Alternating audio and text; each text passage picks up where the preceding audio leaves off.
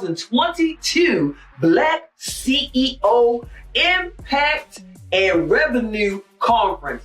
Or is it revenue and impact? Either way, it's an impactful impact of your revenue. Welcome. My name is Stephanie Wall. I am your Tower of Power, your hostess of the mostest. Every single solitary year, the Black CEOs bring the biggest, the baddest, the brightest CEOs from across the globe to the stage so that we can grow our lives, our businesses, our organizations. This year is no different. So buckle up, buckle in. This year, this year, these super bad to the boom CEOs are here to 10x our impact on revenues, our mastery of leadership, oh my goodness, y'all, I'm gonna read it all because I don't wanna miss nothing. Impact on revenue, our marketing and sales track, our unstoppable Black woman track, our mindset of champions track, and our big ideas that'll change the world track. Come on, y'all. It's gonna blow our minds. It's gonna blow your minds. That's not all. You get at no additional cost, none, zero, free, 99. You get certified Black CEO coaches. Come on, y'all. Did y'all hear me? I don't think you heard me. Certified Black CEO coaches for free, 99. Ooh, come on now, somebody. Let me get my emojis. Y'all play too much. Woo, I need to hit some fireballs. I need y'all to dig down deep. As a matter of fact, a little housekeeping right now. I need you to go ahead and download your guide. Download the guide to what's going to be taking place today. Download that thing right now. Look, rev up your engines. Get your emojis. See, I got these little things here, but I want you to get yours because tonight, tomorrow, and for the next 5 days, you need to buckle in, rev up the engines. Because you're not only going to hear from me, because I'm going to keep coming back, but you're going to hear from the most dynamic, powerful, bad to the bone people, CEOs. You know many of them. I know many of them. But even if you didn't know them, you know them after today. You'll know them after this week. Buckle in. Let's go. Welcome to the Black CEO 2022. So Black CEO 22, Impact and Revenue, or Revenue Your Impact. However y'all want to say it. Let's go. Emojis. It's your Tower of Power. See you in a little bit. Hi, I'm Carwana D, your government contract strategist from San Francisco, California. For those who choose to work with me, what I want most is to see you be able to build your generational wealth, leveraging your business to do that. It's so very possible. I know that it's possible for you. It was possible for me. I've been able to do things I never dreamt possible. It's something that my greatest desire is to impact Black and brown communities with the knowledge of government contracting, where there's trillions of dollars that's being left on the table that's specifically set aside for Black and women and minority small business owners. I want you to know how to grab some of that. You, in turn, can buy your block back when gentrification is happening in your community, build generational wealth, and, of course, to change your family legacy and the things that we talk about. It's all about financial literacy. Each one teach one. We all uplift each other, but definitely living out your dreams and living life on purpose.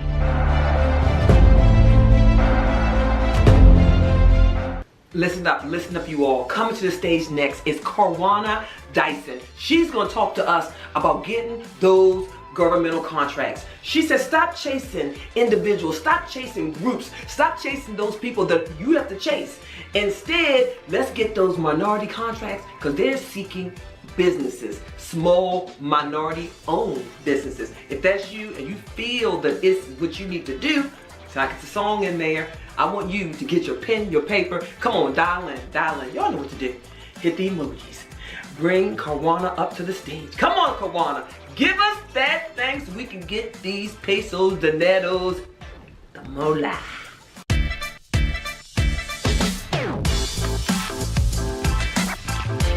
How many of you are either a woman or a minority small business owner? You consider yourself a minority small business owner, and maybe you've been in business for a few years, you've been in business for several years, and you haven't still been able to get ahead.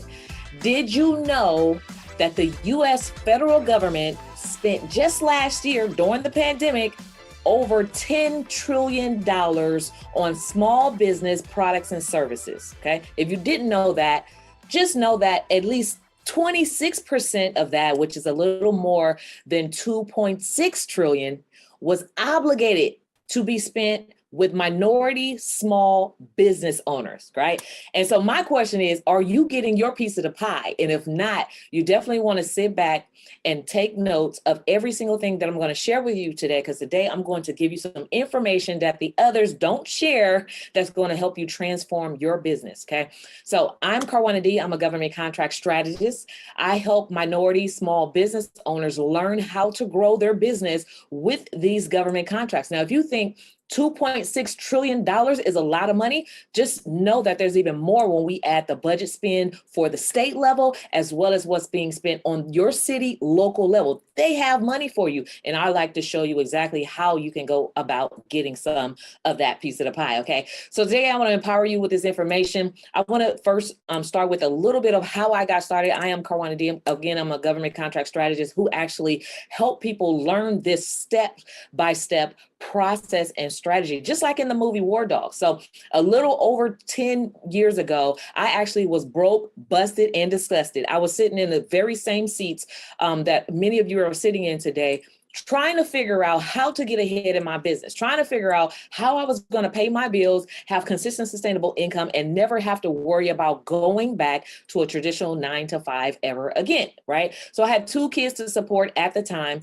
Primarily, I was depending on my spouse, and we were in the middle of a divorce. So you already know what that looks like, right? So my stress brought me to actually considering going back to work, but my heart said no. I knew that I had a business that I have been working on for several years, and I knew that that was going to be my way to build generational wealth for myself and my family. So I asked the one question: how do I get consistent, sustainable income? How am I going to be able to take my broke business off the ground so I can stop chasing customers, so I can stop begging people to buy my stuff and trying to convince them, right? And the one thing that I learned from an actual billionaire, a Black billionaire, by the way, who was the first Black billionaire that I ever knew personally that built his business from the ground up. And I asked him, how do I do this? How do I build my business? And the one thing that he told me was the one thing that changed the very trajectory of my business and my life forever. And it was that the same thing that you're selling to those people, those individual customers, right, who you feel like you have to chase, and you feel like you have to consider, basically let them know over and over again what you sell and offer, and you basically have to, beg them to buy your services.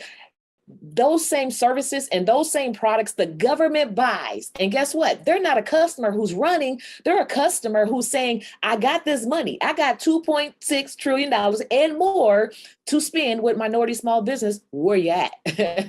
And so that's basically the one thing that caught my attention. And I said, oh my goodness, why don't we know about these things? Why didn't I know about this when I spent, a couple $100,000 getting a master's degree in business to learn how to build a business that is a broke business, right? Learning the traditional way will keep you broke. Now, this is why I coined it the $1 trillion secret to government contracts, because this is the stuff that is hidden in plain sight and nobody really knows about, nobody's really talking about, but I'm here to talk about it today because I know that you are in business to make money, and you are in business. And I know the power that your business can have in your life and in your family with helping you build that legacy that you're here to build. Okay. So the very first contract that I landed after learning about government contract, of course, it took me some time. It didn't happen overnight, right? It took me some time to really learn how to do it the right way. The very first contract that I landed was a $70,000 contract for, guess what? 28 days of work. Right. And this was actually shooting photography services. So when you think about it, I was actually on site for about 2 hours a day. So that's not even when you calculate all the hours, not even 3 days of work, 3 8-hour days of work, where I was able to walk away with $70,000 in a contract for my very first client, government contracting client. Right. And so for most businesses, especially minority small business owners, that $70,000 is not even something that they maybe will ever make, in the first 2 to 5 years or whatever. For some, you haven't even gotten to the first 5. And for others, it'll probably take you like 1,000 customers in order to reach that type of thing. But that was just the one. But guess what? I'm here to tell you that one contract actually ended up duplicating and tripling and quadrupling. Before I knew it, I was actually landing multiple contracts simultaneously, and those contracts began to get larger and larger. And before I know it, I learned how to land multiple 6-figure contracts for very part-time work. And this is the stuff that I'm excited about. So if you're excited, leave a comment and let me know that you're excited. If you're one of the ones who said, I am a minority small business owner, especially if you're a woman minority small business owner, because that makes you a double minority, leave a comment, because this is the money that the government has for you. And my question again to you is, are you getting your piece of the pie? Okay. So why don't we know this? Why don't we know this stuff? I really can't tell you, but I do know that I'm here to tell you that it exists. And if you just really Google it, government contracts for small business, you will be amazed at the type of things that you can sell. And you can pretty much sell anything. And my test to that is, if you can sell it to a person, you can sell it to the government. Because guess what? The government is a body built up of persons, a bunch of people, right, that are inside the government. So here's the thing. What I want to share with you today is the 3 steps to actually getting started. Okay.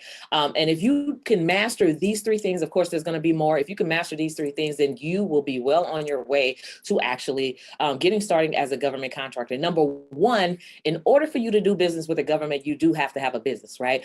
And not just a freelance business, but an actual business where you've built a foundation, meaning that you have your checklist of items, right, that you're supposed to have, right? And those items include your business license or an articles of incorporation if you have an LLC or any other type of entity that you went above and beyond to build. You have to have an EIN, a Dun and Brad. You have to have at least 2 years of taxes.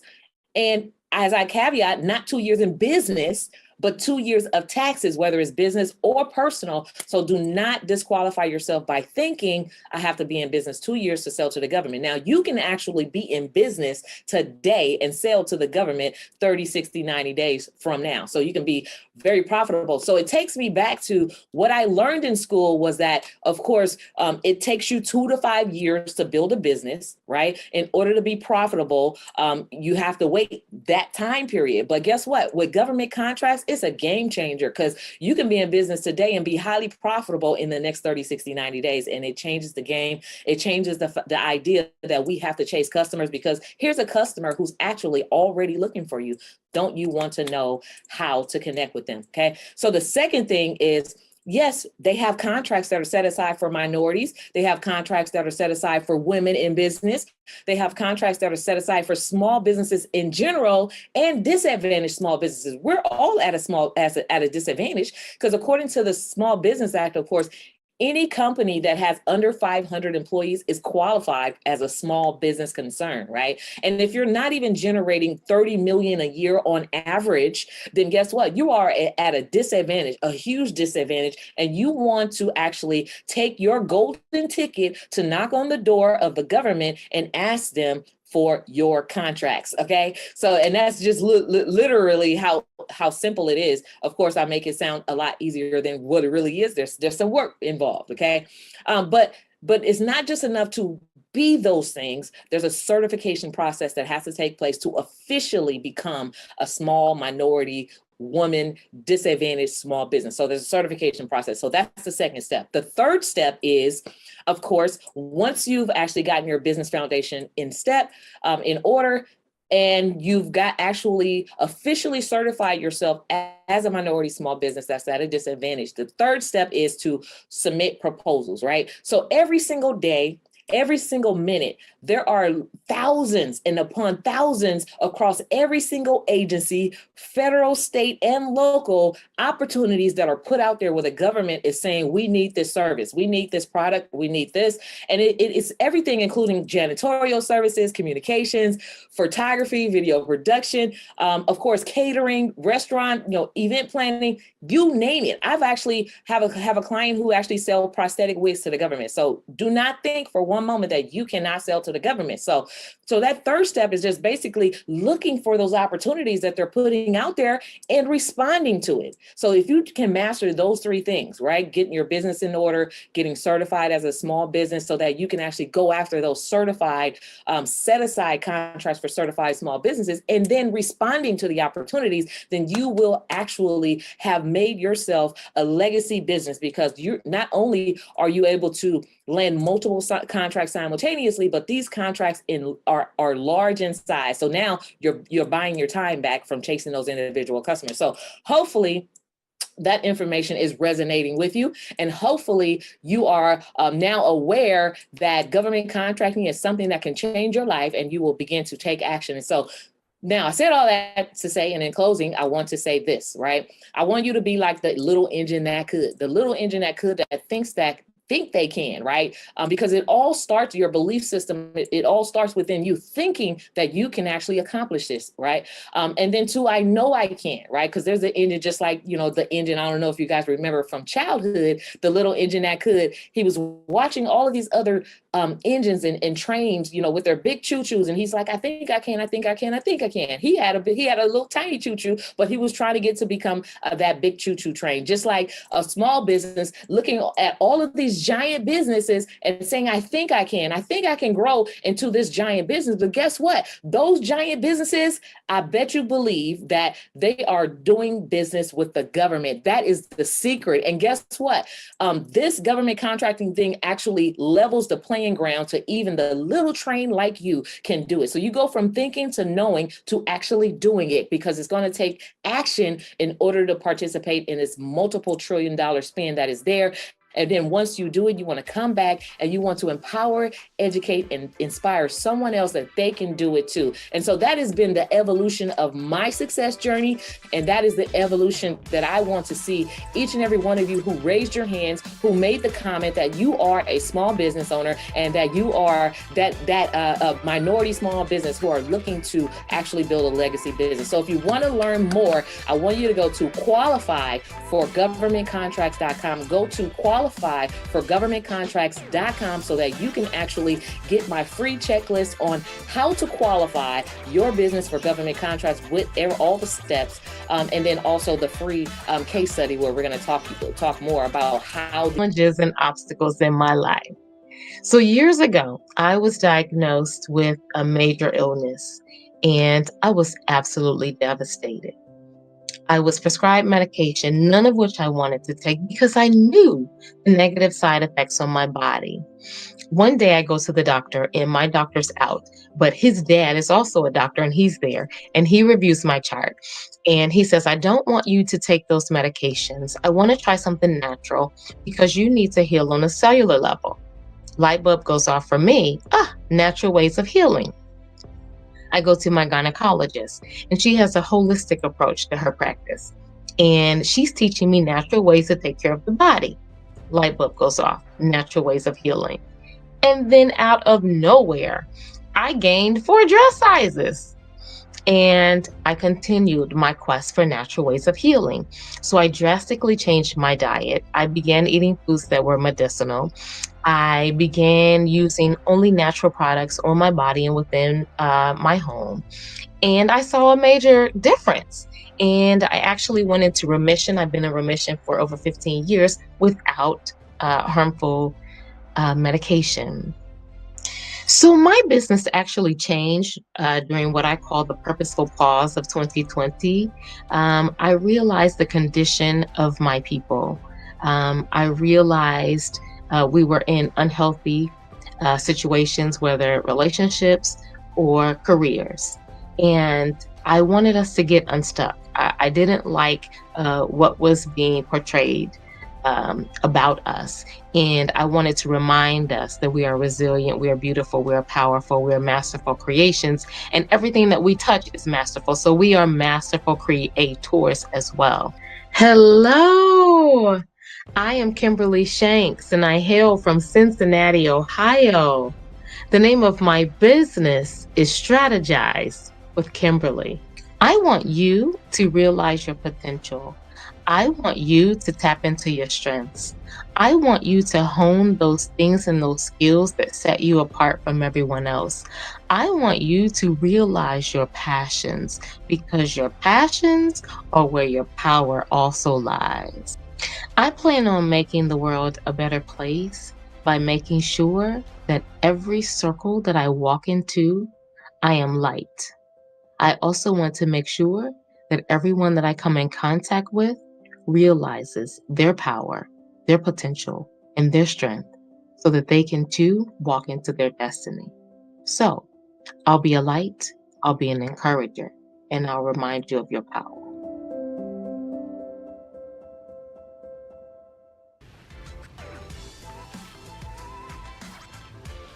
Kimberly Shanks says, who are you? Who are you, and what sets you apart from other folks? In this world of dog eat dog and everybody wants to be brilliant, everybody's fabulous, what sets you apart? Don't you want to know what sets you apart from the next person? That I know who I am. Do you know who you are? She kept asking you, who are you and what sets you apart, and do you know what it is? Do you know what it is? Let's get to it. Hit the emojis. Hit the emojis. You are brilliant. Hit the emojis. Let's go. Let's go. Let's go. Let's go.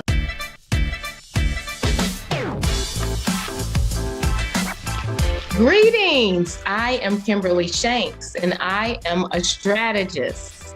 It is my job to help you, your business, or your association to realize your dreams and to meet your goals.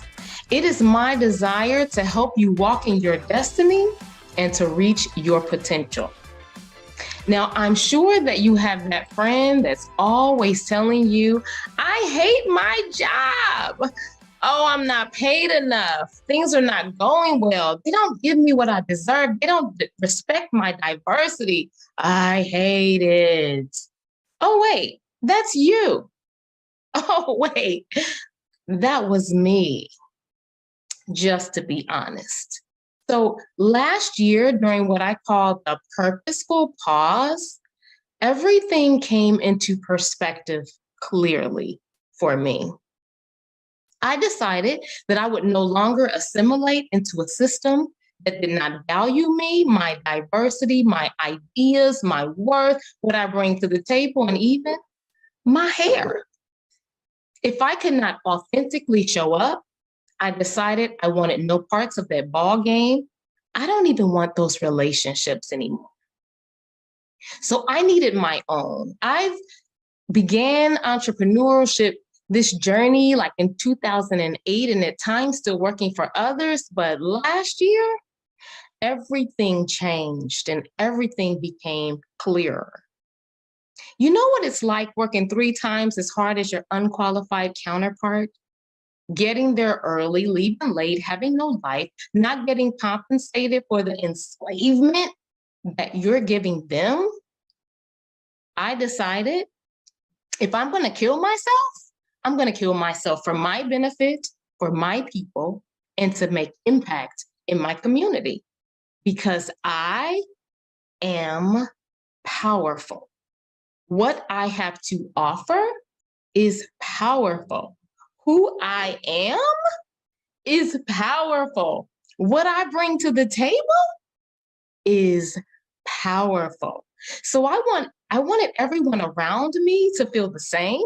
And thus I began teaching this to others and offering my services so that people could get unstuck. And if you have a business idea, come on, let's bring it to fruition. If you're trying to scale your business, come, let's strategize and get this money.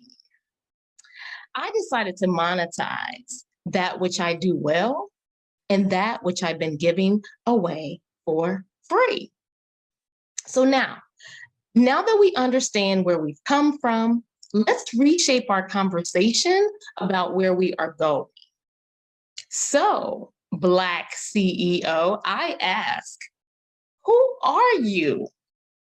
What do you bring to the table? What do you have to offer the world? Why were you even created? What are your strengths? What do you do well? What do you do when your hands are tied behind your back and you're blindfolded and you can still pull it off? How can you impact this global economy with your ideas and your unique business? More importantly, how will you impact and support your community and your people?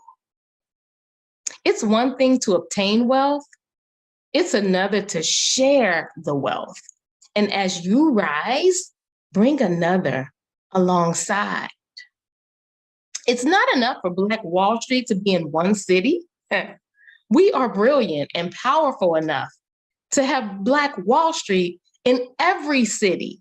So I ask you, who are you? And what do you have to offer? For it is in those answers that your amazing business lies. If you are doing business for business and business for money's sake, it probably won't last. If it is not your purpose, you probably won't do well. And your money lies in your purpose and your skill, not the next trend. I also want to challenge you to find your passions. What are those things that make you smile? What are those things that bring you joy? What are those things you do if no money were involved? For it is in your passion that your strength lies, that you can continue to move forward when things are hard, when you want to quit, when you can't even see the road ahead. When you are doing what you love, burnout doesn't fit. When you are doing what you love, rejuvenation is a cinch. Now, let's get to something that we do all too well. Talk about what we can't do, what is going wrong, what we don't have, what we don't like.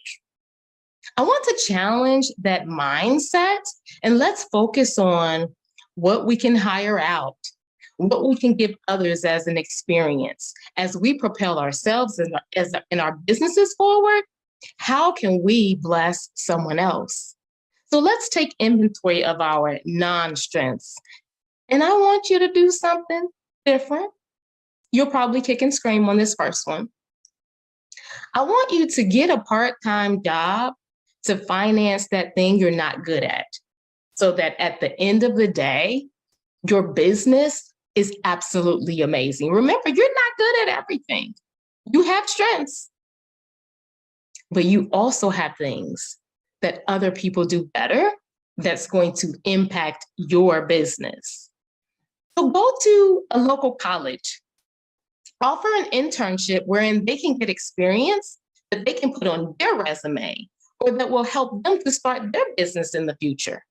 Write letters of recommendation, delineating all of the skills that they possess and what they have to offer.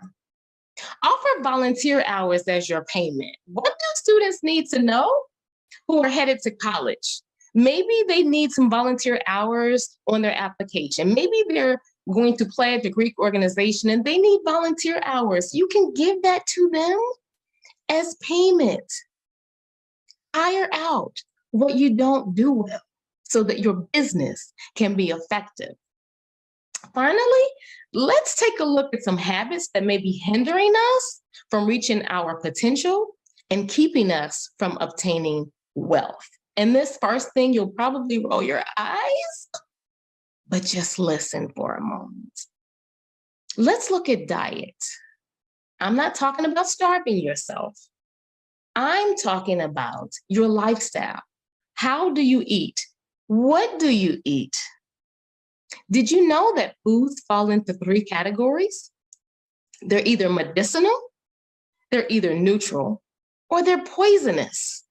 If they're medicinal, They help your body heal. They're fuel for your body. They help it to function optimally. If it's neutral, there is no positive and no negative effect on the body. It doesn't help nor hurt. But if it's poisonous, it causes weight gain, dis-ease. It saps your energy that you need to run your business well.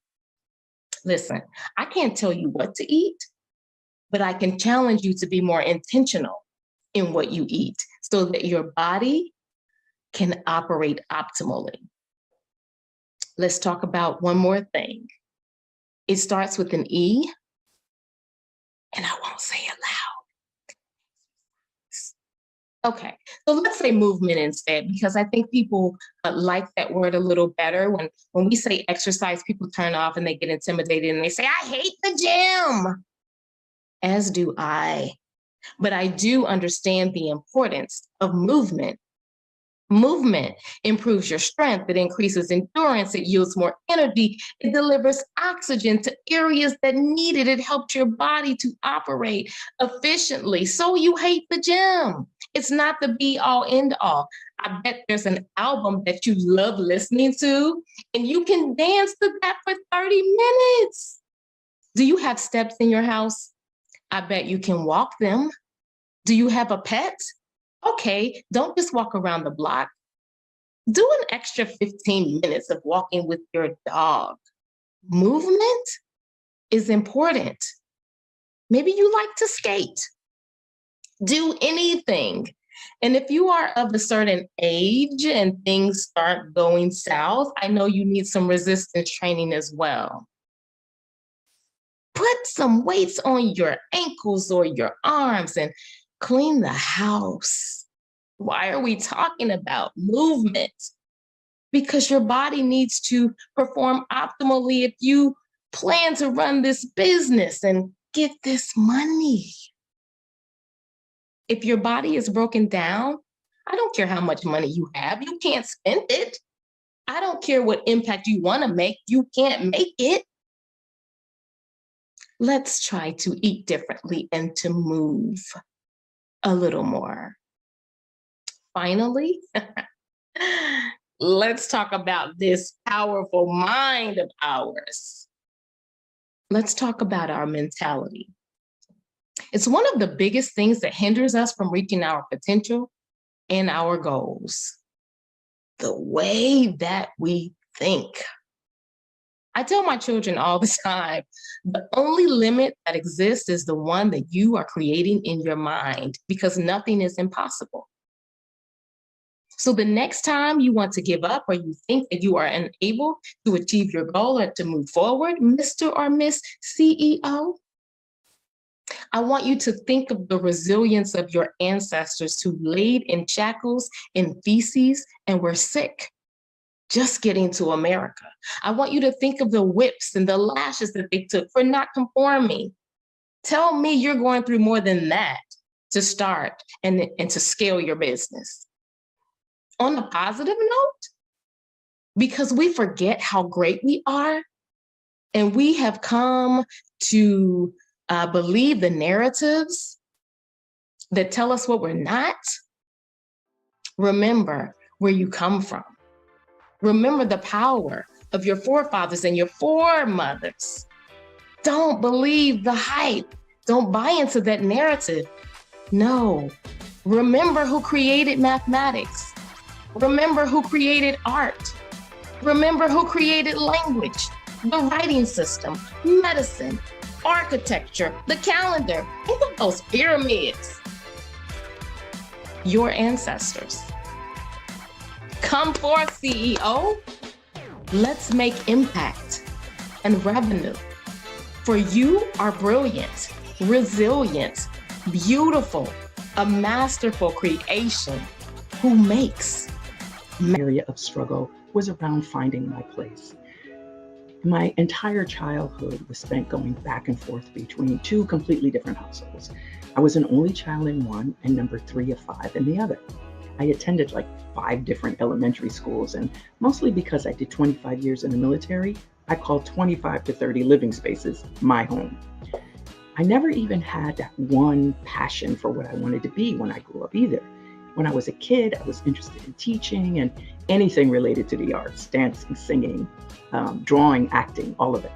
I realized that what I love is getting curious about the way people think, what makes them behave the way they do. I love training people to accomplish tasks more effectively and efficiently. I remember seeing Ian Levan Zandt and Marianne Williamson and others on Oprah and think, oh, I wish I could do that. And then I realized that my entire life had led me to becoming a transformational coach, helping people to create and manage the results they want in their lives by rightly applying spiritual principles, transforming themselves, their families, and their communities. See, the work I do is important to me because this is the legacy that I want to leave. When I lay my head down on the pillow for the last time, I want to have left a beneficial footprint for having walked this earth, that future generations will come to know their true nature and continue to work for peace, equality, and freedom for all people. I'm Denise Hanks, a life mastery consultant from Bridgeport, Connecticut. If you decide to work with me, I would be honored to serve and support you in creating a vision for your life that you're in love with. Teach you lifelong skill sets to help you partner with the infinite and rise above whatever the conditions, situations, and circumstances, and become who you want to be, do what you want to do, have what you want to have, and give what you want to give. I believe the world can be a better place when we see that we can live a life we love, giving our time and energy to the things that matter without regard to conditions and perceived limitations. When we're able to express love freely without fear and inspire others to do the same. My plan is to help us master this kind of life by speaking, coaching, training, and being an example in my own life.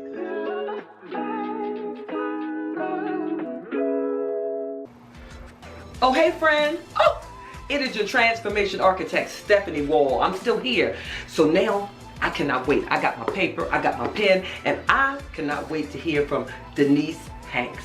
She's going to talk about the 5, the 1, 2, 3, 4, 5, the 5 things, the 5 pieces, the 5 steps, the 5 tools that we need to succeed. Entrepreneur, business owner, corporate person, you need these 5 tools.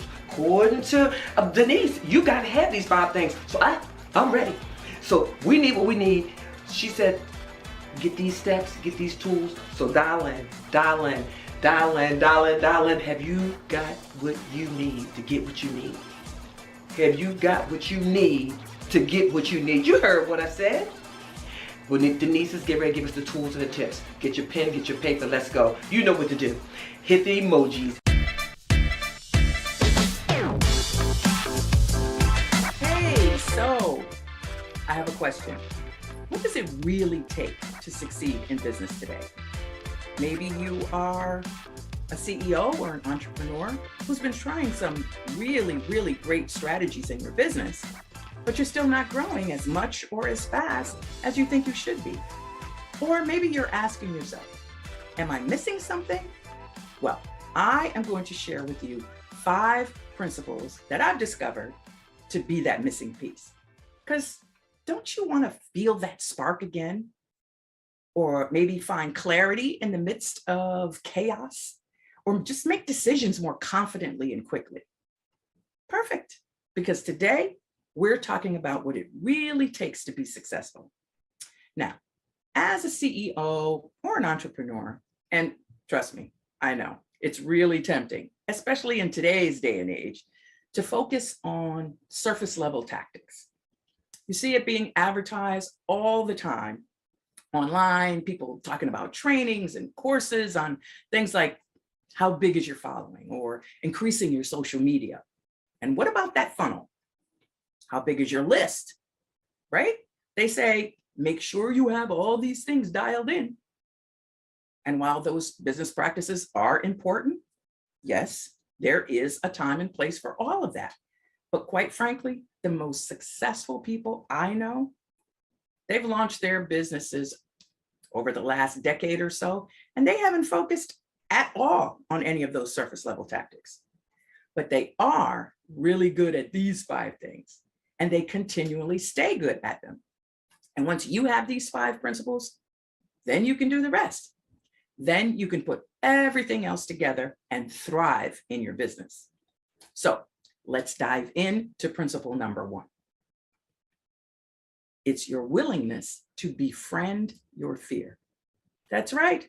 Now, listen, this is huge because as you step out and you do things that you've never done before, step out of your comfort zone, fear is going to come for you.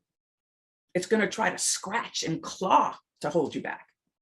But your ability to navigate your fear, befriend that fear, and move forward anyway is what separates those who never launch business or do anything big, who never make their impact, and then those who make tremendous impact. And the very first step in managing that fear is managing the voice of doubt. You know that voice, the one that says, who are you to launch a business? Who's ever going to follow you? You're not famous. You don't even have a big list. Who are you to do anything special in your life? Ha! You want to be a speaker? Your life ain't even perfect. And look at when you tell your friends and your family that you're going to start your own business, they're laughing at you. Yeah, all those voices of doubt and fear. Well, guess what? Everybody has those voices. Nobody is famous before they get a big name. Think about anybody famous. They all started at the same place, at the beginning, right? So every highly successful person has learned to navigate that voice of doubt and overcome fear as they're building their business. Number 2, you must be willing to let go of the Lone Ranger syndrome. Yeah. Now, the Lone Ranger syndrome is that voice that says you can do it all by yourself. Yeah. In fact, you shouldn't get any help from people, because if you do, you wouldn't really have earned it yourself. Lies. Successful people get help from other people all the time. In fact, the most successful people hire some kind of a coach, right? Successful business people hire a business coach. People who want to see results quickly in their body image, they hire a fitness coach. People who want to be successful athletes, they hire a performance coach. And people who want to grow in personal development, they hire a life coach. They all have a mentor, and most of them are also plugged into some kind of a community. So listen, I've had the privilege of training and coaching hundreds of people, right? Over the last few years, and even seen it actually, I know I've seen it in myself. Okay, so it's this pattern of, you reach a certain level of success and then you move into a slump, right? And then you get successful again, and then you move into a slump. And what happens is actually predictable. See, we get successful, and then there's this temptation to disconnect. We stop connecting to our community. We stop asking for help. We even stop getting our mentorship. And then slowly, we go into this downturn and into a slump. And then we're in this trough of struggle. And then what do? Yeah. Hey, help, I'm struggling. Things aren't going well. And then we reconnect to our mentorship, our network, and our community. So go ahead, just let go of that Lone Ranger syndrome and allow support into your life. Now, principle number 3 for creating successful business is resilience. Yes, you've got to be resilient. The most successful people I know are the ones who fail the fastest. What do I mean by that? They're the ones who try things out more often. And when it doesn't work, they get up, they try something else. They get up, they try something else. They're incredibly resilient. And you've got to have a thick skin, right? You've got to be resilient to grow your business. And if you're an entrepreneur, that comes with beautiful benefits. Unlimited income potential, the deep feeling of fulfillment that you're doing what you're meant to do. But you've got to have that courage and the resilience to move yourself forward, because there will be times when it may look like your efforts have failed. But part of resilience is you got to find the good that you can take from it and then move forward. Just shake the dust off, pick yourself up, and get back after it. And that skill of being resilient is essential for being successful in business and in life. All right, we're at number 4. And that is, you've really got to be a lifelong learner. I am a lifelong learner. I feel like I'm constantly learning. I'm always willing to do something, something new to help connect with my audience, with my clients, with you, right? To help serve and impact you. It's so inspiring to look at all the greats, right? The great speakers and coaches who are always learning, especially learning things you think they've already learned. So over the years, I've attended many conferences, live and virtual events. And what impresses me the most is seeing, the big name speakers taking notes and offering takeaways after someone else has presented. I mean, how inspiring is it to see these people who are at the top of their game with massive success, and they're sitting somewhere taking notes more than anybody else in the audience? The reason they're successful is because they're committed to being learners. Leaders are learners first. And in your business, there's going to be a whole bunch of stuff that you're going to have to learn. You're going to have to skill up in order to deliver your best work in the world. And in order to impact more people, to grow your business. But if you're willing to be a lifelong learner, then you're willing to learn new skills to impact people. And that mindset is going to serve you from day one until the end of your career. All right, we're at the 5th one. And that 5th attribute is, it will actually support you again in your business. And that is that you care about people. Simple, right? But don't sleep on this one, because whatever business you're in, you're going to have customers. Maybe you have employees. Well, you want them to grow and succeed, right? So this is what I want for you. See, I believe that whatever you're facing, whatever circumstances are at you right now, it's no match for the power that's breathing you. And this is huge because, look, when my clients are faced with a challenge, when they're faced with a struggle, when things just aren't going right, it's my caring for people, my willingness to show up for them that helps me get out of bed in the morning. It helps me to be resilient, to dust myself off and, wipe off my own knees when I've had a failure. And that's what helps me to rise above the challenges that I'm facing. And it's actually a guiding principle for my own business. So when I'm making decisions, I ask, what's good for my clients? What's good for the people that I'm serving, right? For all concerned. And those decisions always lead you forward. Now, where people get into trouble is when they start forgetting about that. They think, what's good for the bottom line? What's good for me? What's good for us?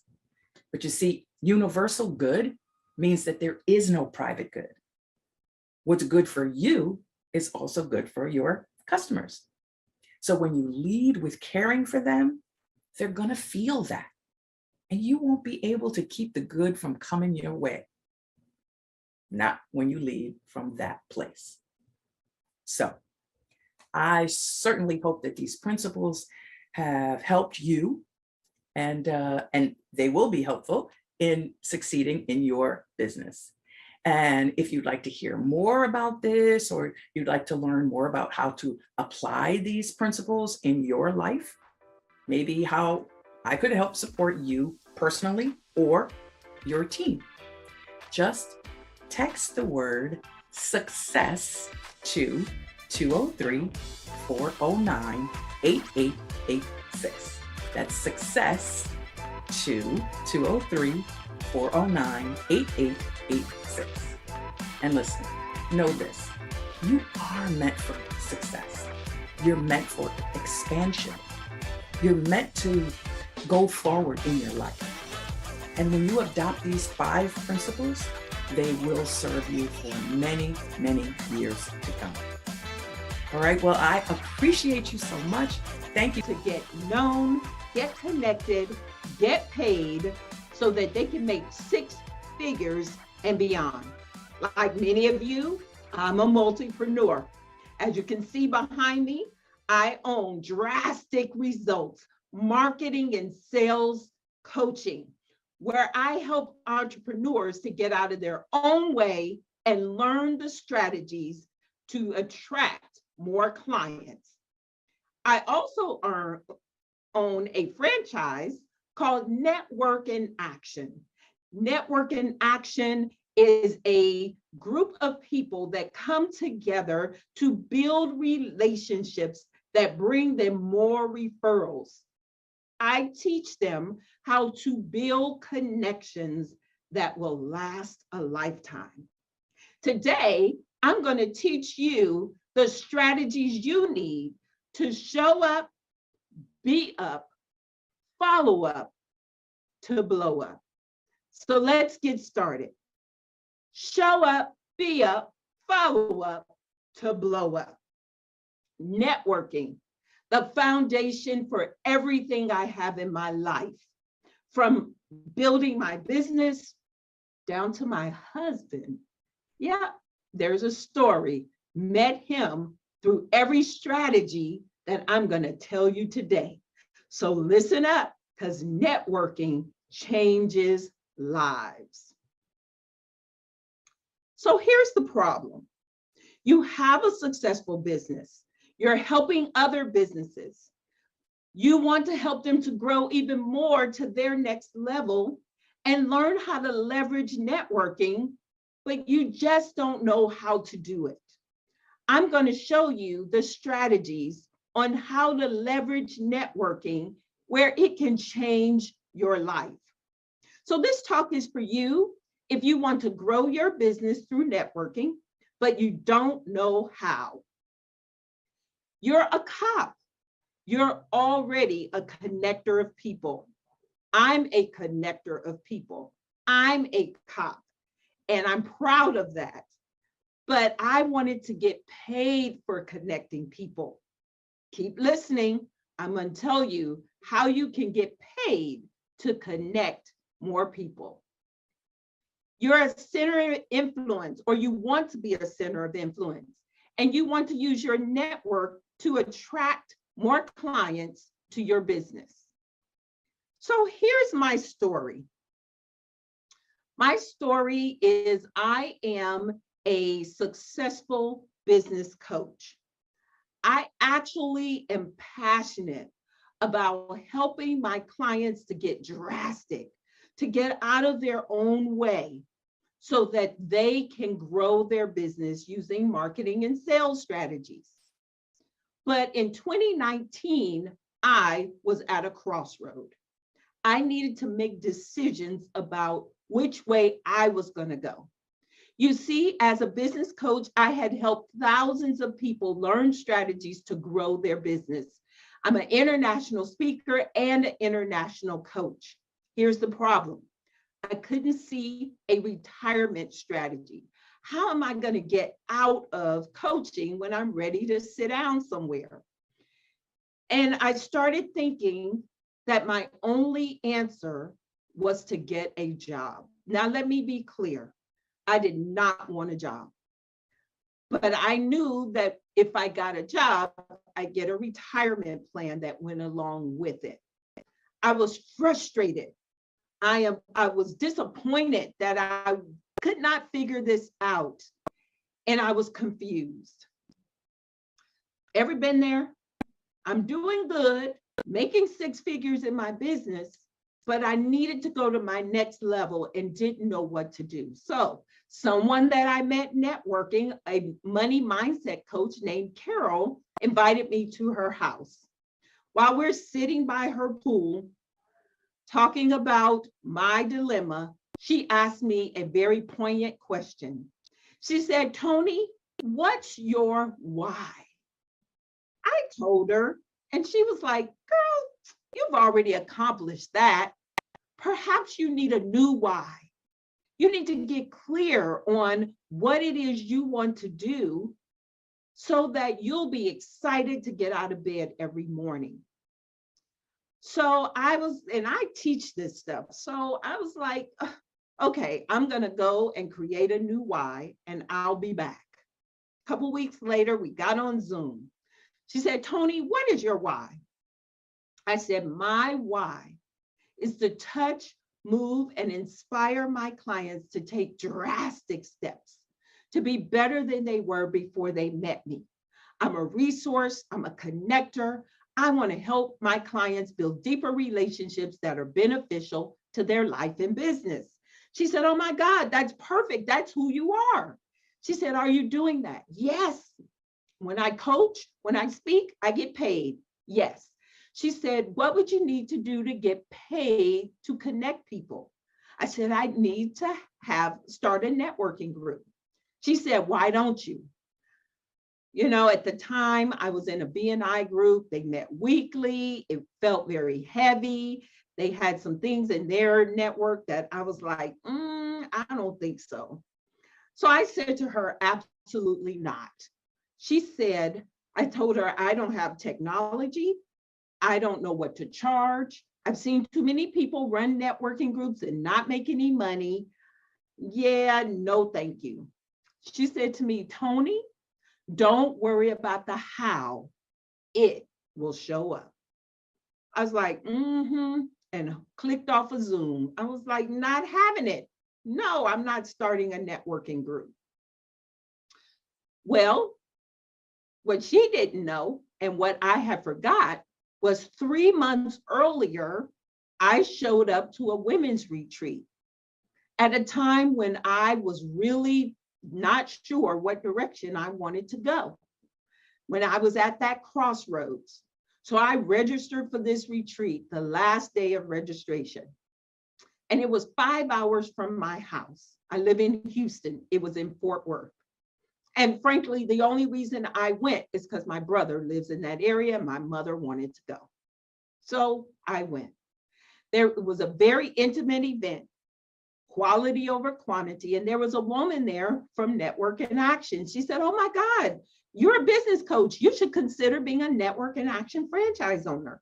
I said, Network in Action, I've heard of that, but I'm a BNI member. She said, no, it's not BNI. And then I said, franchise, that sounds like a lot of money. She said, yes, it's an investment. I said, well, not sure I'm ready for that. And she said, no worries, I'm going to connect with you. Now, I teach networking, and I teach when you meet someone interesting, you don't leave it up to them to follow up with you. You book an appointment on the spot. Well, I broke my own rule with this lady. I guess it was the investment that scared me. And I did not book an appointment with her. So she didn't follow up like she promised she would, until 3 months later, 1 week after the conversation with Carol. Don't worry about the how, Carol said, it will show up. Tony, I haven't forgotten about you. I still think you should be a Network in Action franchise owner. Yeah, what was that investment again? She told me. I said, girl, I don't have it. She said, don't worry about the investment. I'm just going to make the connection. I said, okay, you can make the connection, but I don't want to waste his time. She made the connection. He came instant. We were like this instantly. When he showed me what Network in Action had, everything I said I didn't have, he already had laid out. All I had to do was plug and play. Now, 2 years in, I'm his fastest growing franchise owner. I am his rookie of the year, and I was able to cross 6 figures just on the networking side of my business this year. Does networking work? Absolutely, if you work it. Now, I tell you this story because I want to weave the lessons that were learned in this conversation with you so you'll understand what's important. So I am going to give you my 3 steps to connect and be connected. Step number 1, you got to show up. You got to show up when you don't feel like it. You got to show up when you don't know who's on the other side. In my story, remember I told you I showed up when I was at a crossroad for making a decision to get a job. I registered on the last day.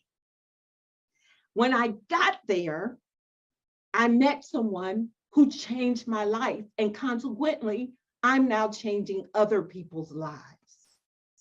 But while I was there, even though I was going through my own journey, I was tuning in to WCIDFY. What can I do for you? So when you show up, don't make it about you. Make it about how you can help someone else.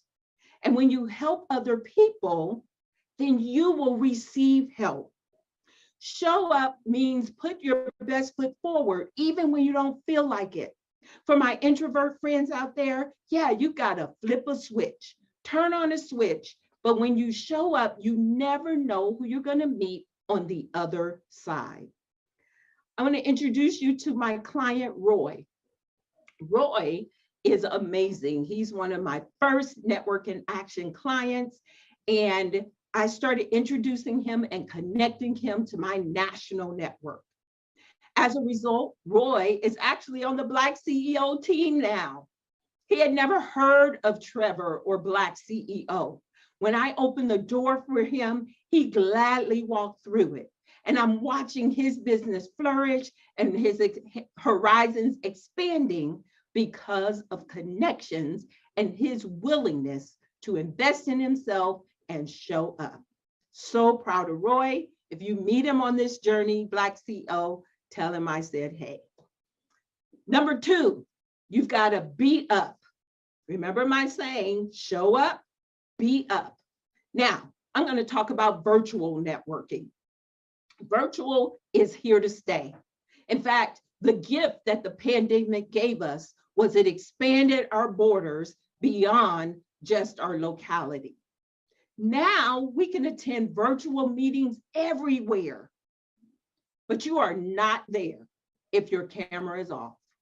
You are not there if you look a hot mess. You are not there if you are not engaging. The smart way to expand your network is to turn your camera on, dress from the waist up. You don't know what's happening below, but dress from the waist up. Ladies, put your hair on. Yes, put your hair on, put your jewelry on, and show up like you mean business. Put your energy, your best foot forward. Find out who else is on the call that you need to connect with. Send them a private message, text them your calendar link, and ask for a date. The date changes everything. It is what changes the game for most people. So ask for a date. When you get on that date, well, I can't tell you now what to do, but know that it's not about you.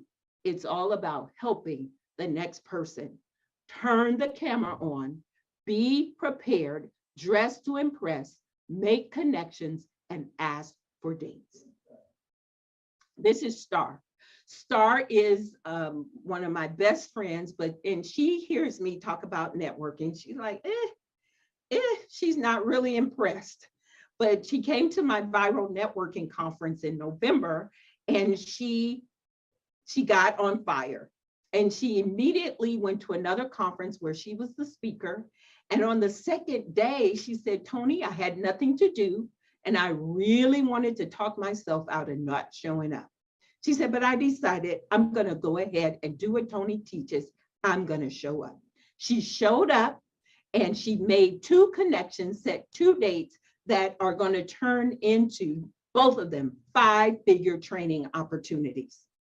Do what Tony tells you, and your network will expand exponentially, and you will make money. Number 3, the most important step is to follow up. Don't show up, don't be up if you're not going to have a strategy to follow up. Now, I just simplified the follow-up for you. If you schedule dates and get them on your calendar before you leave an event, whether it's in person or virtual, you limit the amount of follow-up you have to do.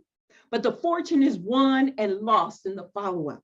And so when you are networking and connecting and being a connector, make sure that you have the strategies to follow up. Follow up is key, and you must be willing to follow up if you're wanting to grow and expand your network and grow your business. This is Mia. Mia is my best success story. Mia joined Network in Action. She's a single mom of 3 teenagers, and she joined Network in Action. And she frankly said, I use my bill money, Tony, and it has transformed her life. She's a financial professional, life insurance agent. The company she was with was not paying her what she deserved. And so I connected her to another company where she became the #1 life insurance agent in the entire company. She now has moved from her garage office, which is hot in Houston, over to a high-rise office where she is running her business, and it's beautiful to watch that caterpillar turn into a beautiful butterfly. And guess what? She actually has a commercial for her business that aired in a movie theater. Yeah, networking can change your life. You've got to get in there, build relationships, and you never know. One relationship turns into the next. Mr. Zig Ziglar, where most of us are a fan, said it best. You can have everything you want when you help enough people get what they want. My question is, are you committed to helping people, other people get what they want? This is truly true for my life, because the more people I serve, the more people and more doors that have been open for me. So what's next? Let's connect. Scan the QR code or text, pick up your phone and text NIA to 21,000. You'll get my digital business card, all my social media is there. Connect with me, schedule a one-to-one. Let's talk about NIA. You can become a member of our network. We are launching, or I've launched my national networking group, so you can be anywhere. And I am also looking for virtual leaders, people who want to make money, not just being a president or vice president of somebody else's group. I want to help you make money being a cop, a connector of people, serving as a center of influence and making money at the same time. And then you might even want to consider purchasing your own franchise. Remember my story. I said I could not start my own networking group because I didn't have this, didn't have this, didn't have that. But then when the franchise came into my life, he had everything I said I didn't have. And I launched, signed my contract and launched my first group within 6 weeks. Still the #1 fastest launching franchisee to this day. If you're passionate about helping other people to grow, you're a business coach, social media manager, website developer, other professions that help business owners to grow, let's talk. I know I can help you to grow too.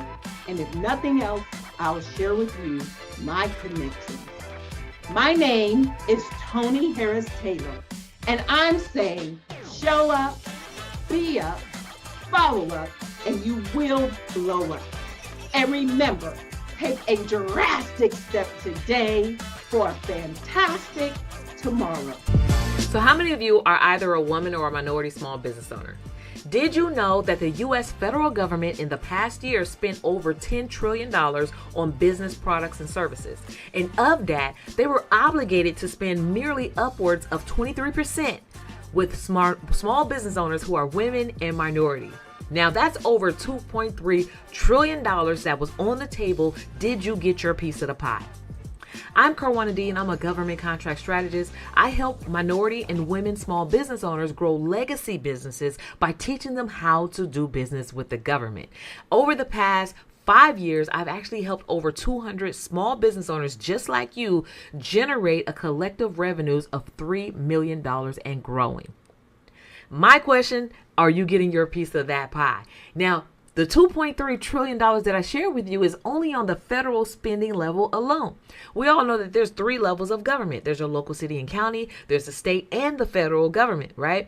So there's even more money on the table of what they're obligated to spend with your business when you add the state and when you add the city level budgets, okay?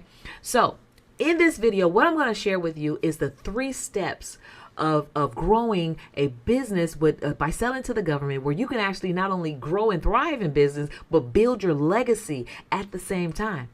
Now, a few short years ago, I was actually broke, busted, and disgusted. Before I had even known the first thing about selling to the government or that it was even possible, I was a business owner sitting in your very seat trying to figure out how to make ends meet, trying to figure out how to make a quarter out of 15 cents, or how to make $1 out of 15 cents, right? Chasing individual customers. What I found was that I used to spend more time in my business chasing customers than I did actually making money, right?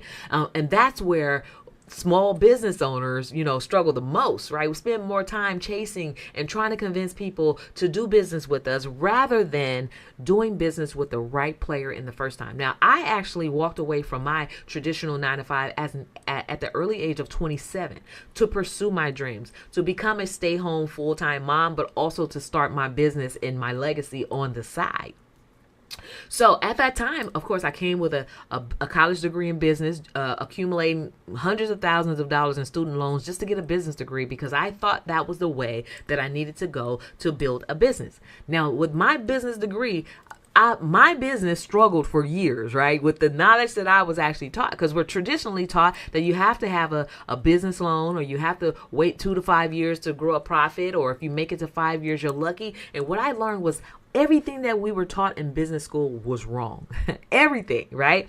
And so at the time when I was trying to build my business, of course, I was married at the time and had a different spouse, and he was the primary caretaker. But in the middle, I was going through the middle of a divorce. A few years into my marriage, I started going through a divorce, and here I am, barely making ends meet in my business, right? A full-time mom, getting ready to get a divorce, and I had to figure out how to make it work, because number one, I was not going to go back to traditional 9-to-5. My back was against the wall. I had to find out a way. So in my normal hustle and bustle, where I'm chasing individual customers, doing freelance jobs just to kind of make ends meet, I was barely making about $20,000 to $30,000 a year, but spending 50-hour weeks hustling, right? The numbers didn't add up for me. So I had to find a way to really figure out how I was going to build a business so I can provide for my children, so that I can get out of the customer chase and all of those things that I no longer wanted to do.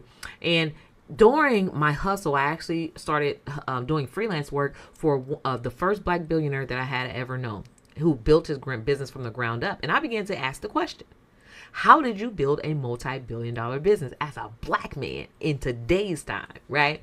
And so the number one thing that he shared with me changed my life completely, and it was that he was selling to the government. And he looked at me and said, the very thing that you're doing for me, because I was doing photography services at the time, you can actually do for the government and land multiple 6-figure contracts and be actually grow enough to becoming the first Black millionaire in your family. I looked at that as an opportunity to want to learn more.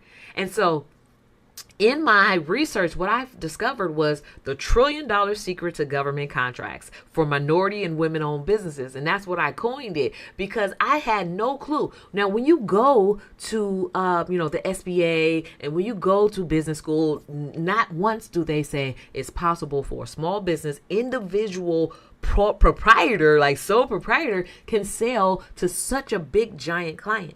And the truth of the matter is, what I learned was that government agencies, and there's millions of them across the federal level. We're talking about your city and county level, and your state, the Department of Transportation, Department of Public Health, Department of Economic Workforce Development, the City Hall, like the hospital, like all of these agencies, right? The Department of Energy.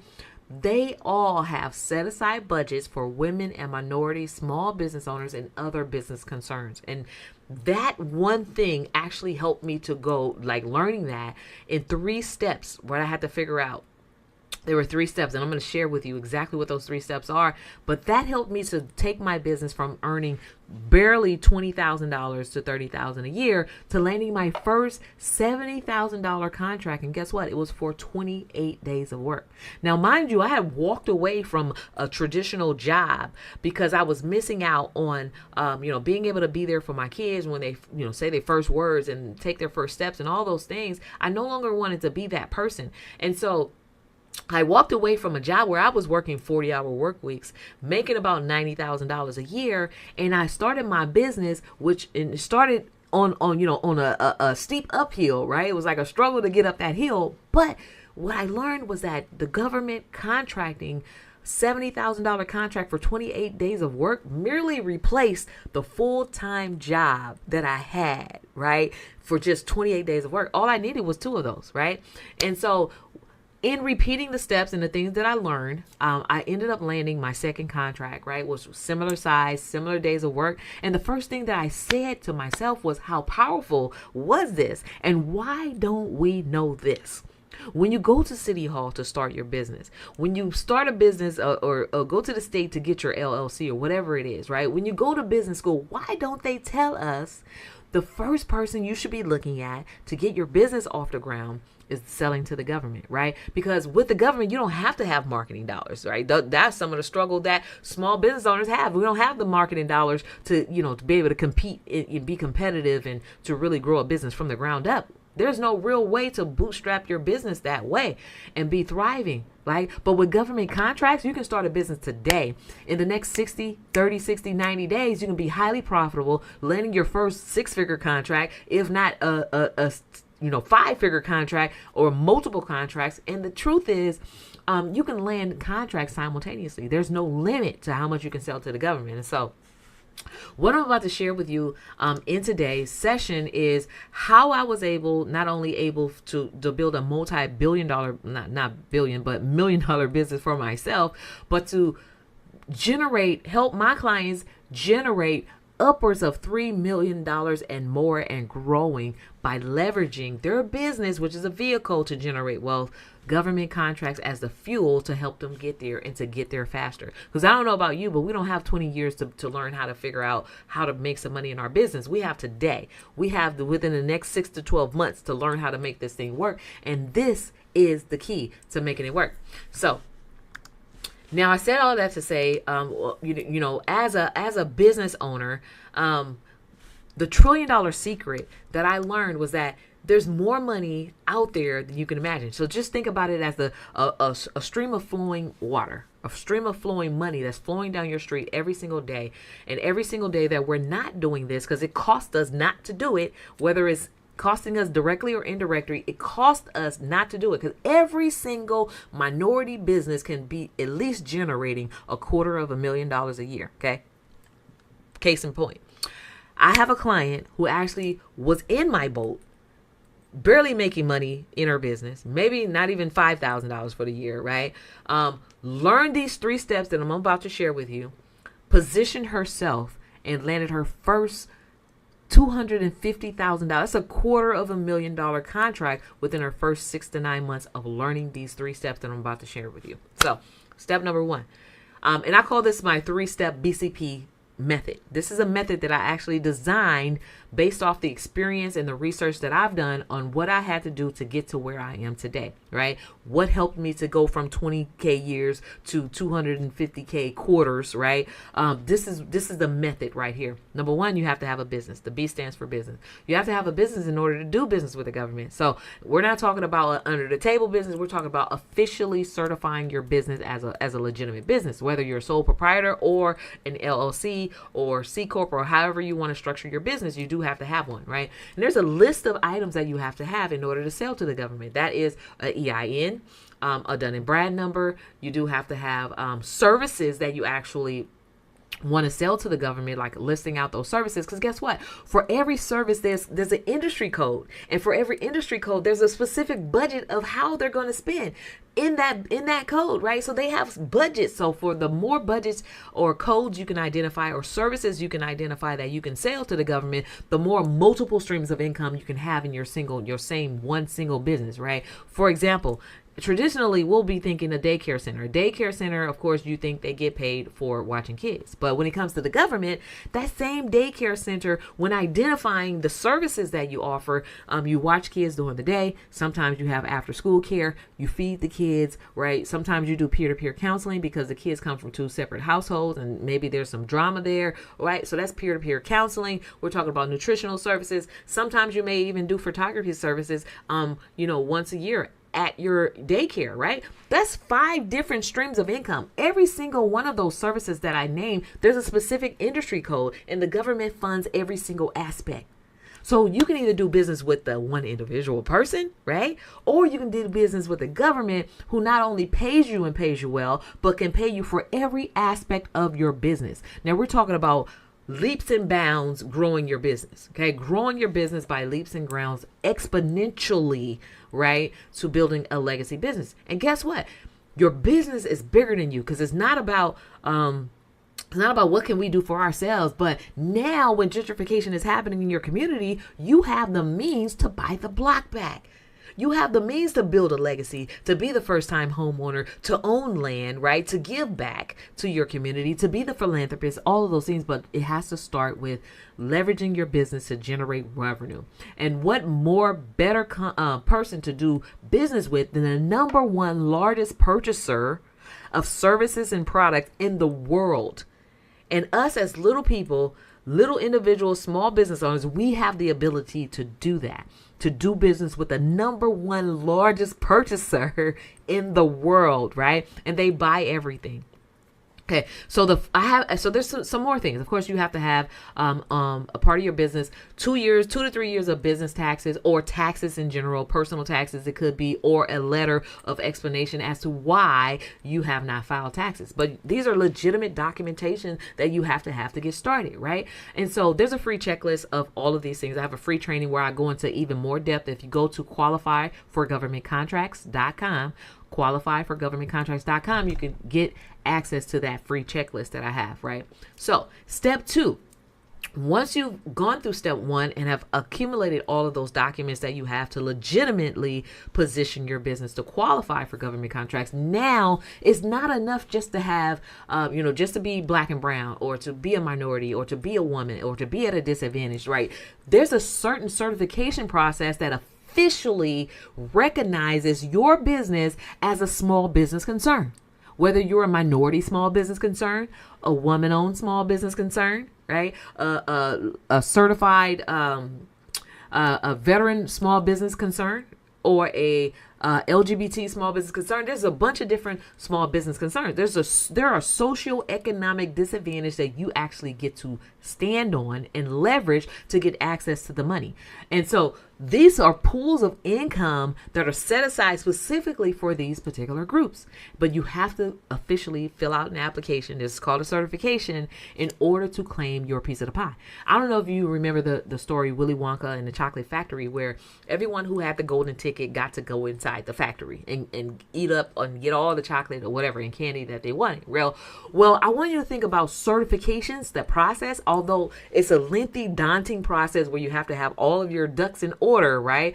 But it is your golden ticket to skipping the line to generating wealth, right? So just like if you go to an amusement park, they have a fast pass where you don't have to wait in line. You can get right to the front. Well, here's a golden ticket to skip the line to growing a thriving business, to growing it faster, to building a legacy, right? To accessing the funds that are specifically set aside for you. It's your golden ticket. I don't know about you, but I want my 40 acres and a mule. That golden ticket allows you to be able to generate enough revenues to get your own 40 acres and a mule. Okay, so get your certifications done. So that is the step. That's the second step, right? Understanding how to leverage your socioeconomic disadvantage statuses of groups that you've been a part of and have identified with that have traditionally been marginalized. They have money for you. Okay, and my question again to you is, are you getting your piece of that pie? The third step is proposals. BCP. That's my 3-step methodology that I use to help my clients generate millions and hundreds of thousands of dollars every single year in government contracts for their business. It's just selling to a giant client versus selling to a million little clients, right? And so the third step is every single day, multiple times a day, there are opportunities that are being poured out there. In fact, the government on every level, we're talking about every single agency, and there's millions of agencies across the U.S. They're putting out opportunities, purchasing opportunities of things that they're looking for. They're looking for paper clips, what is it? Sticky notes. They're looking for accessories and clothes and uniforms. They're looking for janitorial services and real estate. They're looking for insurance and travel, right? They're looking for photography and videography. They're looking for communications and music and ministers of music services, all those things. In fact, one of my clients actually helped her position her business to learn how to sell prosthetic wigs to the government. So if you think they're buying wigs, don't you think your thing is worth it?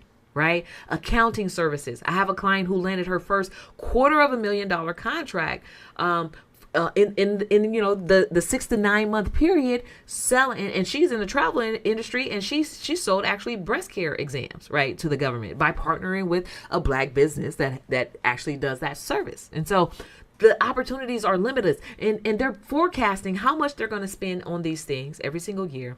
They're setting aside a percentage of that forecast, the budget that they're going to be spending specifically for women and minority small business owners, right? And your thing in this third step is to look at those proposal opportunities and to respond, to submit your proposals, to submit your quotes, right? You have to respond. So if you go through these 3 steps, get your business right, certify for these for your golden ticket, and then respond to the opportunities by submitting your proposals, then you too will have access to that $2.3 trillion spend annually and growing that is specifically set aside for you. What would that do for you? What would that do for your family? How would that position you in your community? How would you be able to contribute to your cause and the things that you want to do? A lot of nonprofits, people have non-profitable purposes and things that they want to do, but you have no money and no power in order to do it. Well, what if you leverage your for-profit business to get government contracts? Now you can fund your nonprofit purpose. Right? So it's all about strategy. It's all about understanding what's out there and how to take advantage of the opportunities that are out there. And so if you follow those 3 steps, I promise you will get to have contracting opportunities that are mind blowing. Okay. So right now, inaction and ignorance and lack of knowledge is keeping us from that. So every single year you're losing money, whether you're losing it directly or indirectly, simply because you didn't know. And this is why I coined it the $1 trillion secret, because most of us don't know, right? We did not know. But guess what? Once you know, I want to empower you to actually take action. Right? You want to take action. You want to be able to grow a business. If you're in business to make money, here's a giant client customer that's a guaranteed customer who's saying, I have money for you. I want to do business with you. Here's what I need. Can you serve me? Right? And don't disqualify yourself, because believe it or not, whatever it is that you sell, I can show you exactly the government is buying it. Okay. And so the other thing is, I want you to remember and think about, I don't know if you remember the little train that could, the story, right? The little train that could. So little train, which is a little business, looked at the big train, which is the bigger businesses, right? The bigger businesses like the Amazons, the 500 Fortune companies, the Ubers, and like all of these mega companies that we look at and we're like, how did they do it? They started today and now they're billionaires, right? The secret is they understand this. And the secret that's going to be mind-blowing to you is they too have government contracts. Do you think that they're doing more than just getting money from individual us, like customers? Yeah, they're doing more than that. They're actually selling services to the government. They're selling their services to the government. And guess what? Government contracting, the set-asides, the opportunities that are set aside for small disadvantaged business owners just like us, levels the playing ground. You too can sell to the government and become that mega, big business that you aspire to be. So the little train that could, with his little choo-choo, right, was listening to the big trains that was choo-choo deeper, right? A deeper, richer, stronger choo-choo. And he's like, I think I can, right? A lot of us, we're looking at these businesses and that are bigger than us, that are stronger than us. And we're like, I think I can. And that's a good place to be. But I want you to know that at some point you want to go from I think I can to I know I can. Right? And know that this is for you, and know that there's opportunities for you, because knowledge is power, but the application of knowledge is even more powerful than anything. So go from I think I can to I know I can to I will, right? Make it a part of your plan. Live life by design, not by default. Make it intentional. Be intentional about being successful, right? I think I can, I know I can, to I will, to I am doing it. Follow through. Do the work, right? Those who take action actually get the results. Do the work and know that you can do it, right? So that little train went from I think I can to I know I can to I will to I did it to now he's doing it. And then he goes back and shared that with the next little train exactly how he got there. This is merely the exact journey of success that I've had. I thought that I could. I believed that I could. I began to do it. And now I'm sharing with you how you can do it too. And those 3 steps, the 3-step methodology of business certifications proposals is exactly what helped me to get here. So now I'm empowering you because I know that you can do it, right? And I want you to go from I think I can to I know I can to actually I will to doing it so that you too can empower the next generation, to empower the next, entrepreneurs that come behind you, and know that there's a way to build a legacy business. And it's not going to take you 2 to 5 years to do it. And it's not going to take you having to get startup capital to do it. You can be highly profitable in the next 30, 60, 90 days and see your revolutionary change, right? Change the very trajectory of your family, of the paycheck to paycheck thing, all of those things, right? It is up to you to empower your legacy and to use your vehicle to generate the wealth that you need to do to be the change maker of tomorrow. And so with all that said, be encouraged. I hope that this was great for you, as good as it is for me. I love empowering entrepreneurs, but once I empower you with the information, it is your job and your duty to take action, right? And so today I'm calling you to take action. There's more training for you. I go into even more depth, and I also have another free gift. If you go to qualifyforgovernmentcontracts.com, you're going to get another free gift from me. Qualifyforgovernmentcontracts.com. There's a short video training on there where I'm sharing even more nuggets, and then at the end, the free gift, you get to book a free call with my team where we can actually show you exactly how to implement this into your business, and also how we can help you implement all of these things that I've shared into your business. So I look forward to, seeing you at the top. I look forward to not only being the one out there in the field getting government contracting, but also to see your face in participating in this multi-trillion-dollar spend that is set aside specifically for you. Be encouraged. And in closing, live life by design, not by default. When building a business, build a business that's profitable. This is a way to generate those profits that's purposeful. You can do business on purpose, right? And also, for the most part, that's legendary. Begin to build your legend, your legacy, and pass this information down for generations to come. So thank you so much for having me here. I'll see you at the top. But listen, our next speaker, oh my God, our next speaker, Diane Baldry. She said to stay hungry for the hustle. To stay hungry for the hustle to succeed. Now listen. The tools, stay hungry. Do not give up on you. Listen, this sister said that she always rolled with her BFFs, Gucci, BMW, and Louis V. That may be y'all best friend too, but she gotta tell y'all about how she had to cut them good girlfriends off. Them good girlfriends. So listen, tap in right now, because you want to hear from this speaker, Miss Diane Baldry. Tap in. Stay hungry, y'all. I'm hungry. I got to go. I'll be back. But y'all know who it is. It's the Transformation Architect. Gotta go, because I got to transform, and I'm getting these tools, and I hope you're getting yours too. See y'all shortly. So, have you ever been in a position where you're working your 9 to 5 and you are rolling in the dough? Have you been in a position where you have your 9 to 5 and your side hustle, your own personal business, and you're rolling in the dough. That was me.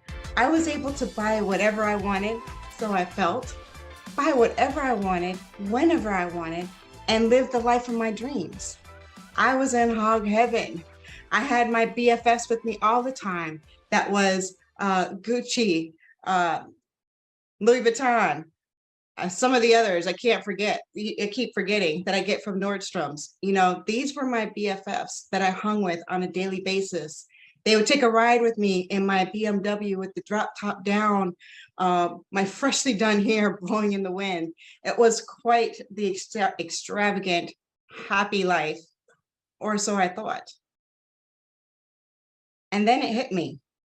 I got that dreadful call one day from my job at the 9 to 5. Now, mind you, everyone else around me was getting the dreadful call. But I just knew that that call that was ringing on my phone was not for me. That was to tell me that that was going to be one of my employees that would have to get let go. And I was going to have to deliver the bad news. So when that phone rang, I stared at it and I looked at it a while. And I had the conversation playing out in my head with HR, how this was going to play out. But of course, it didn't go that way. I got the call and they called me to the office. And they gave me the message that, hey, we've had to do some restructuring. Unfortunately, this means that we're going to have to let you go.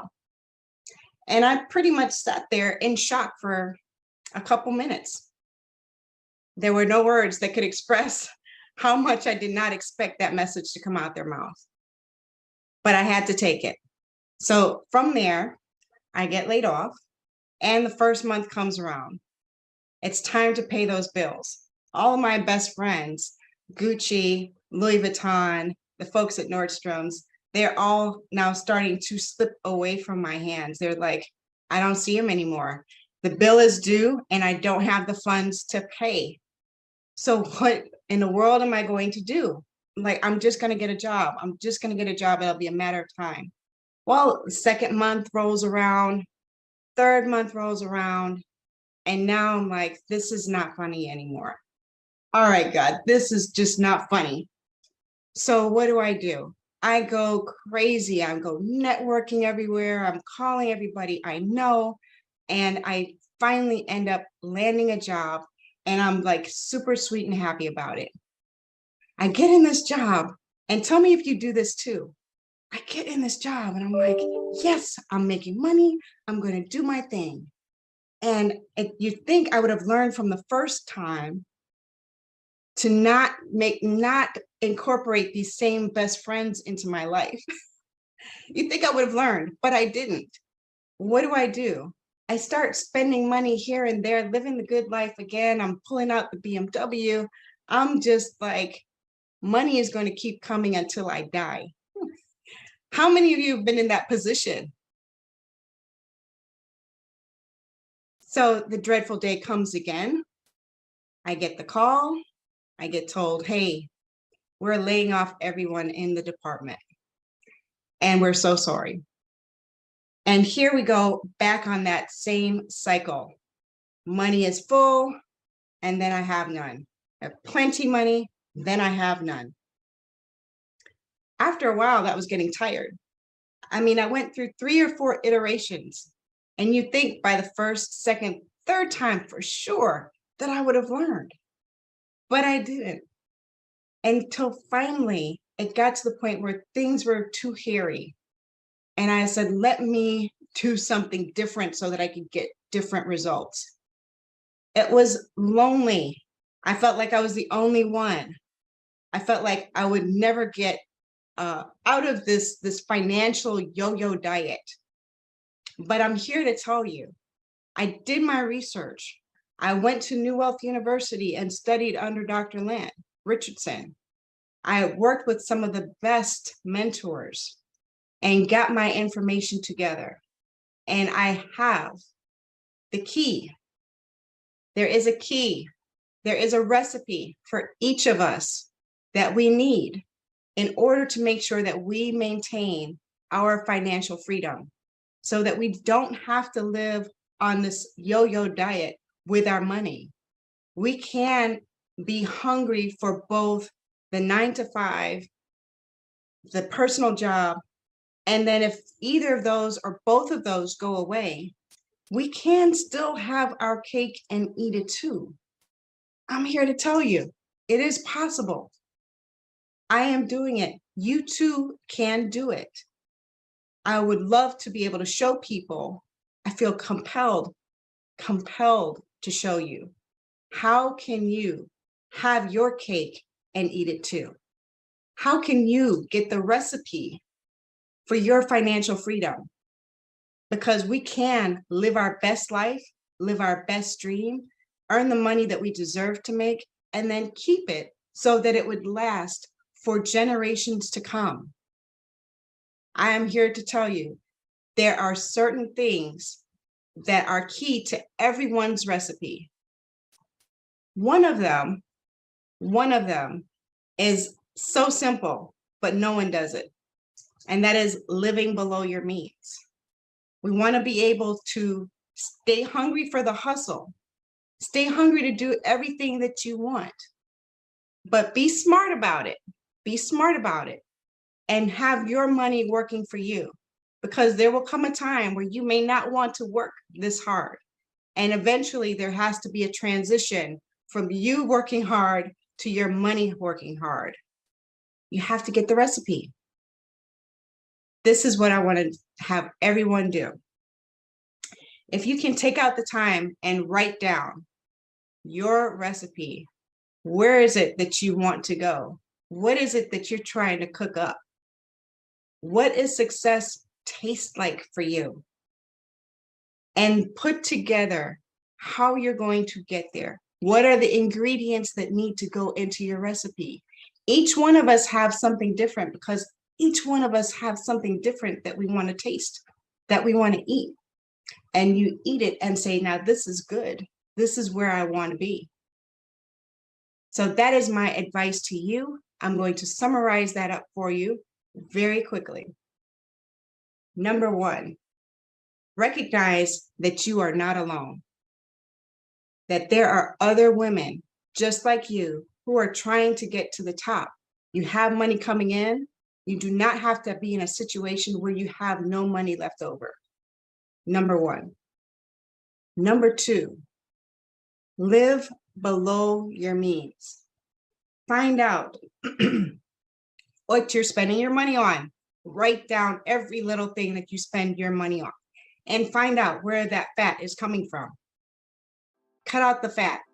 Cut out the fat and make sure that we are setting up our money to last forever and that it is working for you. Number 3, get your recipe together.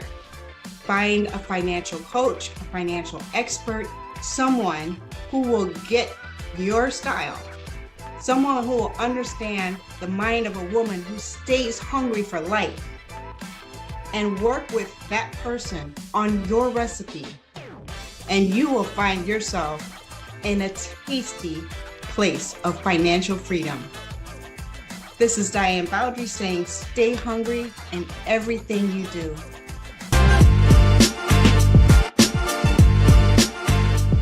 Hi, and welcome.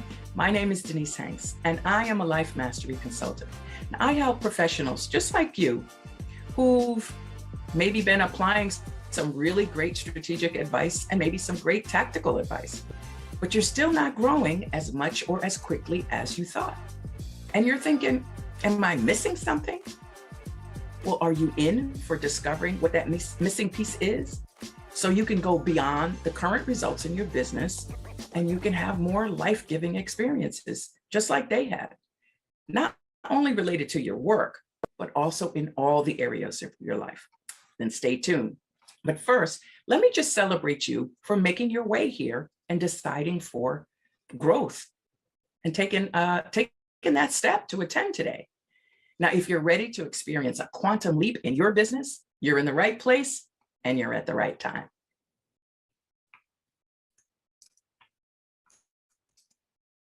Now, my talk today is about You're arousing your inner wisdom.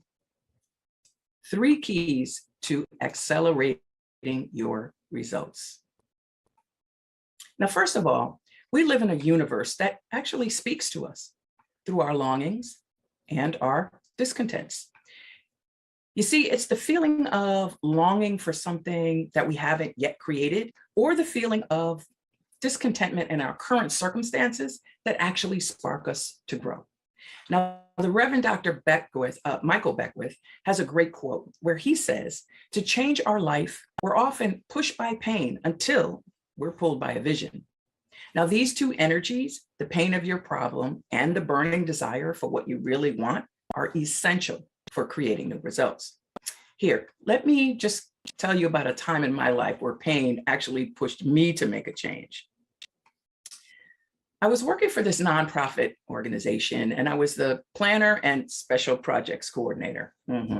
So besides coordinating the strategic planning and the grant reporting for the agency, I was also the data systems manager, the database trainer, and I was the trainer for 2 of their programs.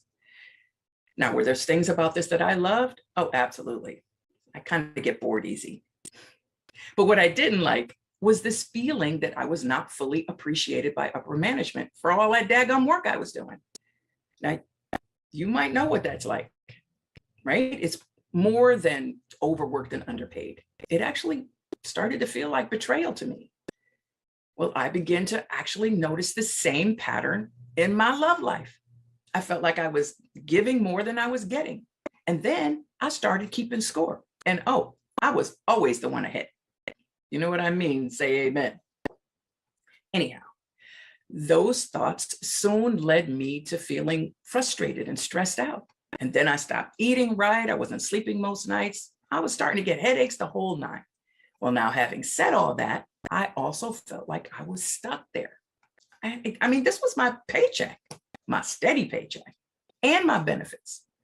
Well, then one day I saw this video presentation, and this lady named Mary Morrissey, she was offering this 3-day event in DC to discover your soul's purpose. Now, this appealed to me because I was never one of those people who knew exactly what they wanted to be when they grew up. I had an idea when I was a little kid about being a teacher, but as an adult, I knew I could not survive all day, every day inside a classroom. No. But then I noticed that every position and every place that I ever worked all included some kind of training capacity, right? Even at church, the church, I was in the choir, I was a director. Dance ministry, I was one of the choreographers. I was always training somebody in something. Well, long story short, I get to DC. Towards the end of this event, I made a decision that if things were going to change for me, I had to do something. And once I discovered what I would really love, well, listen, as soon as I had that thought, this fear just rose up from somewhere way deep down inside me and just gripped my whole stomach. I had no idea how it was going to work out. I was unsure. I was terrified about putting myself out there. I mean, what if I failed? What if nobody would listen to me? What if I couldn't make a living at it? Then what would I do? Well, there was a part of me arguing really hard for why I couldn't do it, why it wasn't a good time, why it wasn't convenient, why I shouldn't spend the money, why it wasn't going to be easy, blah, blah, blah. But then there was this other part of me that knew that great opportunities never show up when it's convenient or when it's comfortable. Have you heard this? Great things occur on the other side of what's comfortable. Has that ever happened for you? Yeah. So I made a decision to let the part of me that wanted my dream to win over the part of me that was afraid. I mean, all I knew for sure was that I fell in love with what these folks were all about, which was empowering people to live a life that they love living by applying spiritual principles, which, by the way, I can talk about all day long. So I enrolled myself in the program and I went through the training process to become a certified life coach. And I found that there's a repeatable, reliable system on how to turn your dreams into reality. And it's called Dream Builder, which is based on 50 years of study centered on researching the most successful people on the planet and how they used 10 success principles to turn the desires that they had in their hearts into the landscape of their reality. Now, I personally applied this proven system to my own life. And now I'm living my dream as a transformational life coach. Now I invest my time and my energy in a career that I love. And because I'm not stressed out and snappy all the time, I have deep, meaningful relationships. My health is better than ever, and I'm able to serve people, incredible people, just like you. Discover, design, and then live into their dream lives. And I absolutely love it. But I would not be here today without mastering these principles. So now let's focus on you. I promise to give you everything I can in the few minutes that we have left together. And then I'm going to give you a gift before I close. And I'm going to share with you a 3-phase process that combines art, science, and faith to transform your business. And as an added benefit, you can apply these same principles to any area of your life, because we're not one-dimensional. I mean, if your health is poor, it affects your level of financial freedom. In medical expenses and medications, the time you take off from work, it also affects the energy that you have to spend on your business and the time that you spend with your family and friends. Now, if you feel like your marriage or your relationship is on autopilot, it could be costing you focus at your job with distractions, not to mention the loss of precious years of life, not having those moments of connection and intimacy. If your time or money freedom is in the red, that could affect your physical and your mental health, costing you peace of mind because you haven't had a break and you're close to burnout. And then that could lead to higher costs in medical care, not to mention causing stress and difficulty at work. And guess what? If you're not thriving and firing on all cylinders in the area of your creative expression, your vocation, that thing that you've been called to do, it will eventually show up in your health and your well-being, in your relationships, in your time and money freedom. See what I mean? Yeah, they're all connected. You see, we're meant to express life in a way that's unique to us, based on our gifts and our talents, with a passion to bring them forth. And that's where I come in. Now, I'm going to introduce you to the 3 keys to accelerate your results in just a minute. But before I go there, I do want to give you a couple of important concepts, because these will support you in expanding your awareness in your business. Now, every one of us is having some kind of results in our business right now. And those results are a perfect reflection of your awareness in that area. So would you love to expand your awareness and then expand your results? Perfect. Then let's study the pattern that creates those results. Now, I call this pattern the results formula. And it begins like this. Your thoughts cause feelings, right? So your thoughts cause your feelings. And look, you know this already. The other day, I thought I lost my phone. Well, it wasn't where I usually put it. I was digging down in my purse, no phone. I could feel my heart racing then, right? Now, how do you think I felt when I realized, no, it had to be with me because it was pairing to my car? Yeah, I felt relief. Now you try. Think of a joyful thought. You feel happy. Think scary thoughts. Your heart beats faster.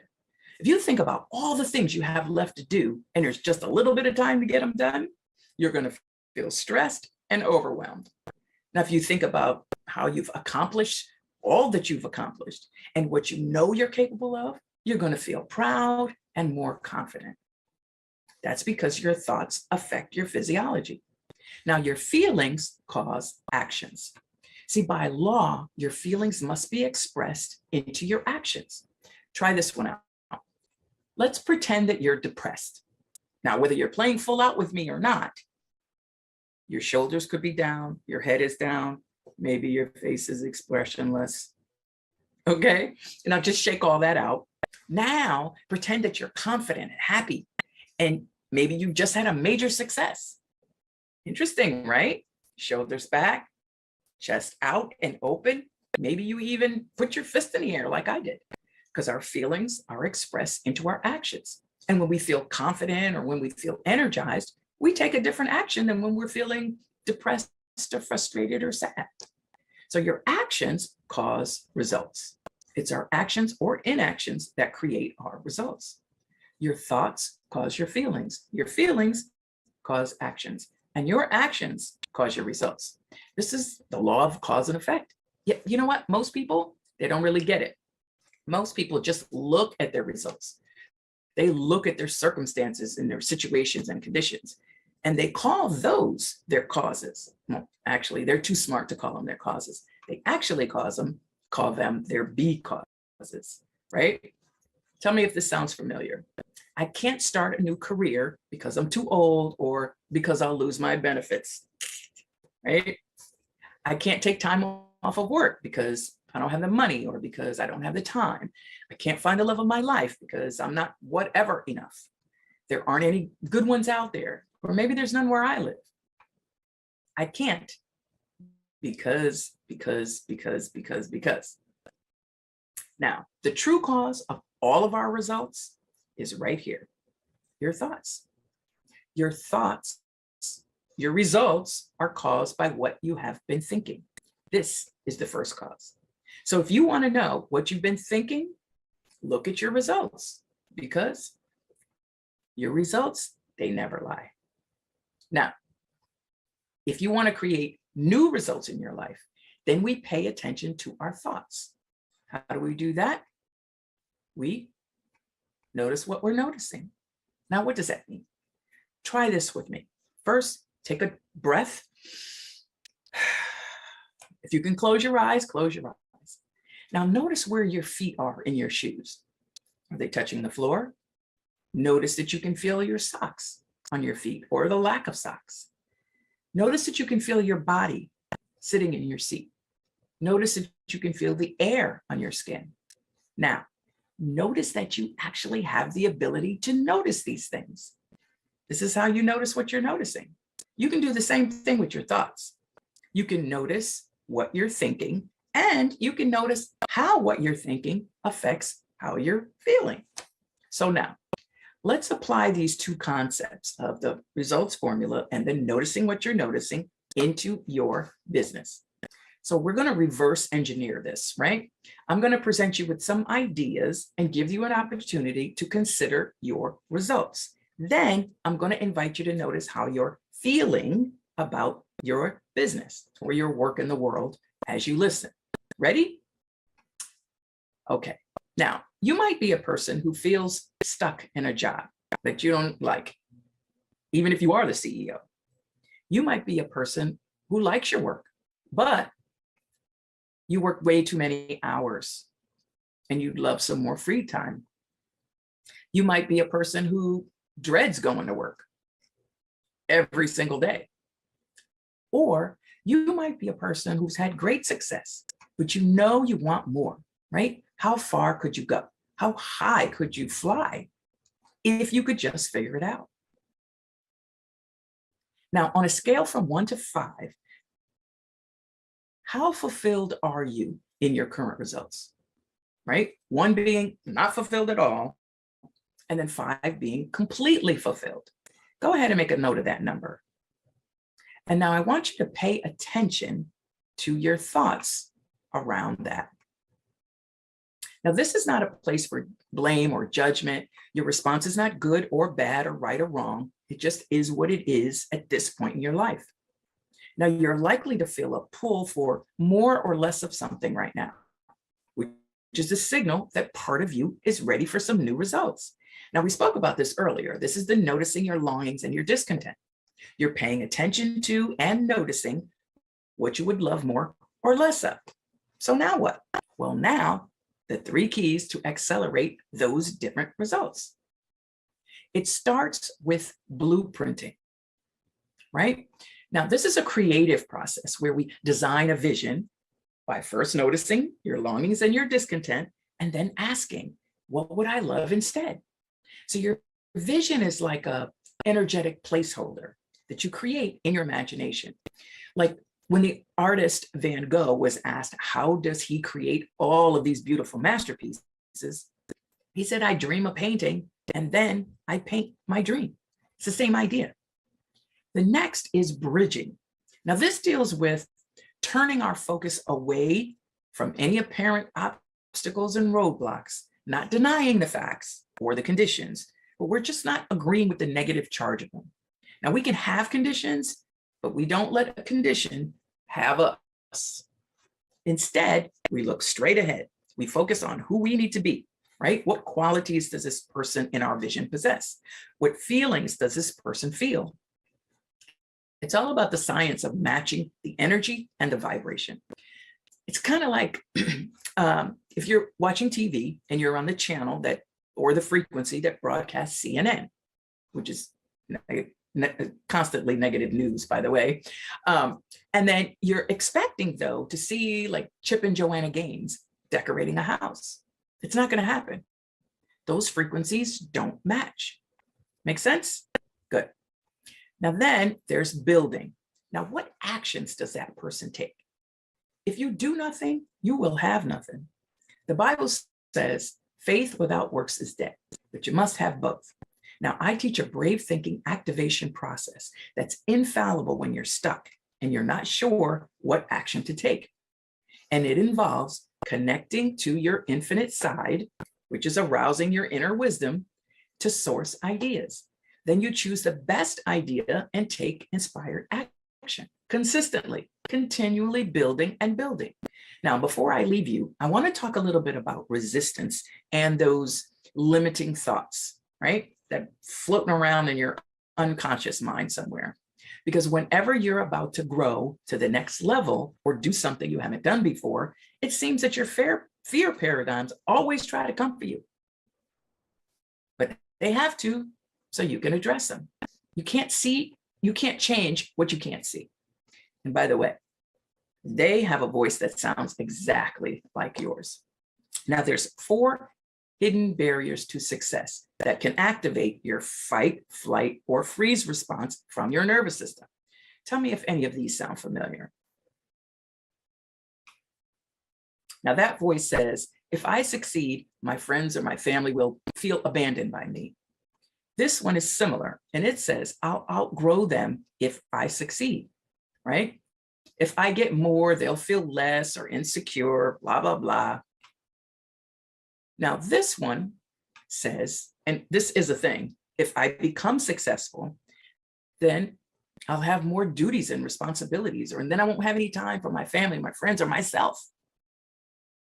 The last one, I'm not enough, right? I don't deserve more. That works for other people, but it doesn't work for me. Now, a lot of my clients have this one, and I'll tell you, at a time or two, I've been hit with every single one of these, right? So what do? I'll tell you what I do. I use a process called rest, digest, and create. So as soon as I notice that I'm having one of those thoughts, I pause and then I breathe in a certain way. Right? So you smell the flowers and blow out the candles. Then as I'm doing that, I bring to mind what I would love to create instead. Maybe it's calm confidence or peace or strength. Or I put myself right inside my vision. Now I do that until I really feel it. And this arouses your inner wisdom. Then I ask an empowering question like, what step could I take in the next 5-10 minutes or today as the person in my vision, or that'll move me in the direction of my dream? You see, we have a physical side and we have an invisible side. When you talk to yourself, who are you talking to? Better yet, who's answering you? We're spiritual beings having a human experience. And by the way, I love helping people discover and live from that spiritual side, because that side is the side that's expressing itself through our human journeys. And I teach skill sets to implement this, not just once, but over and over and over. So now let's recap. First, you notice your longings and your discontents so you can create new results. Now, we talked about the 3 keys to accelerate those results. First, you design your vision in the present tense because we want to direct the energy to now. Second, you navigate the gap between the old and the new paradigms by being a vibrational match to our vision. Last, operating and conducting ourselves and our business as the person in our vision. Now, I also gave you the 4 hidden barriers of success and the skill sets to overcome them. You remember? You generate an energetic state, right? So when you think or feel that crazy coming, You pause, you breathe, and you evoke a new state. And then you ask an empowering question. So rest, digest, and create. Then you take a step in the direction of your dream. Because even baby steps will move molecules, right? So you just want to serve your ideas. Look, the point here is when you arouse your inner wisdom, you begin to live from a point of power within, and you live a vision-driven life, not a condition-based life, taking steps to serve your infinite side, which is always seeking a freer, fuller, more expanded version of itself through you as you. Now, if you've ever felt unsure about a decision that you need to make or what the best next step is, but like me, you've made some bad decisions before and you do not want to go there again. Or if you're feeling overwhelmed by the number of decisions that you have to make, stuff is just coming at you from all sides, and you want to learn how to arouse your inner wisdom for yourself and implement solutions that actually work. Maybe you suffer from imposter syndrome. Scared people are going to find out you're not as qualified or capable as you ought to be right now. And you're ready to move towards a more calm, confident person, right? And have that blessed assurance. Or maybe you're just done with feeling unappreciated and undervalued related to your work or your business or your relationships, right? Wrapped up in everybody's issues, helping and fixing and managing their insecurities, sucking up all the energy. That's exhausting. And at the end of the day, who's there for you? Now, if you're ready to change any of that or all of that, I invite you to schedule some time with me right now. We'll look at your current results.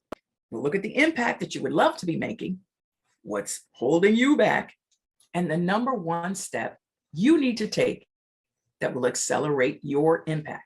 So schedule a time with me. We'll roll up our sleeves and develop a plan specifically for you and your business. And now here's my gift. My gift to you is that this is complimentary and that it is a no obligation process. I would just love the chance to share with you some insights, because for all of us, it's hard to see the picture when you're the one in the frame, right? And hey, if it happens that it would be beneficial for us to work together, fantastic. But if not, I just appreciate the opportunity to share with you on how to accelerate your impact in the world. Because I know when that happens, it benefits all of us. Look, we're all in this together. The life force that's in you is the same life force that's in me. Isn't it time we direct it in the way that it was intended? Now, to schedule your session with me today, just text the word DREAM, all caps, to 203-409-8886. That's DREAM, all caps, to 203-409-8886. All right. Now, again, I'm Denise Hanks. This was Arouse Your Inner Wisdom, 3 Keys to Accelerate Your Results. Now, it's my absolute pleasure to serve and support you today, and I look forward to helping you take your business and your life to the next level. You can find me on YouTube, and my business page on Facebook is Denise Hanks Dream Builder Coach. Here's to making a difference in the world by you. Talk soon. Thank you.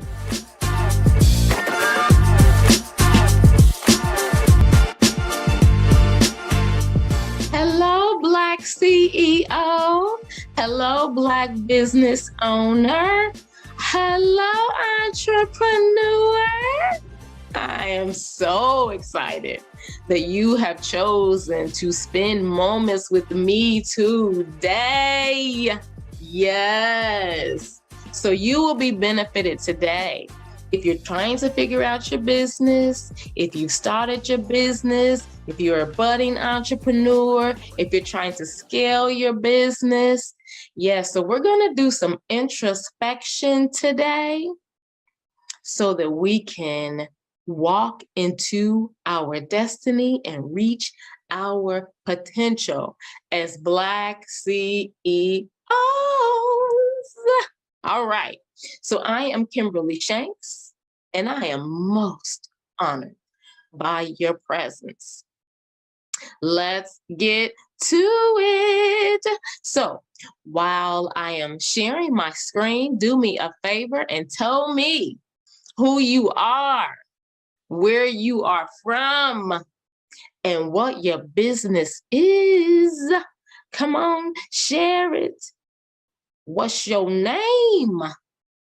Where you from? And what's your business?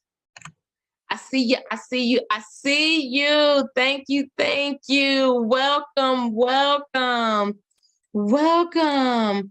I am so honored that you are here. I see ya. Welcome, welcome, welcome. Thank you, thank you, thank you for joining. Welcome, I see you. Thank you. Thank you, thank you. I am so honored. I am honored to have your presence here today. So let's get the party started. Let's get it started. Let's get it started in here. Okay, so I am naturally an educator, so I must say, whenever I go to learn something, I look at how I can implement it in my life. I don't just take something for book knowledge, which is always great to learn new things, but I look how I can apply the learning to my life. So my favorite quote is by E.B. Du Bois, and it says, "Education must not simply teach work, it must teach life." Because listen, I don't want to learn stuff just to do stuff. I want to learn stuff so that I can positively impact the lives of others. So education must not simply teach work. I don't want to just be a robot. It must also teach life. Who am I? Who am I? What are my experiences and what am I bringing to the table today? Okay, so I am the proud mother of 2 lovely daughters, and I have this grandbaby. I didn't know that love was possible on a whole nother level. But there's a whole nother level of love that grandchildren bring out of you. Woo-wee, and I am enjoying every minute of my grandbaby. I'm an educator by call. I've been a school administrator. I've conducted cultural and curricular audits. I've provided professional development. I've been an advocate for diversity and inclusion. I've helped businesses and institutions to create both their strategic and improvement plans. I have assisted 2 businesses with branding. I have helped 3 additional businesses to launch. Oh, was that fun to see the freedom on the faces and to see people excited about their purpose. When I tell you it's nothing like it, it is nothing like it. So what do? I helped one business to create a whole new division. And so quarterly, I facilitate sessions wherein we match businesses with resources to help them launch, sustain, and thrive. I also assist the university to formulate and execute their marketing and recruitment strategy for a particular college. And I have a clothing line that honors the authentic history, because we already know our history is whitewashed, disrespected, degraded. So to honor our authentic history, our beauty, our resilience, our brilliance, because we are masterful creations. Yes. And finally, let me put this huge plug in. I don't care what your dream, goal, business idea, I don't care what you're trying to do or obtain, how much money you're trying to make, how much money you want to spend. If health and wellness is not on the top of your priority list, you're not going to be around to spend the money. You're not going to make as much money as you want because you're going to be tired, sick, fatigued. I don't want that for you. I don't want that for you. So we're going to take care of ourselves. Promise that you'll put self-care on the top of your list. Right next to that, I want to make this money. I want my business to thrive. You want your health to be optimal so that you can achieve those goals. Okay? So during the past 2 years, during what I call this purposeful pause, I did some self-reflection. Now, I am introspective by nature, but this really helped me put some things into focus. So I took inventory of my life. I looked at how I was making money, with whom I was making money, what businesses I were attached to, my relationships, the institutions that I was connected with, my circle of influence. I looked at everything. And I said, are you happy with the life that you're living, the people that you're connected to, the way you're making money, the jobs that you are connected to make this money? Are you happy? Are you fulfilled? And the answers were no, no, no, no, no, and no. I was doing things out of duty. I was working in spaces where I was not valued. My ideas weren't always respected. And my hair wasn't even honored. You know, Black girl magic differences. And so I decided to let go of things, people, institutions, and systems that no longer served me and were not beneficial. They were not healthy. They were not helping me to grow. They were sapping and draining me. And I was feeling sick. And I said, no, no, no, no, no. And so I always thought I was powerful. But after I inventoried myself and my life, I realized the depth of my power. And I realized who God created me to be. And I realized the gifts and talents that He had given me. And I realized what I was giving away for free. And I realized what was being taken from me. And I said, no, no, no, I reclaim my power. I stand in my power. And so the first thing I want you to say and to type into the chat is, I am powerful. Come on, please type.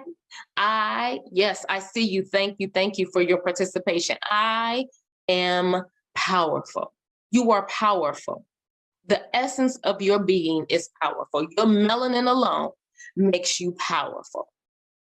So I am very much into the psychology of colors. What colors, the reaction that colors bring out. Colors connote certain things. If you take a look at certain businesses, the colors that they use, they influence your buying power. They influence your spending. So when we think of the color Black, type in the chat what Black usually connotes. When people think of the word Black, the color Black, yeah, dark, evil, yeah. And I want to tell you, Black symbolizes power. Now, my decision, based on my power, I decided to monetize that which I do well and have been giving away for free. Let me rewind that. I decided to monetize that which I do well and have been giving away for free. So I began teaching people how to get unstuck. I began teaching people how to inventory themselves and figure out their gifts and their talents, and then to create their business around that. If you have a business idea, come on, let's go. Let's bring it to fruition. This session will help you formulate it. If you already have a business, this is going to help you scale it. This is going to help you be more intentional. This is going to help you focus and hone your skills so that you understand the power wherein you operate. So now that we have this understanding about where we've been, let's reshape the conversation about where we are going. So my first question is, who are you? Black CEO? Who are you? And I hope your notebook and your pen is right here, because what you'll want to do, and I really hope you really participate. You're really authentic in this session, not authentic with me, but authentic in yourself, with yourself, so that we can grow and become the best versions of ourselves, so that we can be that Black CEO that the world needs and is calling for. So you, my brother, my sister, your melanin, your essence, remember, is what? Powerful. So let me ask you this. What do you bring to the table? What do you bring to the table? Think about it. What do you have to bring to the table? Remember, I told you during the purposeful pause, I did a very in-depth inventory of who I was and what I had to offer and what I could offer the world. What do you bring to the table? What do you have to offer the world? What are your gifts and talents? What have you been created to do? How will you impact the world? How will you impact this global and local economy? What makes you tick? What's your temperament like? Why did you want to become a CEO? So, what do I have to offer? What do I bring to the table? So I'm a problem solver by nature. So you bring me a problem, I'm going to research, find the answer, and I'm going to help you solve it. I'm a leader by nature. So I don't follow the crowd follows me, because I've shown myself to be a leader. So that's what I bring to the table. I'm a peacemaker. I'm a mediator. So I'm going to bring people together. I'm a bridge builder. That's what I bring to the table. What are my gifts and what are my talents? I am creative as all get out. I can design something. I can see something in my mind and I can bring it to fruition.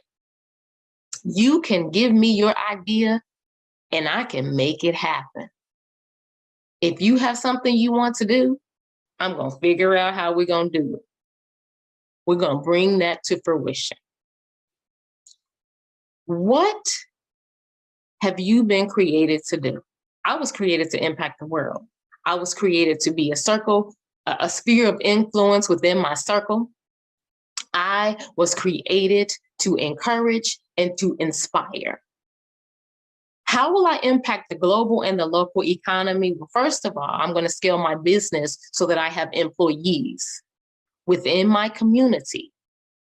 How am I going to impact the global economy? Well, I'm going to make sure that my business is not only national, but global. So that means I need to scale it in a way that affects global economy. But what else? I need to make sure that as I spend my money, that our dollars circulate more than 8 hours in our community. That's how I'm going to impact the global economy. Now, what makes me tick? Doing those things that I love, honey, makes my adrenaline flow, or doing absolutely nothing at all when I get the chance. That's what makes me tick. Now, what's my temperament? I'm laid back. I'm an introvert who does extroverted activities because I have to. I am adaptable.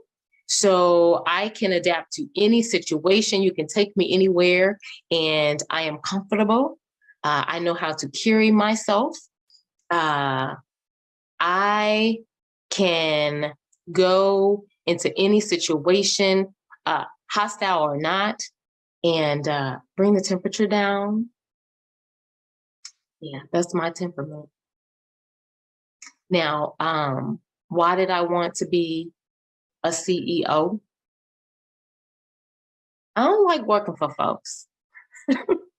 But not only that, I just knew that I had an impact that I'm supposed to bring to the world. I'm supposed to impact the world. I'm supposed to be global, baby.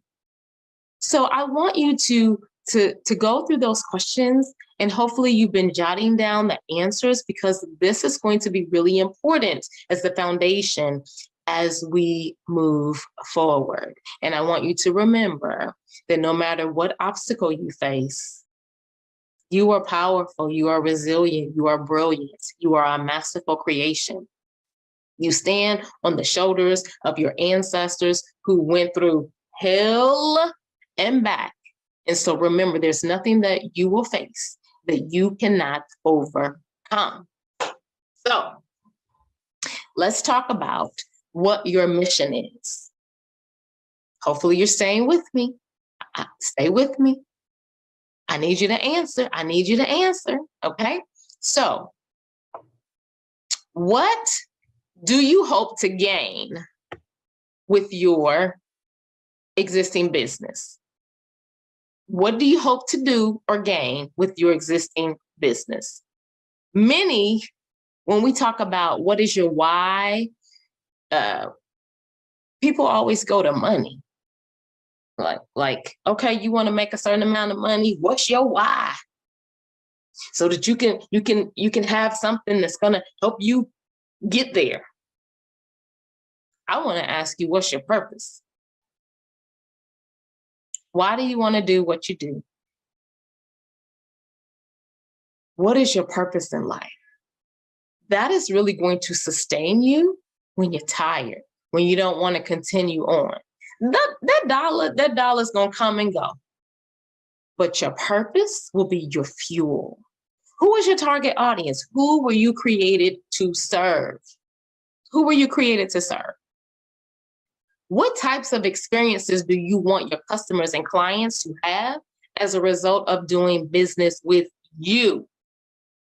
So I want my customers, when they open up their apparel that they've gotten from me, and I'm still working on this, so I haven't achieved this goal, but I want the experience to be such that my kids love Christmas and they love opening gifts. My thing is, I don't like wrapping. Oh my God, I'm going to put it in a bag. Here, Merry Christmas, Happy Birthday. And they're like, really, a bag, Mom? So what I learned from them is people want the experience of opening up a beautiful package that's wrapped and it looks beautiful and it makes them feel elegant and luxurious.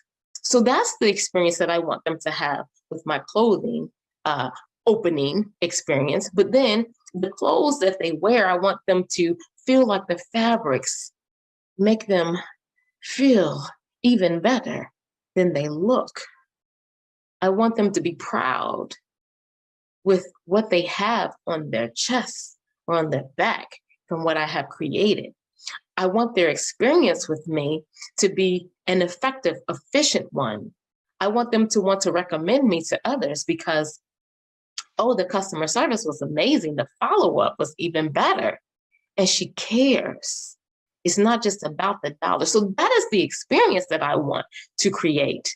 And the quality and the service is second to none.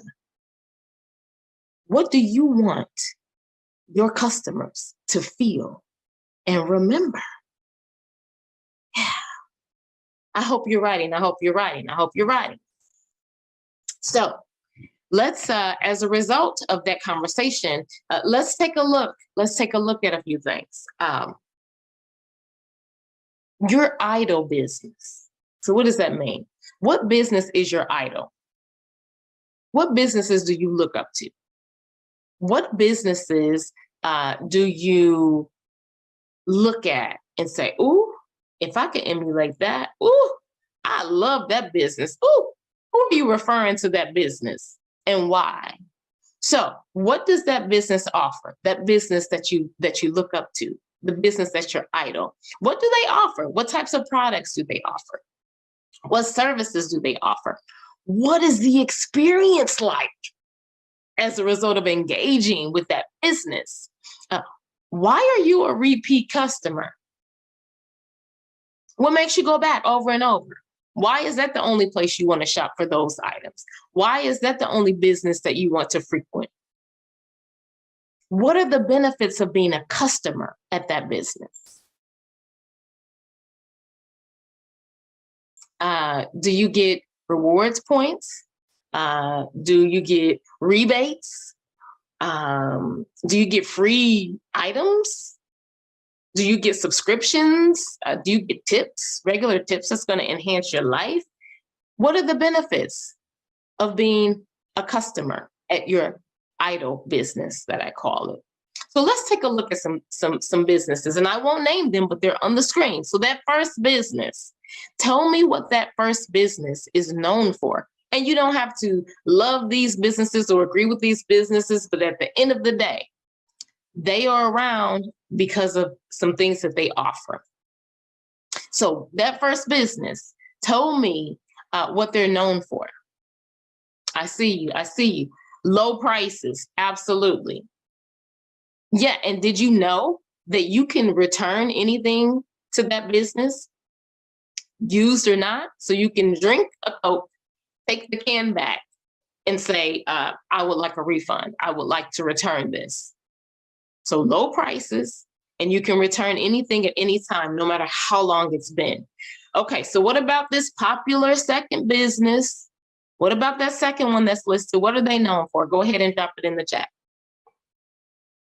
I see you. Excellent customer service. Excellent customer service. Right. They are known for excellent customer service. The other thing that, whether we agree with this or not, they value closing down, whether it's for religious reasons. On that Sunday, I have gone many a Sunday and said, oops, they're closed. I won't be eating this today. And so they value rest. They value taking time, whether it's to worship, whether it's to have a day off where everybody's off. They value those things. And what about that last business? This is my favorite. When I tell you I would be broke for this business, yeah, I'm broke. Okay, drop it in the chat. What are they known for? That's right. Bring me my package in 24 hours. I love ordering, sitting in the comfort of my home and my things coming the next day. And I could get groceries the same day. Oh my goodness. So that is what they're known for. So do you see how we can think of a business and right off the bat, you can tell me how it feels to do business with them, what they offer, the customer experience. Yeah. You see what I'm getting at? That's what you want your business to be known for. Okay. Excellent customer service, the values, the experience, the customer benefits. Yeah. Okay. So we're getting somewhere now. Stay with me. Now, why is this in blue? Remember, I'm into the psychology of colors. So blue is a symbol of productivity. People are more productive in blue environments. So the question is, what are your strengths? So why do we need to know what your strengths are? Oh my goodness, I'm already in business. I'm getting ready to start my business. I know what I'm doing. Let's make sure. So what are your strengths? Why do you need to know your strengths? Because your strengths are what you do well. So your strengths, that's your blue environment, those are your expertise. Your strengths are what people lean on you for. Your strengths are what you are a master at doing. It requires no training for you. Just your natural ability, your strengths. What can you do with your hands tied behind your back and blindfolded? Those are your strengths. So your strengths, so in your business, as you're either formulating your business or you're trying to scale your business, if you pay attention to your strengths, those should be areas that should be operating efficiently and effectively. Pay attention to those areas. If those are your strengths, then those should be the strengths of your company as well. Okay? So for the established, profitable, and budding businesses and those still dreaming, tapping into and honing your strengths will help your business to excel. You'll understand what you're good at. You'll understand what you need some assistance at. But those areas of strengths, you don't necessarily need to hire out, but you'll need to manage and make sure that those areas are tight. That's what you do well. So your business should not be lacking in your area of strength. Okay, so let's go through some things. So in your blue environment, maybe you help groups to come to consensus very easily and you establish buy-in. Maybe you are a masterful teacher or a trainer or a development. Maybe you are an expert in cultural competencies. Maybe you are a skilled graphic designer. Maybe you are a quick problem solver. Maybe you are a master electrician. Maybe you are a masterful seamstress. Maybe you are a masterful mediator. Whatever your expertise and strengths, there should be no issues in getting these areas off the ground and established. Now, do I want you to do everything because that's your strength? Absolutely not.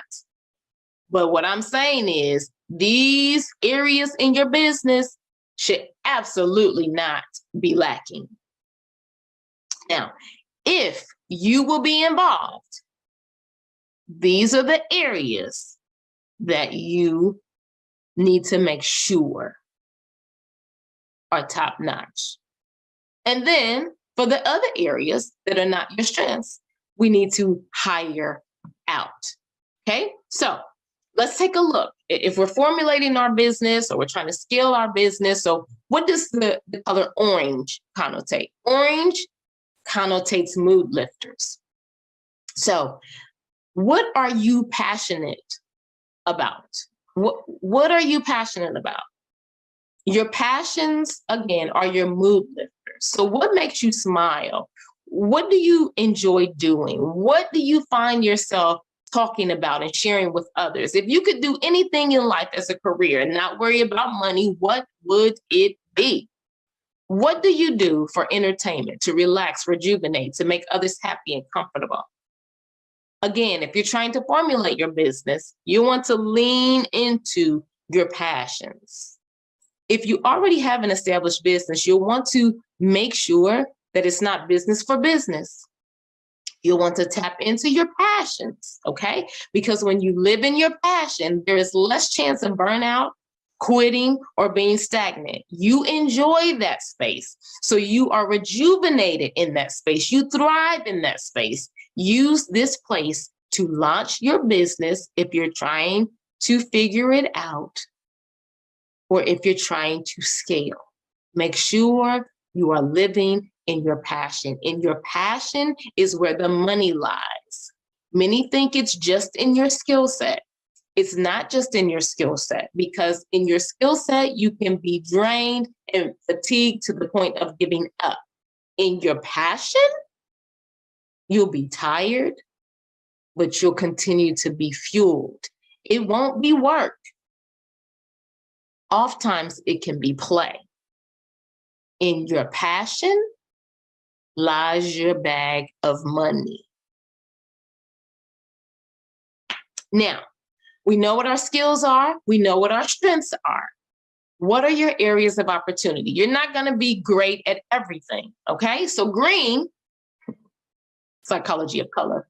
Green promotes restfulness and calm. It improves efficiency and focus. So these are most likely areas of stress, restlessness, inefficiency, and heavy focus because you do not know how to do them. Okay? So these are your hire outs. These are not the things in the scope of your strength bag. These are not things you can do blindfolded. These are things you struggle with. Okay? So what are your areas of opportunity?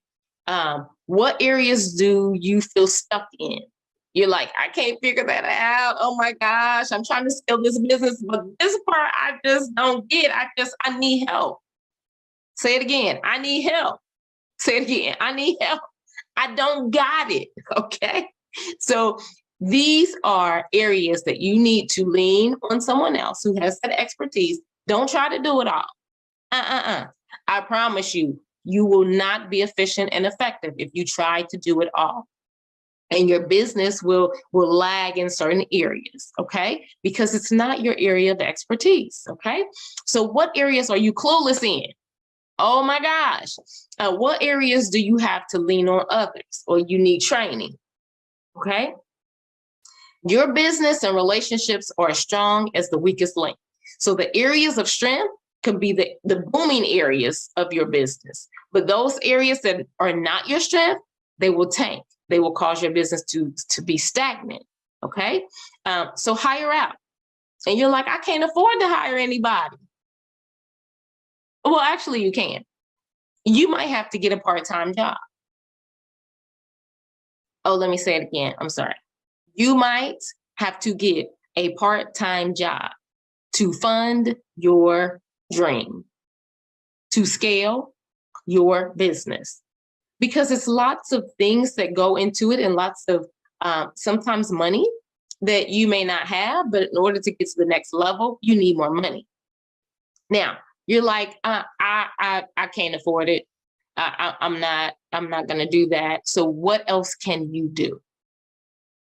You can offer internships to college students or to other people who want to learn or are trying to learn. Maybe they're in school, mastering a skill that you need.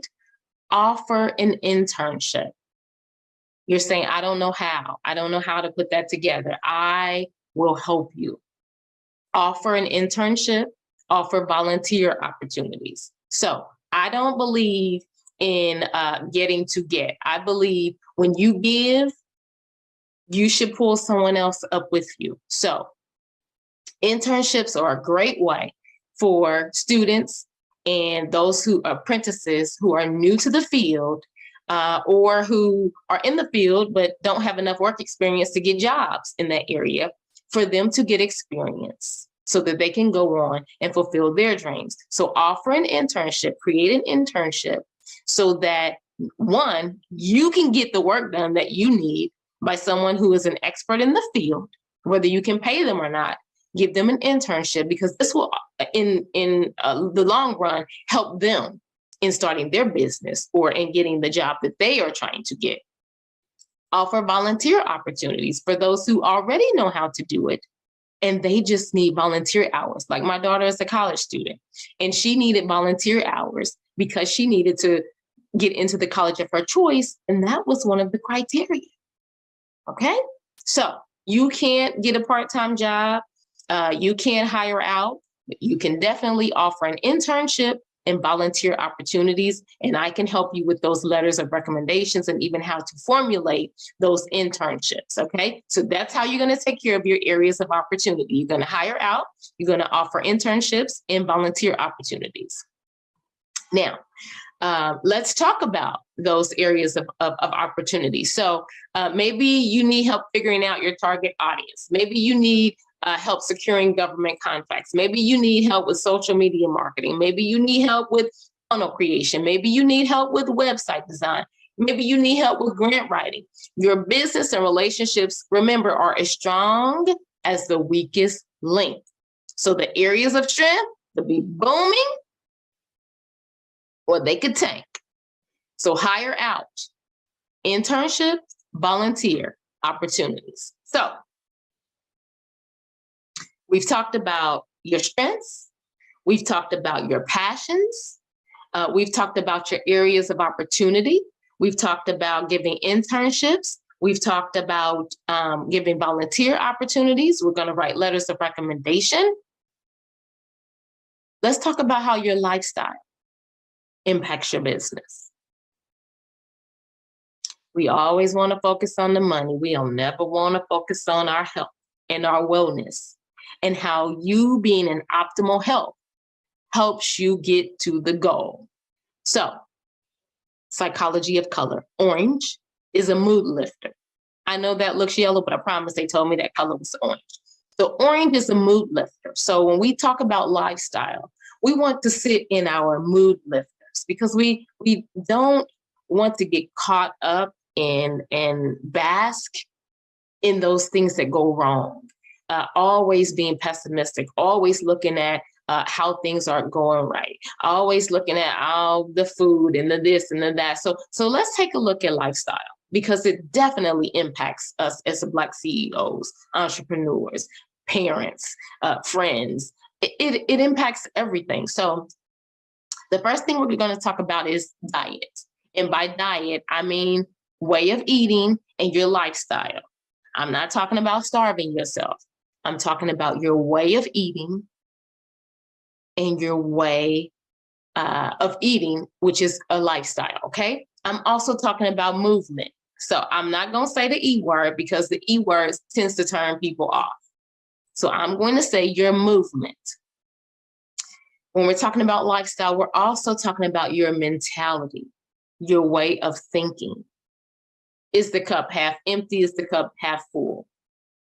These can make, break, or hinder your forward movement, your success, and your optimal performance. Your lifestyle, your diet, what you eat, your movement or the lack thereof, and your mentality. They all impact your progress in life. Okay, so let's get to this lifestyle. So let me just say, I am not a doctor. This is not medical advice. Please consult your doctor before changing your diet and eating certain foods, okay? Now, let's talk about this diet, this way of eating. I am not here to tell you what to eat. However, what you eat determines the following: your health, your weight, how and on what or for how long you get to spend your money. Foods fall into three categories. They are either medicinal, they operate as medicine and fuel for your body. They are either neutral, which means there's really not a negative or positive effect, or they are poisonous. They make you sick, they cause disease. So foods can help heal your body, make you sick, tired, hold weight, and cause disease. These can make, break, or hinder your forward movement, your success, and your optimal performance. Okay, so we're still in the orange. Orange means what? Mood lifter. Let's talk about movement. Keeping your body in shape and performing optimally. Exercise, that word hangs folks up. So let's replace that word with movement, okay? Movement improves your strength, increases endurance, yields more energy, delivers oxygen and nutrients to needed areas, and it helps your body operate efficiently. It's very important that movement is a part of your lifestyle just as much as food. Okay, now let's talk about movement options, because I'm the first one that's going to tell you I absolutely hate going to the gym. I hate going to the gym. So I've had to find alternatives. Now, I personally love to skate. I love it. I love skating. So I've tried to incorporate that into my lifestyle routine of wellness once a week.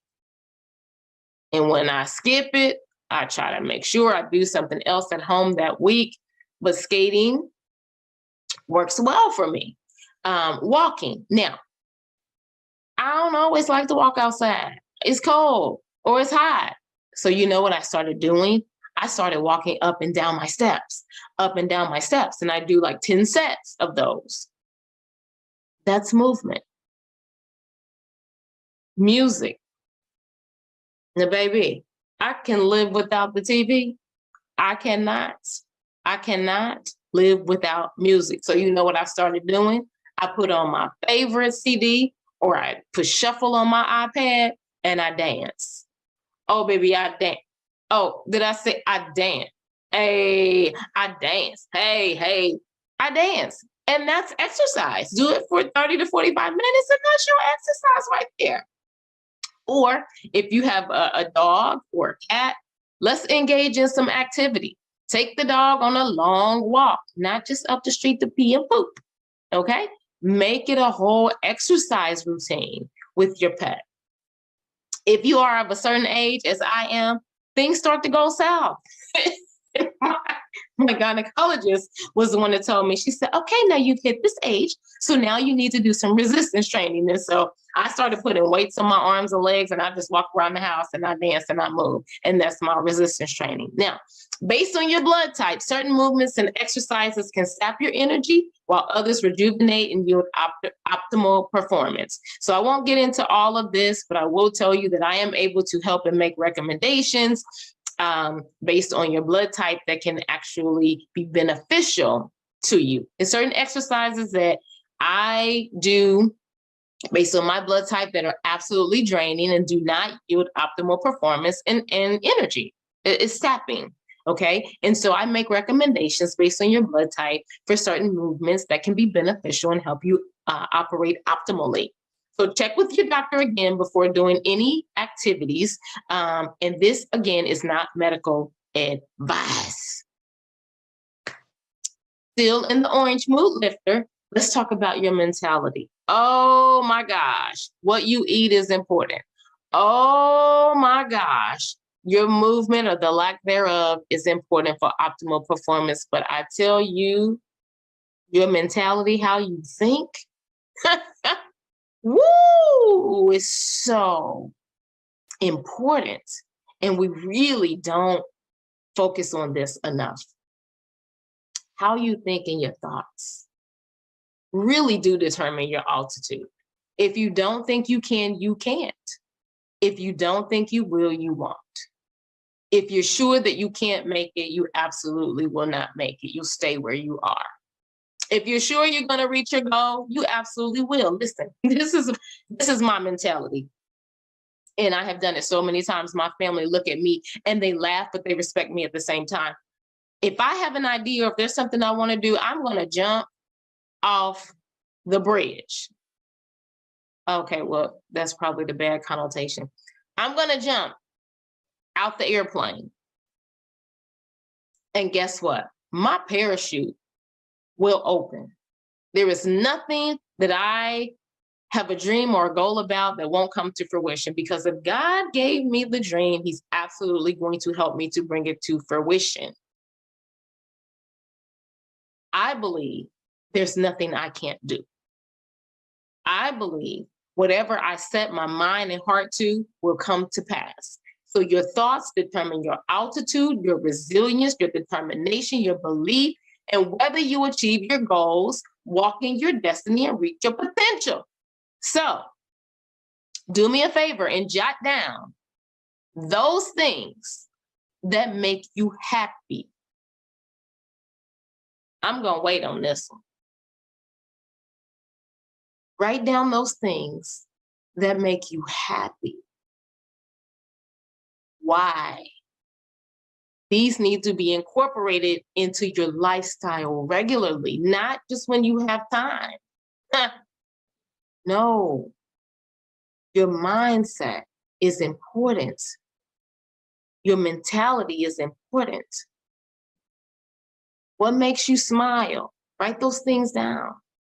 This is important. It may not seem to be, but it's really important. Your perspective on life, your perspective on work, your perspective on achievement, your perspective on achieving your goals, your outlook. What warms your heart? What brings you peace? What are you grateful for? Do me a favor. Close your eyes and think about what really brings you joy. Think about the things. What brings me joy? Doing those things that I love. What brings me joy? Being around people who I can be my authentic self with. What brings me joy? Experiencing love, unconditional love. from those who accept me just as I am? What brings me joy? Doing absolutely nothing and enjoying that and not feeling guilty. What brings me joy? Walking in my destiny. What brings me joy? My grandbaby. So when things get tough, when life gets hard, I need you to think on those things. Think on those things that make you happy. Think on those things and stay in that place until your mind changes, until your spirit is uplifted. Go into that grateful space. Think of those things that make you happy. Now you know your strengths, Black CEO. So you're going to make sure that as you're formulating your business or scaling your business is as strong as your strengths. We looked at your passions. That's where your money bag is.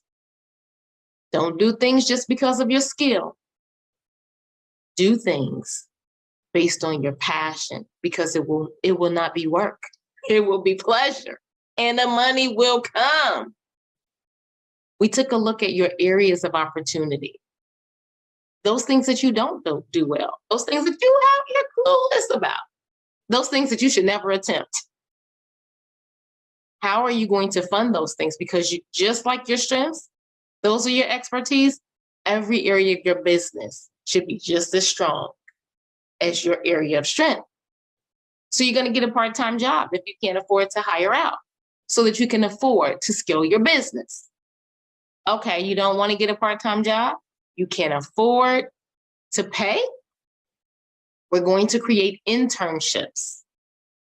Internships will not only benefit you and your bottom line, but it will benefit the person doing the internship who needs that on their resume to take their lives to the next level. We're going to implement volunteer opportunities. Those who already have the skill, who are just looking to help someone else.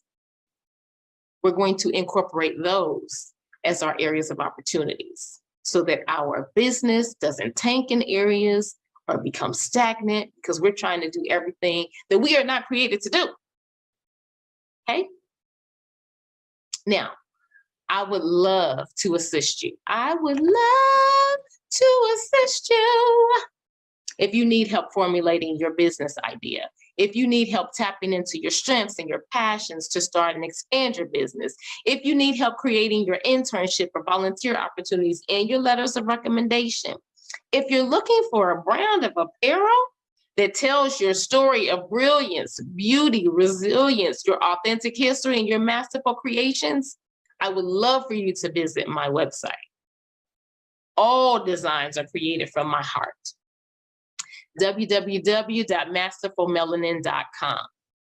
I would love to come and speak to your audience and your circle of influence or your community to encourage and inspire them to realize their dreams and walk in their power and their potential.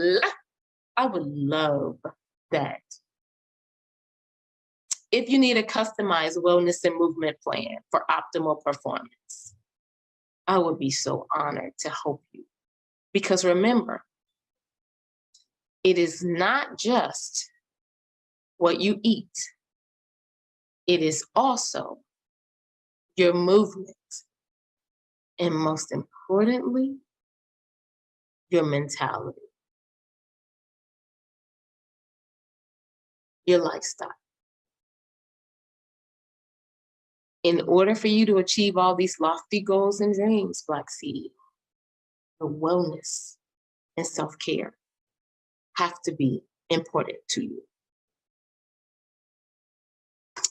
You can contact me, Kimberly the Strategist. There is my phone number. There is my email. That is wewin@strategizewithkimberly.com if you need to make an appointment with me. And the first appointment obviously is free because we just need to make sure that I can serve you. What do you need help with? Let's talk about it. Please email me for more information and to book your time to take your life, your business to the next level. I am so honored that you chose to spend this time with me. Much success. You are powerful.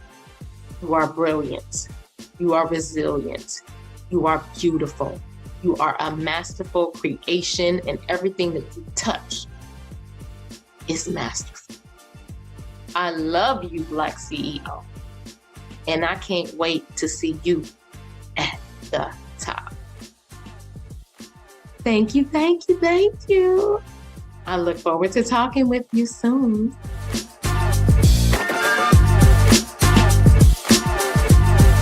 Showing up today, and I hope and pray and wish that you get something out of this and you are learning and always continuing to push forward.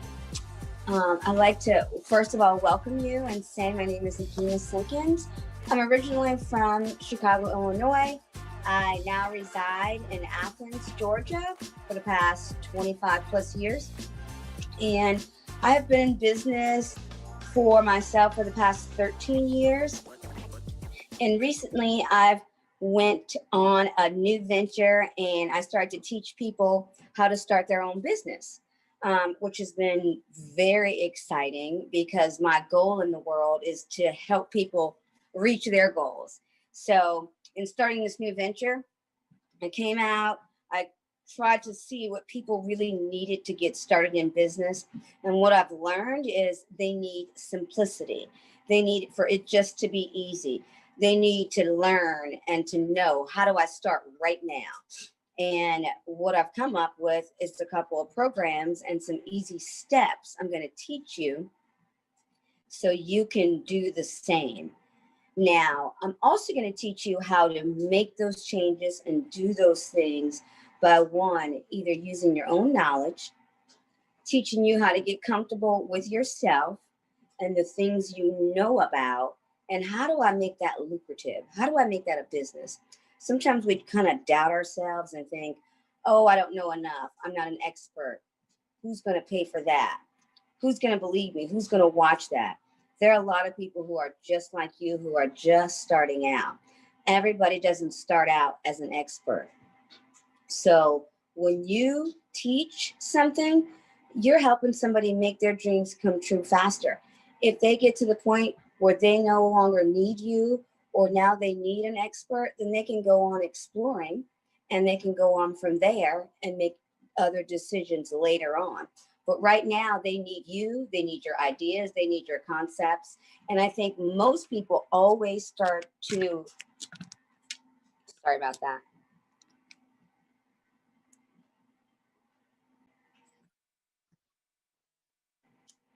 So sorry about the interruption, but just going on to say about how people need you, they want you, they're there for you, and you teaching them how to start their own businesses are giving them a new life. That's giving people the attitude, the strength, the know-how to spend their time the way they want to spend it, instead of clocking in and clocking out for people. So in this brief explanation, I'm going to show you a couple of easy tricks, really, and tools that you need to get started right away and without complication. All right, so we're going to jump right into it.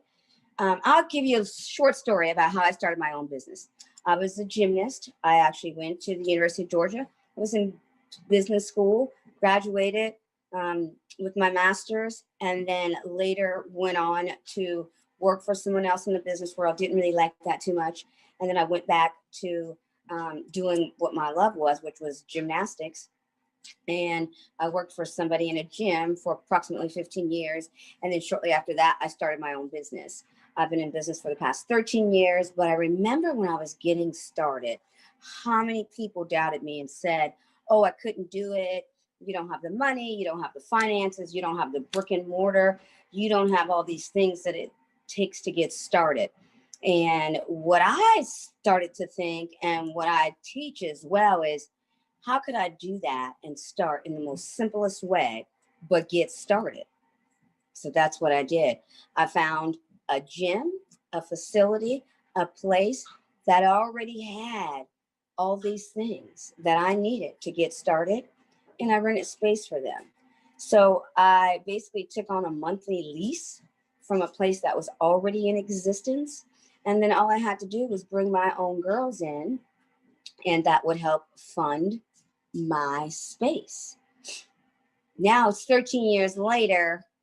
Oh my gosh, in business for quite some time now.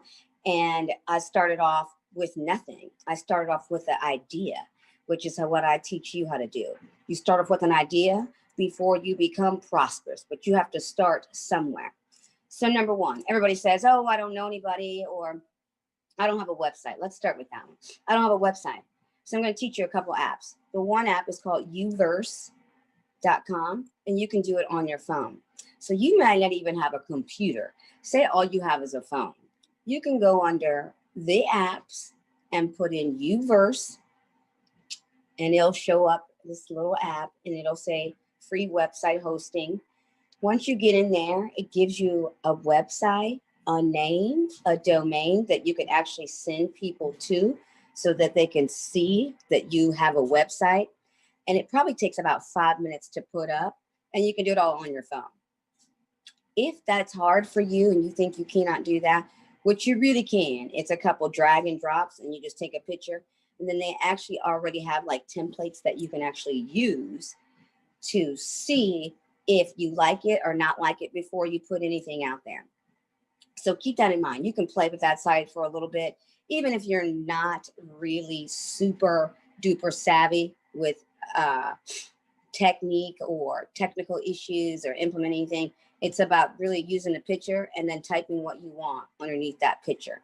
Everything is really easy and self-explanatory, and you can also get help. If you also go under the app, there are a couple other hosting sites where you can get free domains, free website hosting, and you can just go under there and look under the app. I'll give you more later on. If you go later on, we have a workshop where I can go a little bit more in detail, trying to just give you some things that you can walk away with today and get started.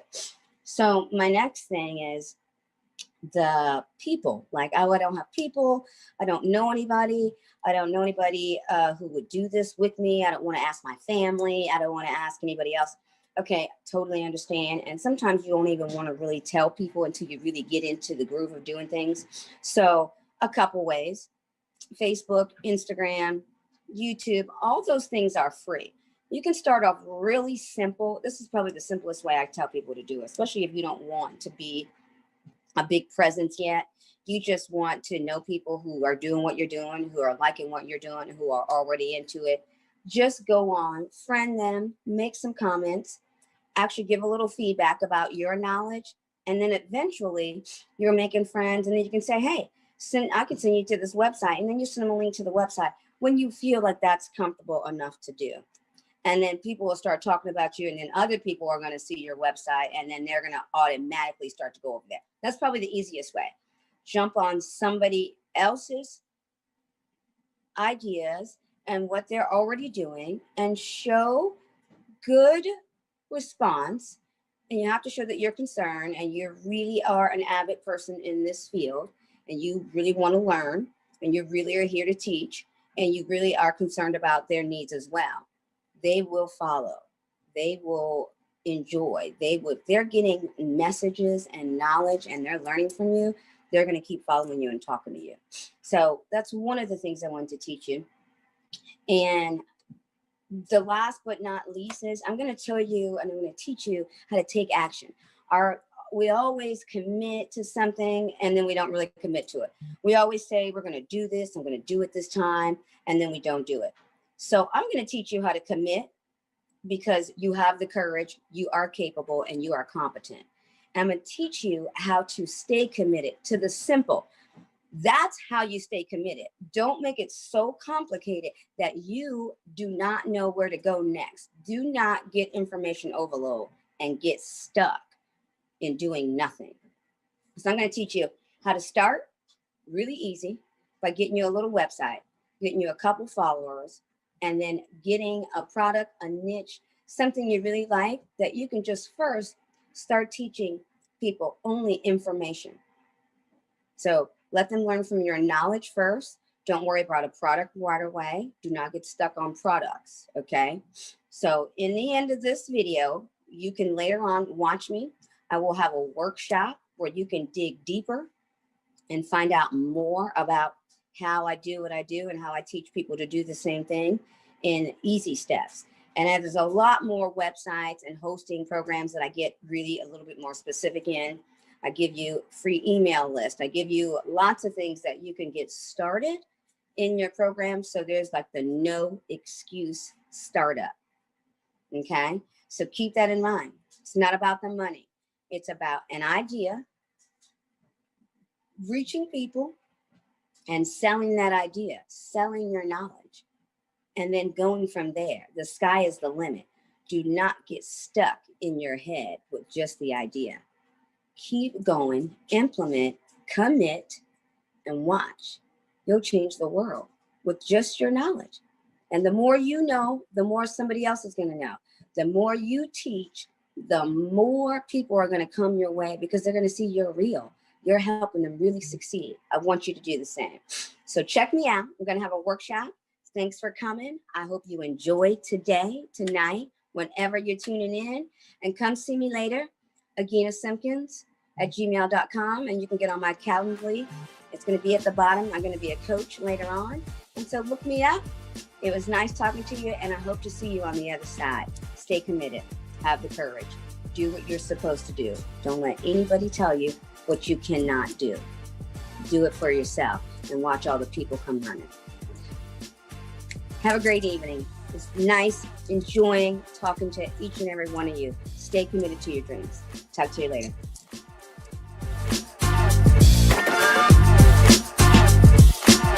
Actually about to take y'all back, way back to 1996. Now, imagine getting a phone call from your dad. Mia, Mimi. Answer, turn on the news. I believe that's JR. So I turned on the news, looking at, from helicopter view, a car being pulled out from a ditch. And the moment that I saw that car, I knew exactly that was JR's car. I got quiet. All I could hear was my dad saying, Mimi, I think JR's dead. You need to call your mom and let her know. Didn't know what to say. I'm like, okay, praying. So I picked up the phone and called my mom. I could hear the phone ringing. Walgreens Pharmacy, this is Shantae. How can I help you? I said, Mom. She heard it in my voice. What, Mia? I said, Mom, I need for you to sit down. What, Mia? Mom, please sit down. Mia, just tell me. Mom, JR's dead. Phone just drops. All I can just hear is screaming, oh, Lord Jesus, why? Lord Jesus, why? Everything just changed within that moment. My mom, my dad, they didn't know anything about life insurance. That burden actually fell down on me. And I told myself, when I get older and I have kids, I want to make sure, if heaven forbid, if something was to happen to me, that, it wouldn't be that same situation. So that is why I'm so passionate when it comes to life insurance and educating people to understand what life insurance is about. So my why is the picture right here in the corner at the top. That is Glenn White, AKA JR, my brother, who I love and who I miss still to this day. Under that are my kids. The one in the middle, his name is Glenn White. Yes, my oldest. I named him after my brother. Next after that is Jonathan Risher and my little mini me, Mia. So this is why I do what I do when it comes to life insurance. So let's bring back the life in life insurance. And just to educate you, for you to understand what life insurance is truly about. So the biggest problem is people is avoiding that financial conversation because they know if they have it, they got to do something about it. So let's just might as well go ahead and have that so we can do something about it. But, imagine yourself just taking total control over your financial future and handling that, and knowing that, heaven forbid, if something was to happen, you'll have a peace of mind because you already put plans and things and actions, and you're protected, and anything can happen, but you are protected for the unexpected and the things that are expected to happen. So I'm your girl, yes, Mia White. How y'all doing? So I do have 3.5 years of experience in insurance.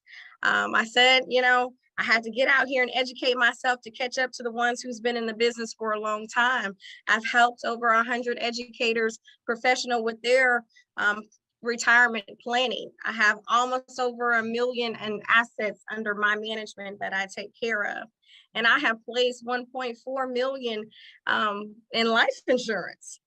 So in 2019, I was the top agent at American Income Life Insurance. 2020 and 21, yes, I still hold the title. I'm excited about that.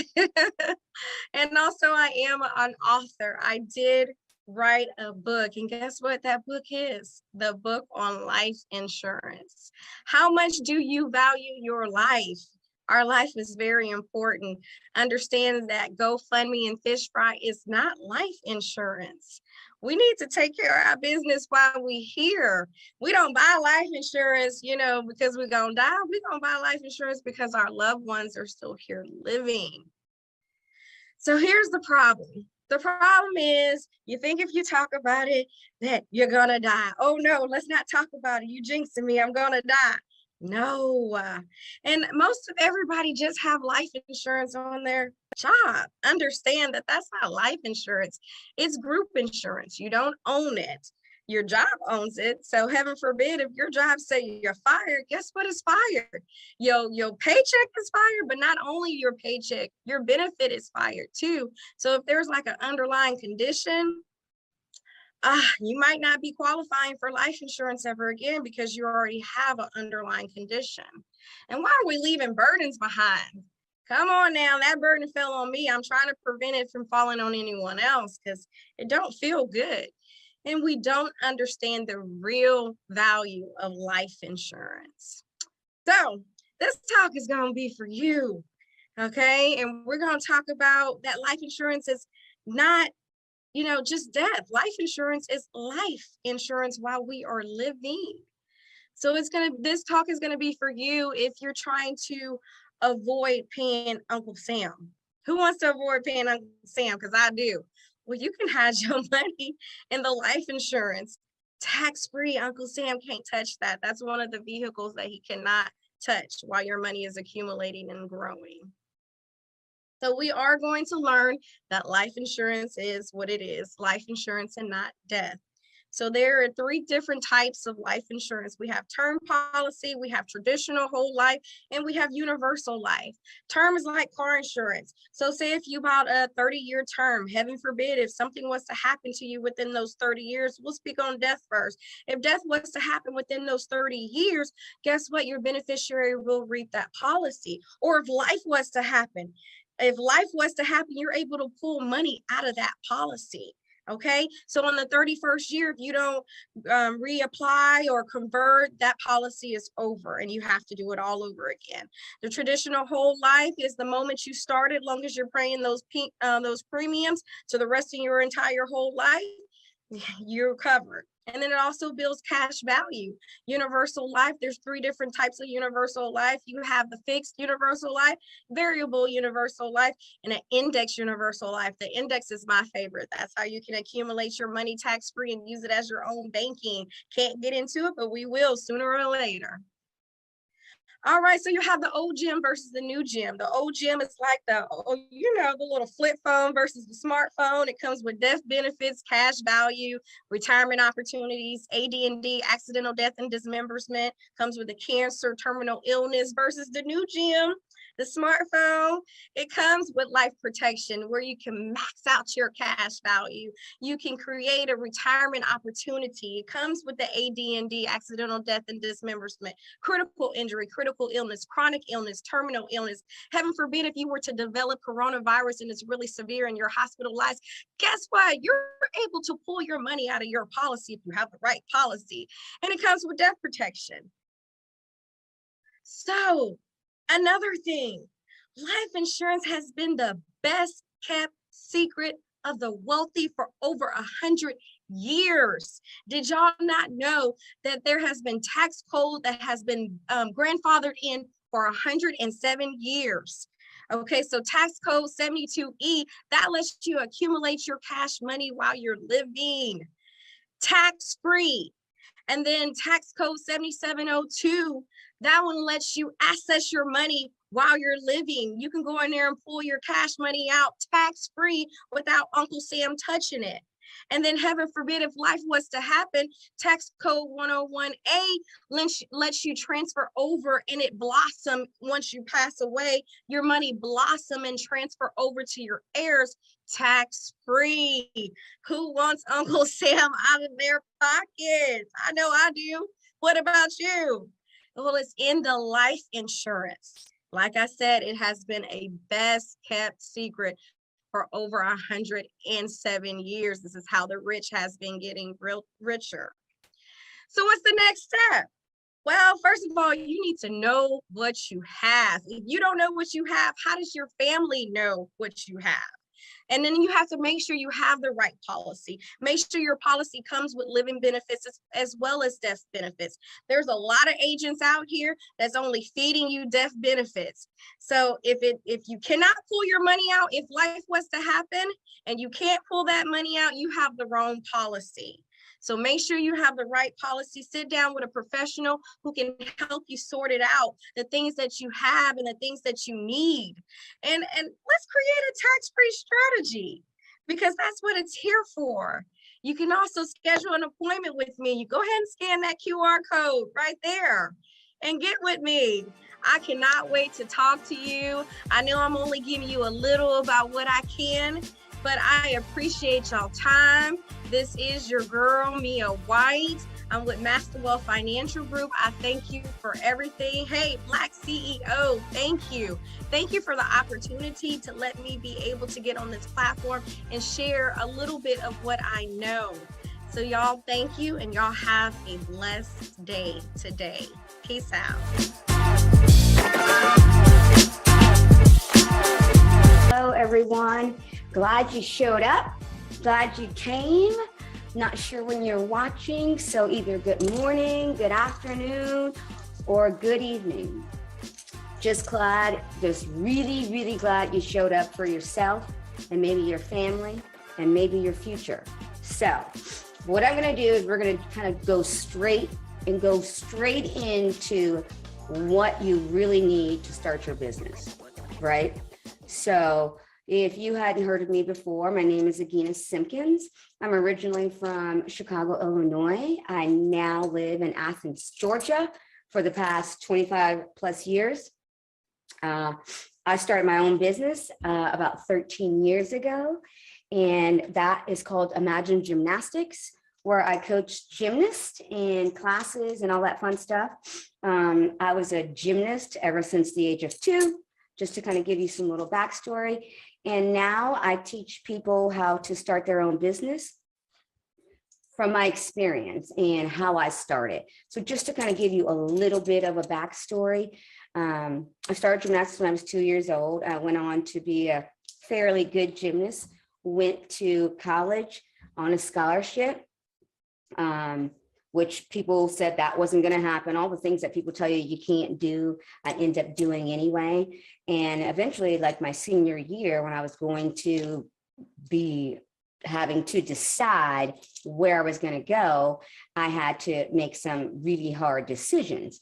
during that time, I had to decide, was I going to stay at home and try out for the Olympics in 1992, or was I going to go to school and just pass on that opportunity because it was time for me to graduate and to move on to college. So people were suggesting maybe you should stay back and, try out for the Olympics. And I really did not want to stay out of school a year. I think this is where my dilemma came in with me, is that I was a fairly decent student and I had plans and dreams, and I didn't want to give that up for something that wasn't a sure thing. But I think that's where I start to learn that you will not get to the places you want to go without taking chances. All right.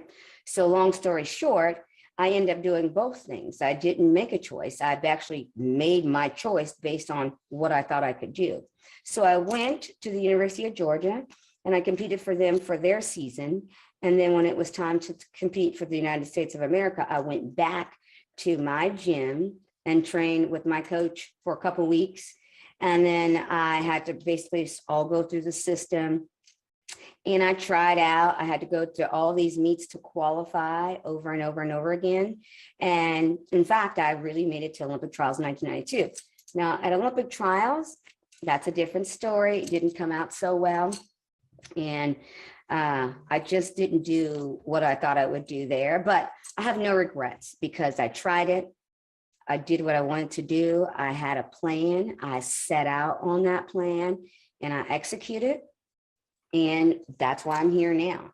So I teach people how to take risk, take small risk, but take a risk. Jump out on faith, jump out on yourself and choose better, right?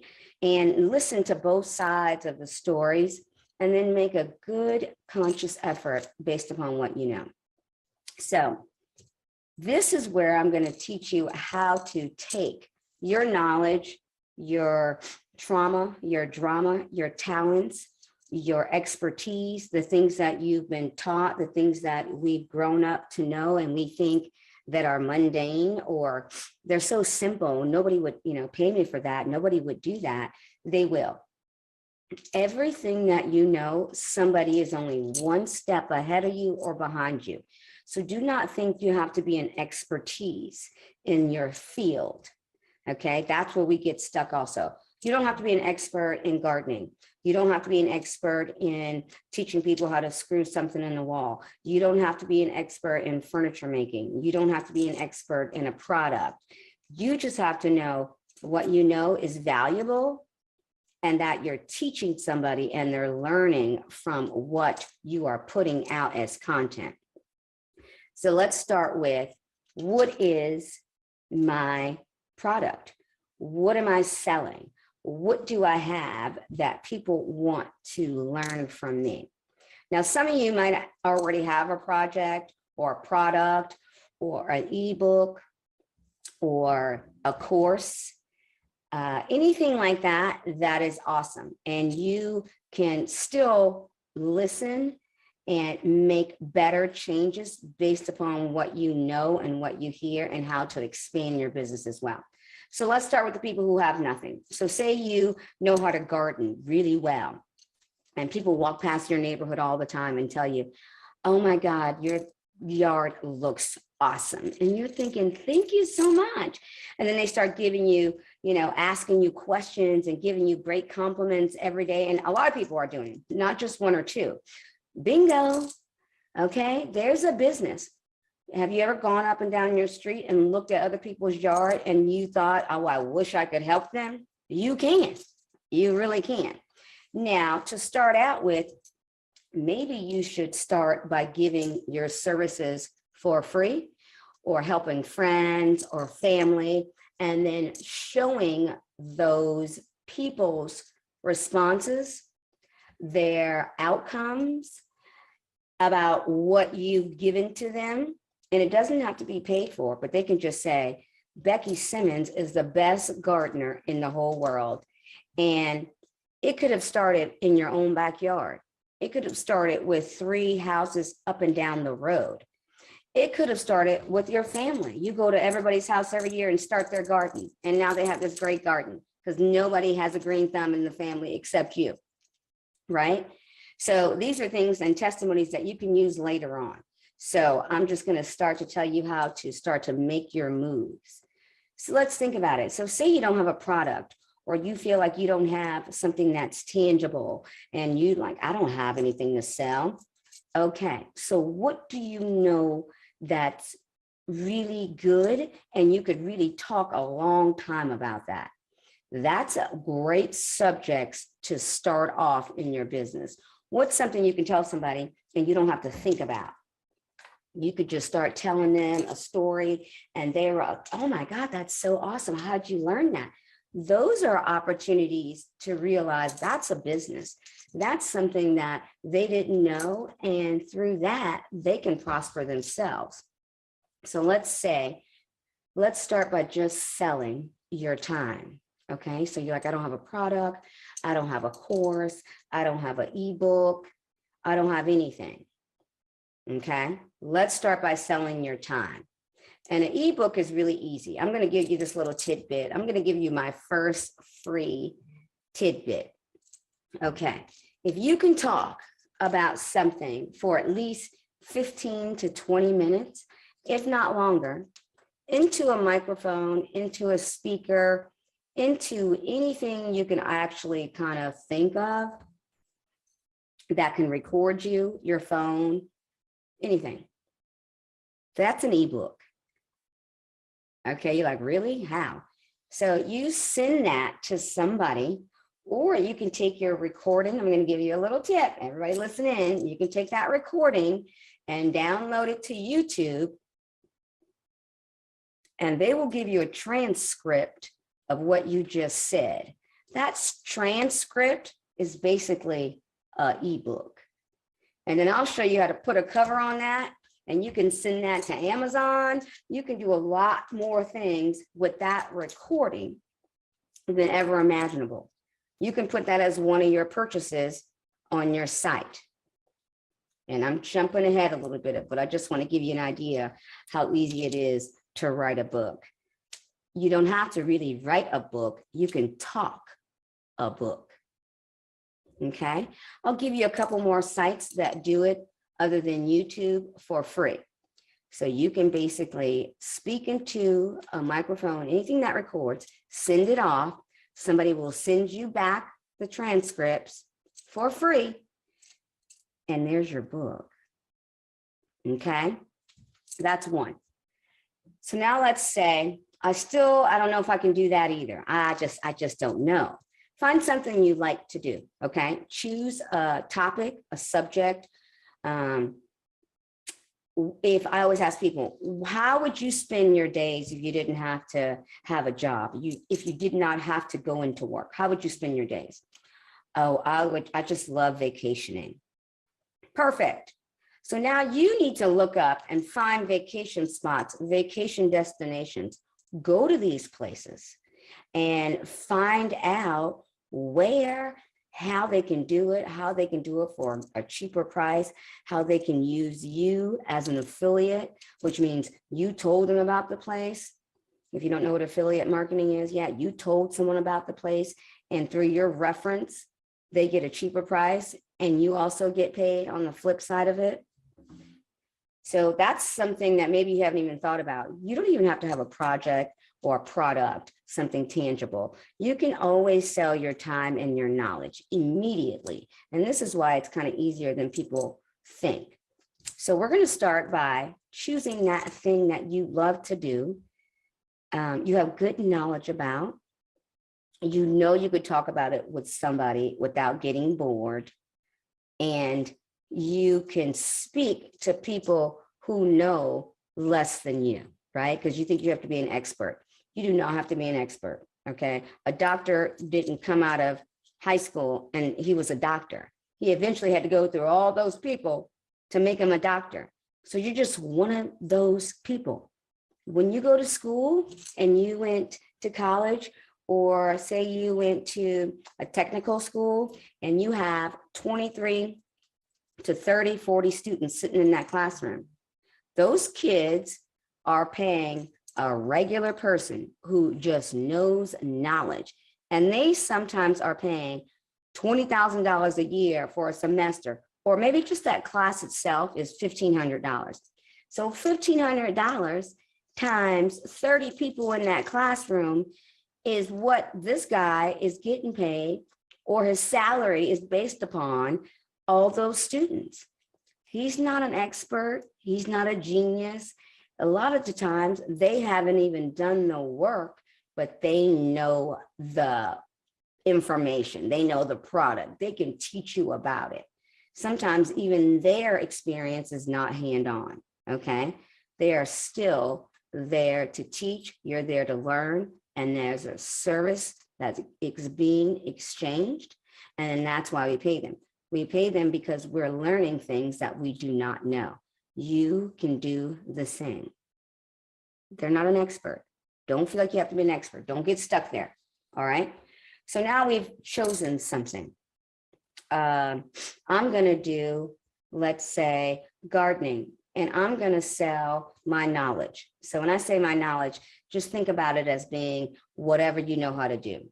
A gymnastics flip, a cartwheel, a handstand, screwing something into the wall, teaching people how to paint, teaching people piano lessons, teaching people how to market. I mean, what your knowledge is limitless, okay?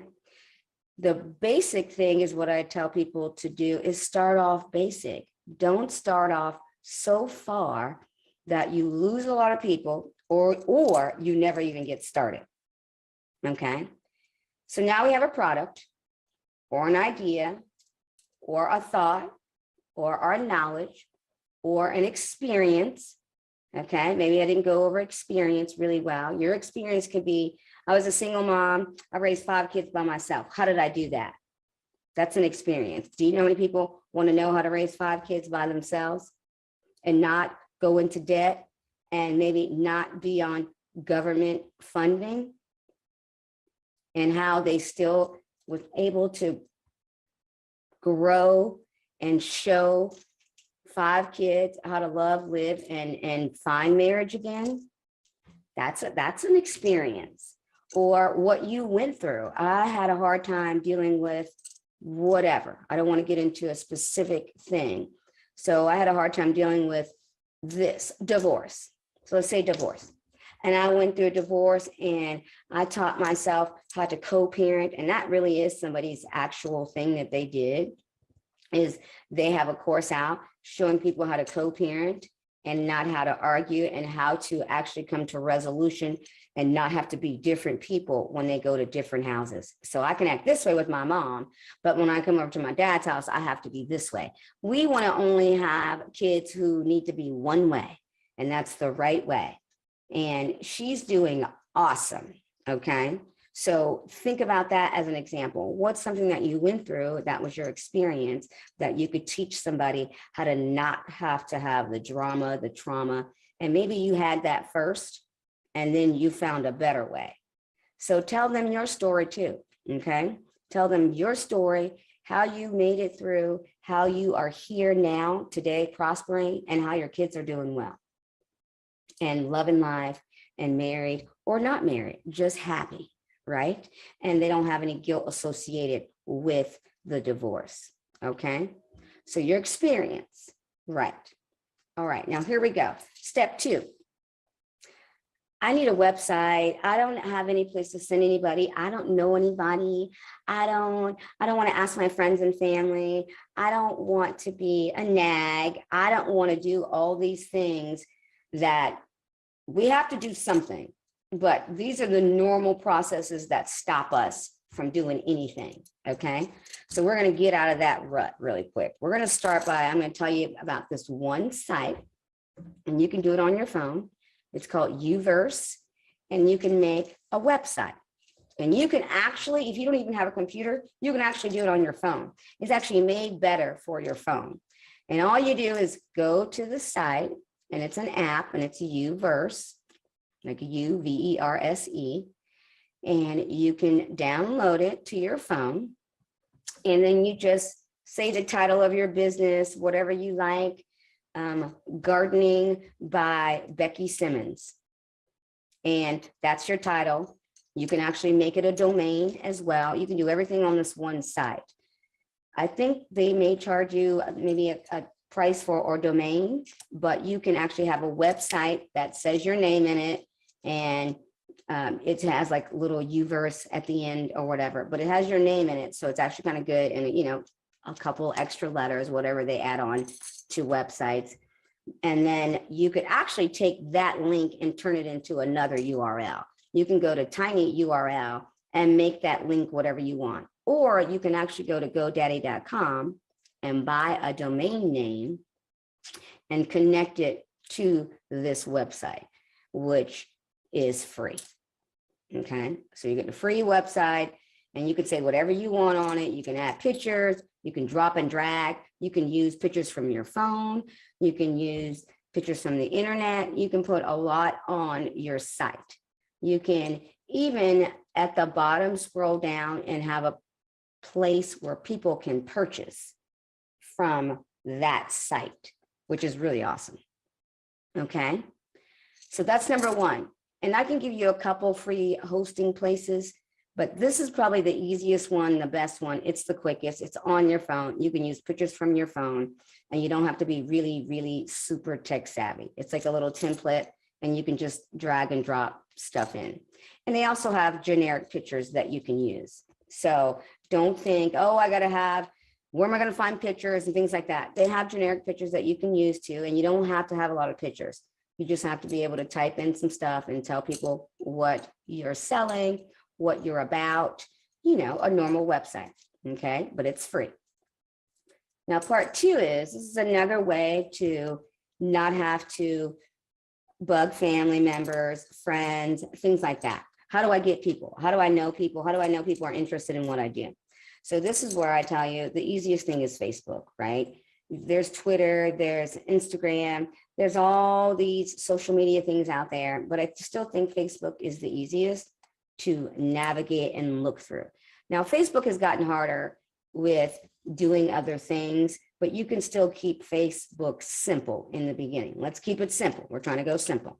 So if you do not have a fan book, or I'm saying, let's start over, a Facebook page, start off with a Facebook page, and that's just yourself, your name, you know, where you live, the vicinity. You don't have to be exact.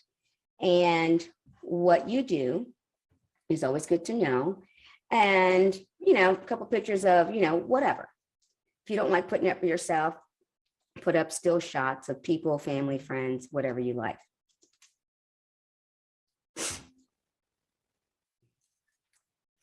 Okay, so I had a little moment for a second, but after you start your own special Facebook page, and it's just about you, like I said, keep it simple, doesn't have to say a lot. Then I want you to start a fan book page. So if you look on the side of Facebook, either at the side panel or at the top, it'll tell you, it'll say like pages, you know, groups, all these kind of things. Just hit pages, and then you're going to start a new page, and it'll say like fan page.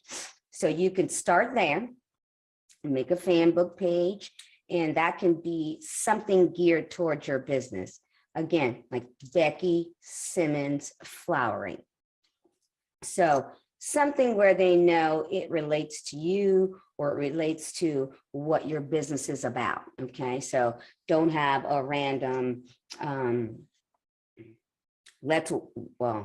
know, that would be good. Something that's just random and I don't know what it is just from the title if I'm scrolling.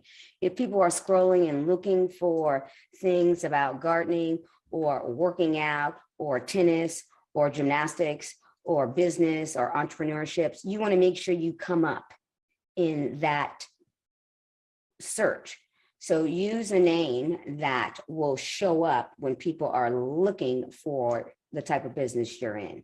So don't make it so random that I don't know what's going on, okay? So you're starting with the UVerse, right? You're gonna start like a website so that you can send somebody places. And then you're gonna start with the Facebook.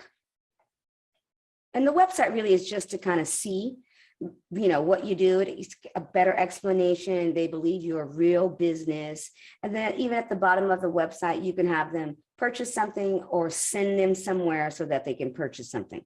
Or You don't have a place to send them. Okay. So that's the next. I don't have a place to send anybody. Okay. Have them call you, have them email you. That's a place to send somebody. Okay.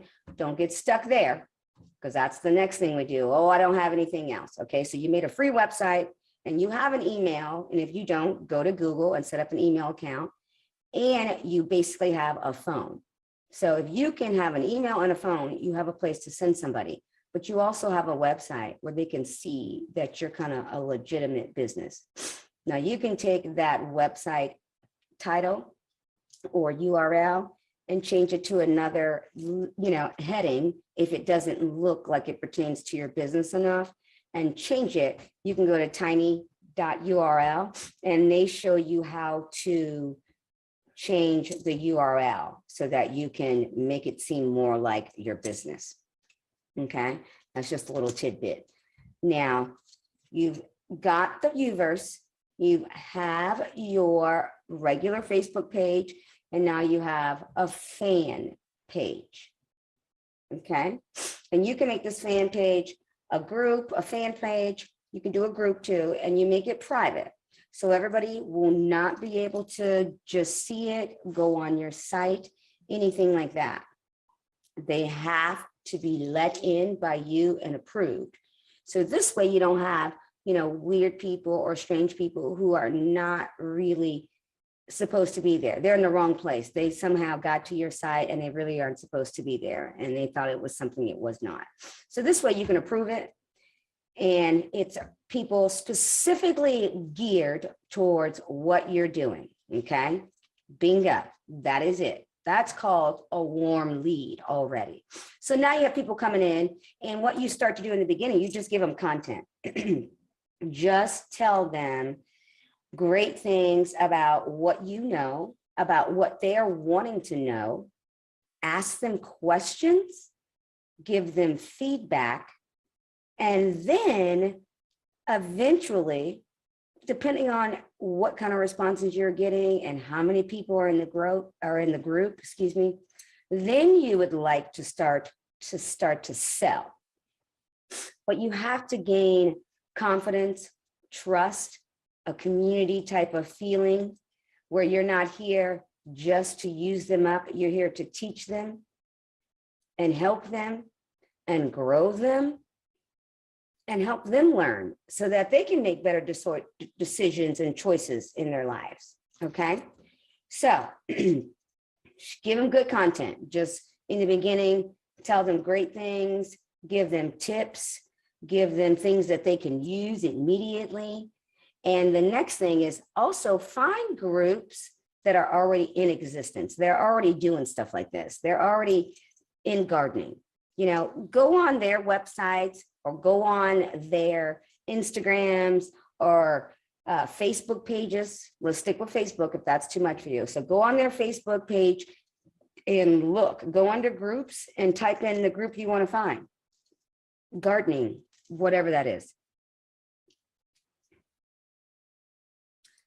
Okay, so you've done all that work. You've put in, I'm looking at people, I'm seeing what other groups are doing. I'm checking out other people's Instagram, Twitter, anything that you're trying to get knowledge, that people who are already doing what you're doing, you're just trying to look. And these are going to give you ideas. They're going to give you marketing tactics and things like that. All right. So you have the Uverse app, you have your fanbook page, and you have your Facebook fanbook page. You have a regular Facebook, and then now you have a fan book or group. All right. And make them private. So now you're sending people there and just giving them great content. Okay. Eventually you're going to throw in your sale. Now, what am I selling, Agina? Now here we are. Now I'm stuck again. So now I have people and now I don't have a product, right? Because we're doing this in days. We're not doing this in months. We're doing this in days. So all the things that I told you that you just had to do, if you don't have any of those things, may take you 30 to 40 minutes, all of them. Okay. No excuses. Now, next, I don't have a product, Agina. I don't have this. I don't really have anything. I just have what I know. Perfect. You know what we're going to start selling? Your time. So now you're going to start selling your time first while you're making a product. Okay.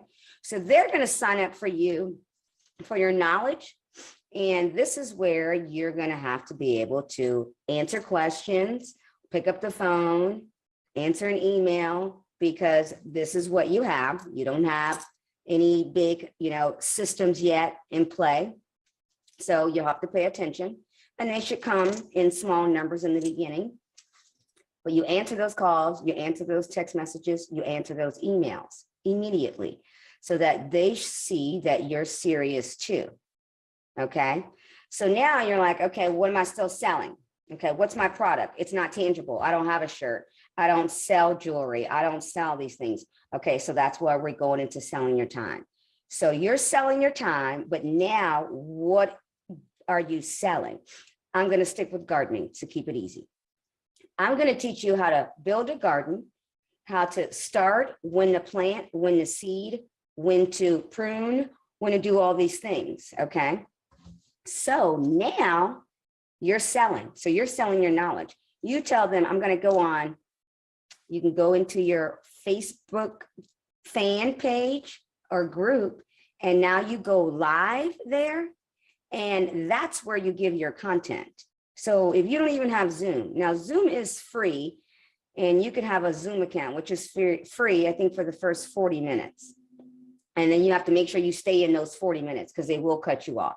So make sure not to go over those 40 minutes. If you're starting up brand new and you want a free hosting where you can talk like this, and if you use Zoom, you can use Zoom because you can say whatever you want on Zoom.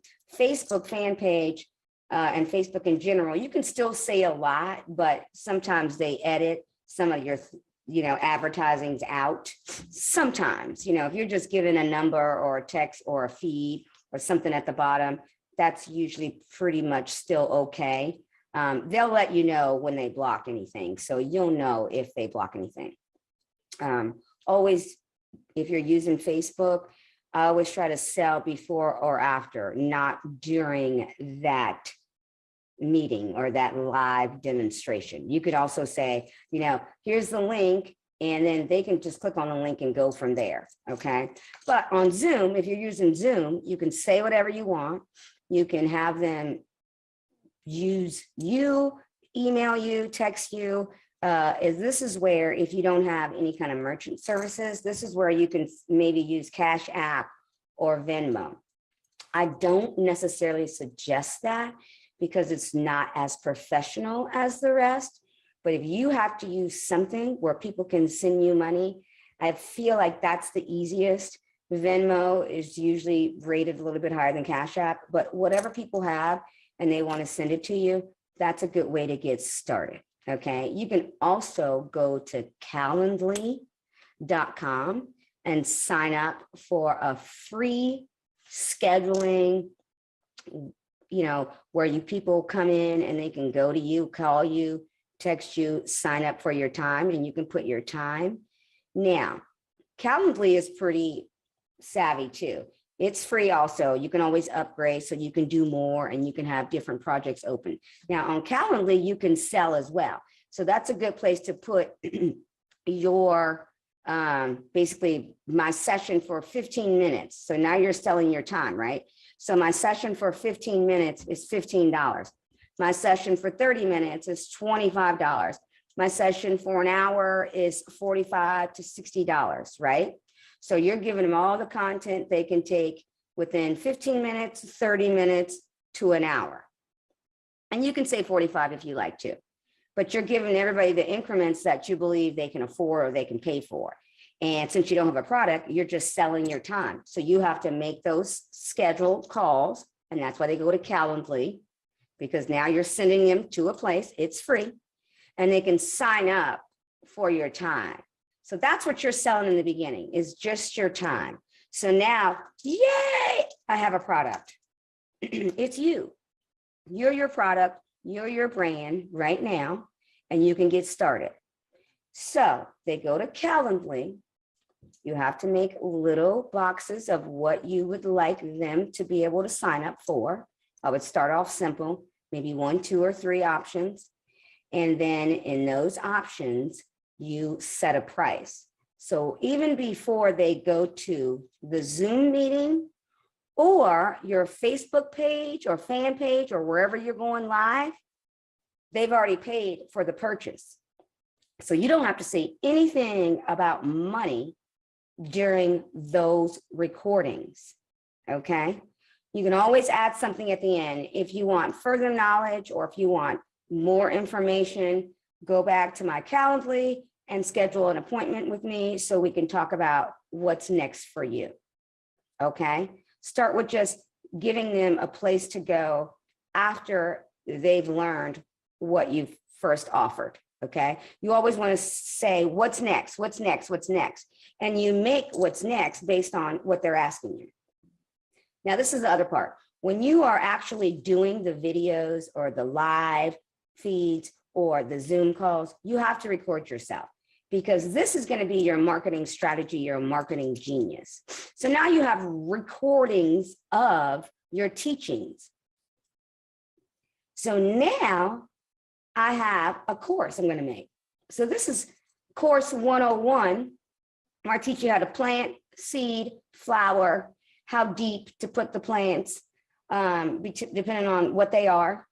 And thank you, bingo, that's what they purchased. Now, next year, next month, whatever they think, oh my God, it was such a great season. How do I keep those up? Do I have to replant all those? Do I have to prune those next year? So now you're giving them course 102. And you're recording yourself as you're teaching people when they want to know. So you keep recording and recording and recording all your sessions, and then you make that in order, put those things in order. And now you have a course. Now you have an ebook. Now you have things that will work without you having to constantly show up. Woo! Bingo. That's how we make our stuff evergreen. That's how we make making money around the clock. So you start off by putting the work in and recording. Then when you start to level up and upgrade, I show you how to scale. I show you how to put that someplace where people can purchase that later.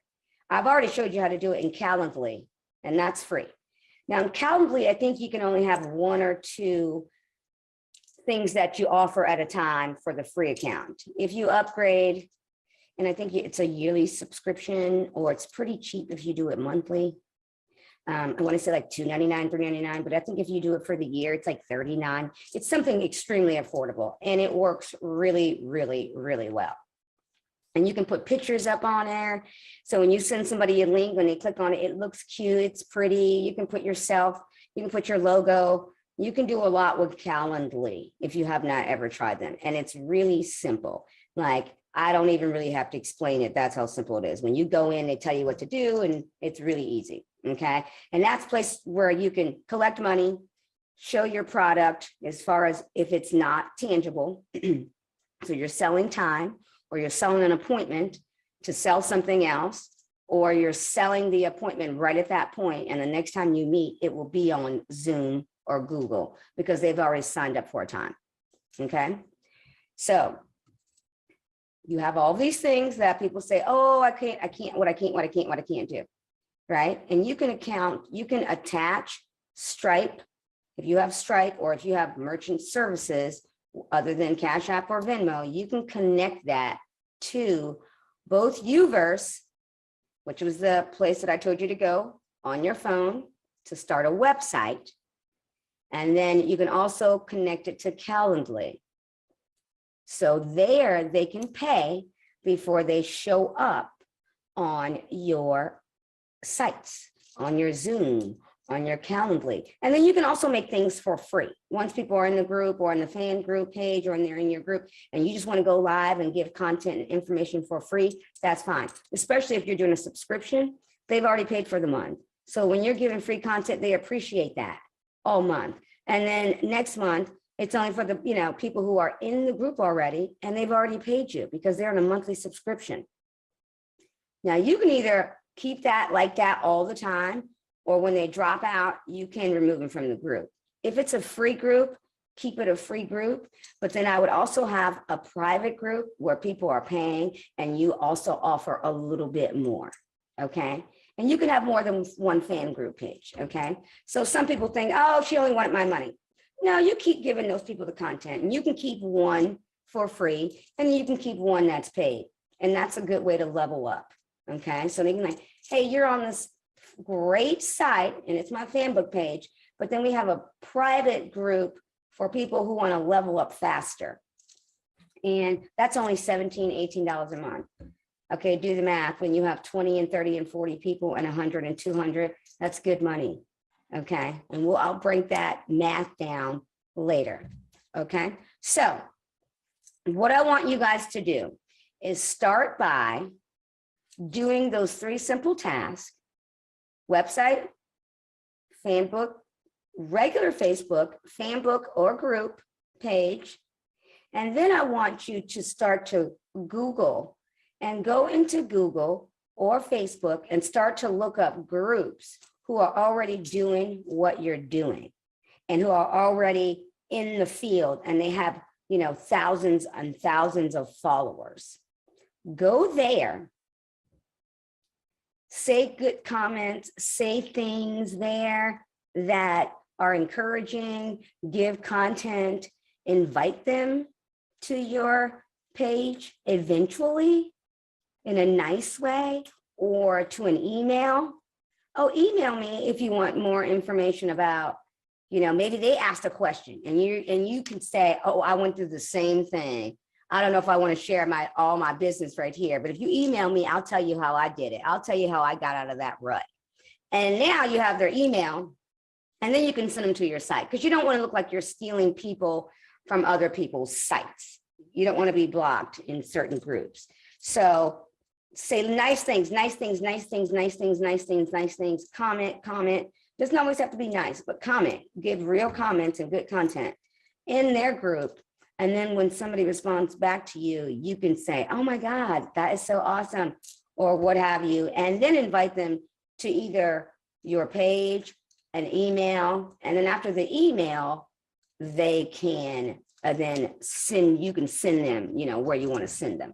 But start off by just comments, okay? So now you're getting people who know you, and you know what they start to do? They start to look you up, and they become your Facebook fan page follower, or Facebook, you know, they look up your name. That's why I say get a Facebook page also. And then they've reached out to you, and now it seems totally normal. Now they're trying to friend you. It seems totally normal when you start interacting with them and giving good content and information, and you send them someplace else. It seems like they reached out to you, and you responded so nicely and so graciously as to help them even more.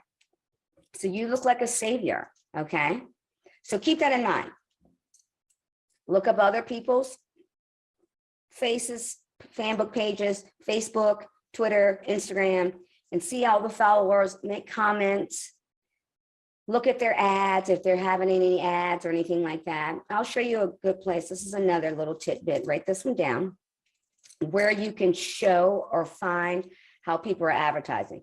You can go to Facebook ads in Google, library, and then you're going to get to a little screen, and then you can type in whatever your subject is, or your niche, or what you're looking at to start to do, or, you know, anything you like, your talents. Like I said, your trauma, your drama. It could be, you know, divorce. It could be a lost child, like people who lose children. I know that's a hard subject to deal with. And you put those things in, and then you see their ads and advertisements and who are at the top of that list. And then you kind of mimic those, or you get those ideas from those ads that are already in existence and are converting. Okay. So those are things you can do, right? What I want you to do now is take action. I want you to do those 3 things. And if you already have a Facebook page, a website, a hosting, you're already in business, I want you to start to go look up ads. So look up the ads in Google, Facebook ads library. so that you can start to advertise. If you're not making any sales or you're not making the sales you want to make, this is what I suggest you do. Start looking up ads. And then if you would like, you can text me or call me or email me or go to my Calendly. I have a Calendly set up as well. And if you use Calendly, it's calendly.com/Agena Simpkins. So it's basically my name, and my name should be on the bottom of this. But my Calendly is Agena Simpkins. And it's actually calendly.com/Agena Simpkins. You can go there, and that's probably the easiest place to go first, and sign up for a free consultation. And I'll talk to you and I'll see where you are. Are you already in business? Are you trying to expand your business? Or do you need more followers? Do you need more people? Do you have nothing and you want to like start, immediately? And there's all different places that we are in this process. Or you have a lot of information and you don't know what to do with it. So I've been there, done that. So what I'm going to do, I'll send you that link and you'll see the link at the bottom of the page. Or you can just email me. Again, my name is Agena Simpkins and it's at gmail.com. And it's AGINASIMPKINS@gmail.com. Those are the two easiest ways so that we can see where you're starting, where you're coming from, and where you're trying to go. Okay. And then we'll go from there. On my Calendly, you'll see other options. If you want to jump in instantly at someplace else, you're welcome to do that as well. If you want to have a free consultation, you can do that as well before you get started. But I'm so glad you showed up. I want everybody to get up and tell yourself that this year you are doing what you say you're going to do. You are not giving up anymore. You're not changing your mind. You're not going to let somebody talk you out of it. Okay? You're not going to listen to the people who tell you what you can't do. We're done. We're not doing that anymore. We're going to trust ourselves and our knowledge, have the courage, have the commitment to do more. You know you don't want to work for anybody anymore. You know it's time to start your own business. Do you want to have people continuously telling you when to clock out, when to clock in, when to go to the bathroom, when to take a vacation, when to go see your kids at a game, a recital, a football game, a basketball game, soccer, lacrosse, cheerleading competitions, gymnastics? Okay. You want your time to be worked around you, not around somebody telling you what to do. I think that's why I started my own business. And that's why I'm here. I'm here to take and teach people how to take their time back, how to work for themselves, how to take their knowledge and their experiences and give them the courage to step out on faith and take what they know up here and make it a business, make it a profitable business. And then the next thing is like, oh, I don't know what to charge. I don't know what to, what to do with my time. How much is that? How much is that worth? When we start talking about people's time, it's priceless. It's priceless. And that is another thing I help you do. I'll help you manage what you're offering, what the time you're offering, and how to make that profitable in the beginning. Because I know that can be a weird situation. But if you are helping people, people are willing to pay way more than you think. Because you're helping them. You're helping them level up. You're helping them go to their next level. You're helping them be a better person. Everybody wants to do that. So remember, stay strong, stay tough, stay committed, and look me up. I will be there for you. I will help you. I will help you stay committed. I'll give you the courage. I'll give you the clarity. I'll give you everything you need to stay energized, consistent, and committed. We have to stay committed. I think that's where we lose it, is we don't know how to stay committed. Remember your why, and remember why you're doing it, and that's really helpful. But I will keep you accountable. All right? So thanks for joining me. Keep me posted. Look me up. Find me, and let's take it to the next level. All right? Thanks for coming, and let's make 2022 your best year. Bye. Hello, and welcome to the panel Secrets to Success. We are so incredibly excited to share with you our secrets to success and really get this ball rolling for the Black CEO Conference. So welcome to all of you in the audience, and let us kick it off. And let's start with sharing a bit of our background on how we became leaders and how we became experts within our industry. Robin, why don't you kick it off? Okay, my name's Robin Corbins. I'm a 16-year educator in special education. I started in Louisiana in 2003, moved in 2005 to Atlanta, and nourished and honed my craft through a master's degree on my way back to Louisiana. So I made a round trip thanks to that famous hurricane called Katrina. And once I got back, I started working on my degrees. My children were, let's just say, in between, but the start was 88, and I graduated in 99 with my first one. Okay, my first degree. The second one was in 2007 after the 2005 hurricane. So in all those years, I just kept working to get what I felt I deserved. I love that. And Yvette, how about you? Experience. I became a leader in my industry. I was in my late 20s when my marriage ended. And I was financially, it was very difficult for me and my children.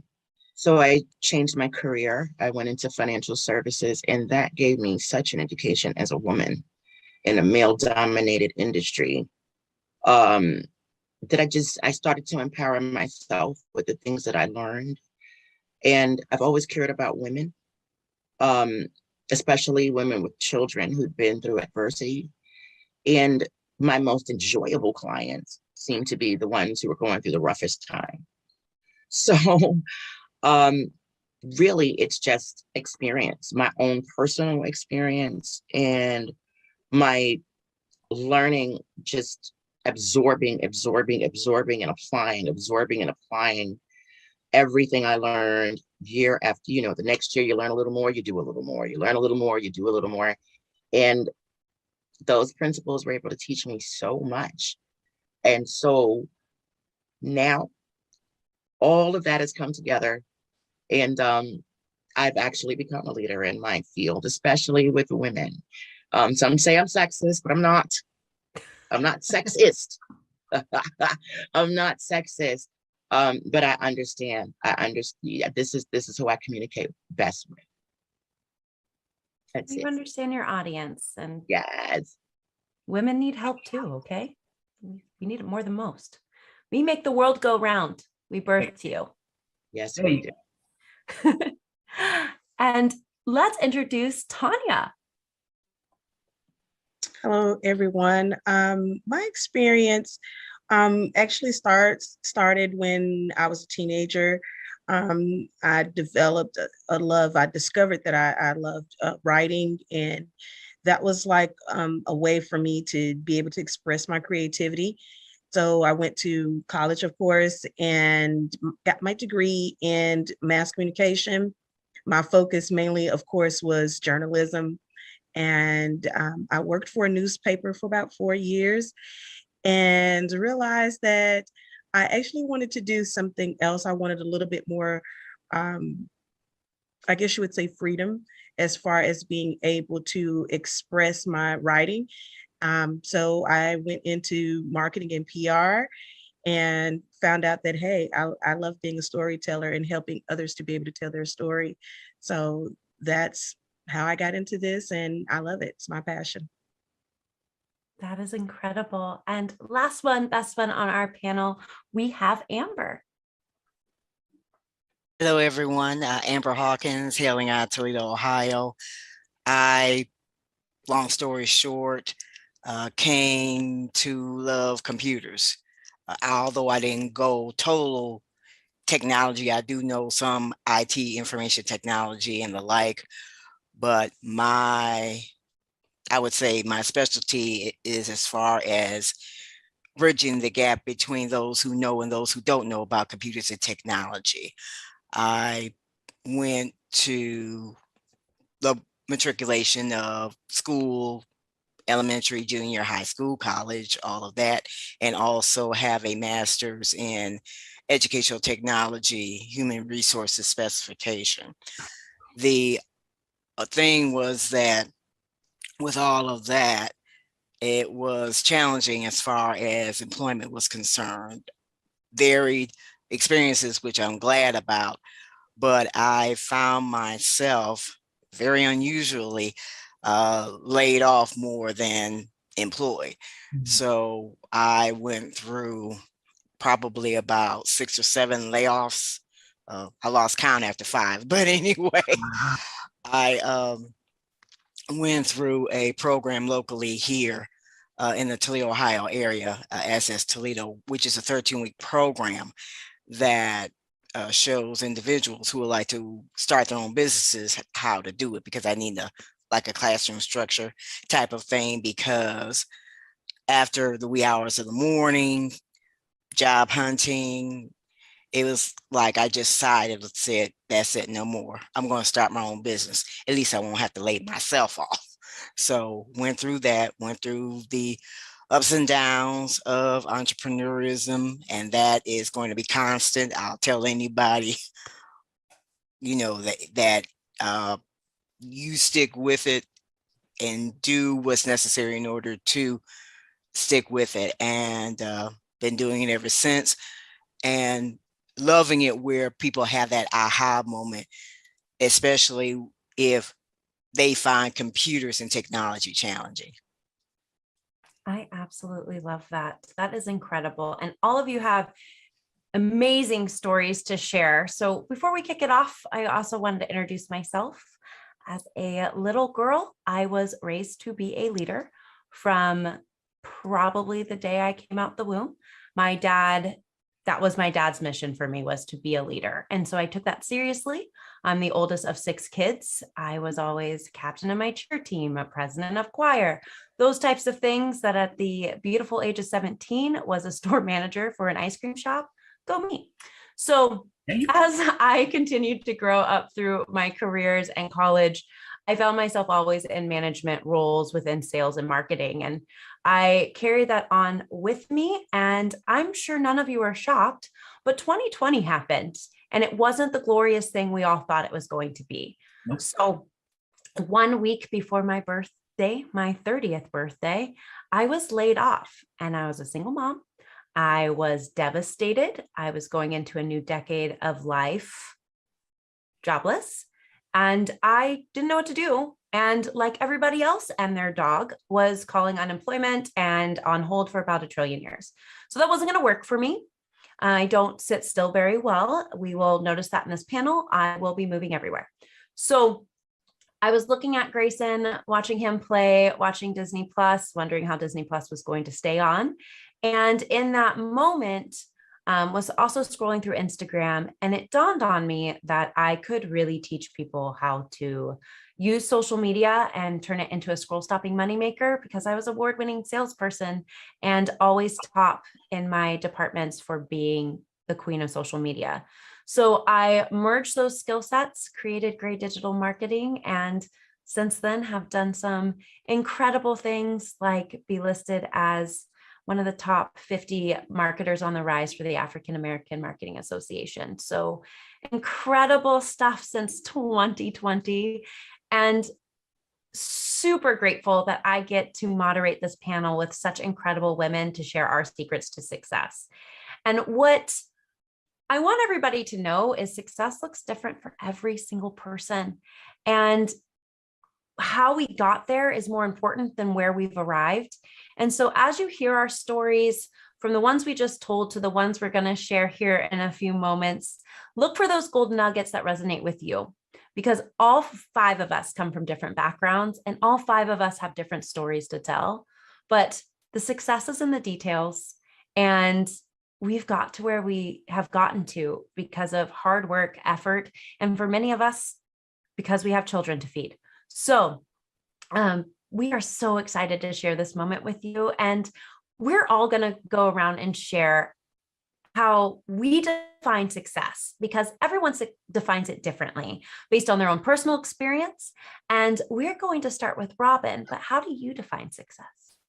For me, success is if someone learns something from me today. Success is not always about money to me. Yes, people need money. Yes, you have to pay bills. But being the type of person that I am, success for me is if somebody meets me and they learn something from me today, I've been successful today. Tomorrow, you're not promised anything. But today, you start at between 12:01 a.m. and 12 midnight. If someone's learned something from me today, that is a successful day for me.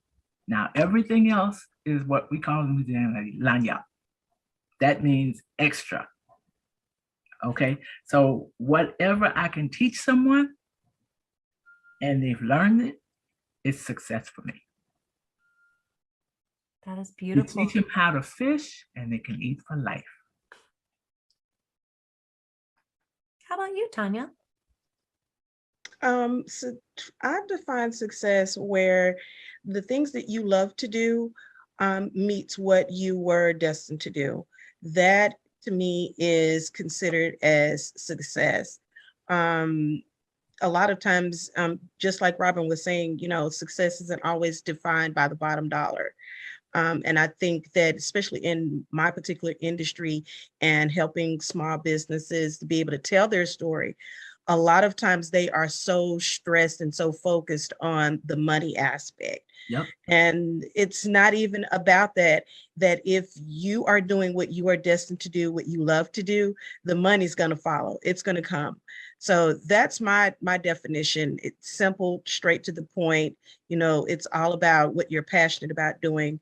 And if it meets right there at that critical point of what you're destined to do, you've become successful.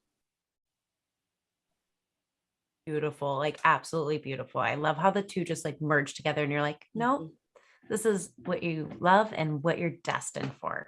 Incredible. Right. Yvette. Well, when I was homeschooling my adult children, one of the things I would tell them is that if you can find what you love to do and find a way to make money doing it, you'll never work a day in your life. And that's cliche. I'm sure we've heard that before. But to me, that is success. Doing something for a living that is something you would love to do. Me counseling, talking to women, helping with finances and things like that. That's something for many clients I was doing for free anyway. So I the people who couldn't afford me that I cared about. So success to me is that and being in the best physical condition I can be in, being in the best mental condition I can be in, being in the best emotional condition that I can be in, and close family relationships with my friends. So relationships are serious. Success also, I guess, is multifaceted. For me, is being debt-free, retiring comfortably, having a plan for as I age. There's a lot of longevity in my family. My grandmother's like 102 when she passed. Everybody's like 90s, 100, 80s, and I don't want to be a burden on my children. So knowing that I've made the plans that need to be made, that while they're raising their children, they don't have to worry about mom. They can come see me and not see about me. So I guess that's success, all wrapped up for me. That's success for a lifetime. That is incredible. Amber, how about you? With what all the ladies mentioned, I will say as far as the financial part, because you have to admit a lot of people are concerned about that. At least in that aspect of it, be financially literate. I would say that for me, actually back around 2019, 2020, that was the time frame I decided in my mind, because along with what I was going through, I came to the realization I was not financially literate as I thought. And that was very important to me. And it's actually very important as far as our livelihoods. I would equate that as part of success, because you are going to do what you're going to do. And in the enjoyment of life, at least have that financial foundation that you need. As far as what you do you find the joy in it? Because if you're not finding the joy in what you're doing, and it's like a day by day by day by day, you're feeling kind of robotic and all of that, maybe that needs to be investigated. And like, okay, wait a minute, is this going to equate to the life I'm trying to live? Or is this going to be where this is how things are going to be it your job, be it business, be it whatever the case may be? So having that financial foundation, or at least learning more about it, and doing what you love that brings you joy. So people learning about and having that opportunity to overcoming whatever computer skill they're trying to learn, that brings me joy. I absolutely love all of these. All of you are so incredible. I just like writing down these gold nuggets as we go. And I think for me personally, I would really define success a couple ways. One way that is not your typical way, but that is by learning how to be comfortable with the uncomfortable. I think that when you're uncomfortable, you're trying new things and you're growing and learning, because our comfort zone is should be a very scary place for all of us. And then I also look at it as just help one person every single day. And so if me helping one person every single day helps take me out of my comfort zone, then I'm advancing and learning. And I consider that being successful, because I don't ever want to stop learning. And every golden nugget I take in, I get to give back out to the world. So that is how I would define success. So we're going to keep going with this panel. And if you haven't yet grabbed your notebook and pen, I suggest you do so, because it's only going to get better from here as we move along to our next beautiful question, which is, what adversity did you overcome to reach your current level of success? And looking back, what do you wish you did differently? And we're going to swing that lovely question over to Yvette. Belief.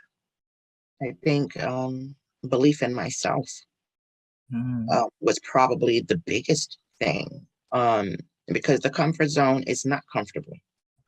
You're used to it, but the comfort zone is not comfortable.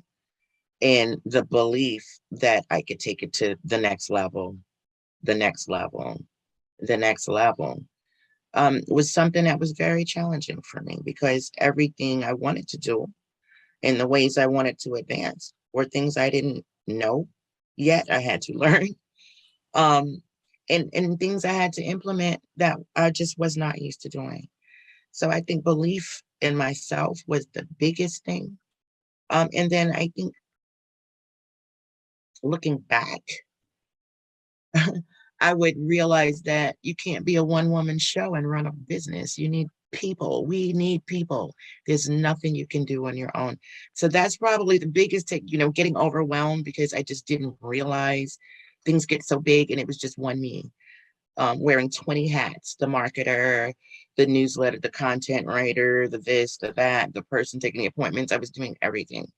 So that's the biggest thing, is just always knowing that you need people. You cannot do it alone, and believing in myself. That is, I literally just told somebody, thank you for that exact thing. Like, I can't do this alone. It's too hard. Full stop. Makes you go a little crazy. Yeah. Oh, yeah. Robin, how about you? I would say the one thing I would have done differently would have been started a little bit earlier In case you can't tell, I'm not 17. 18 and a half.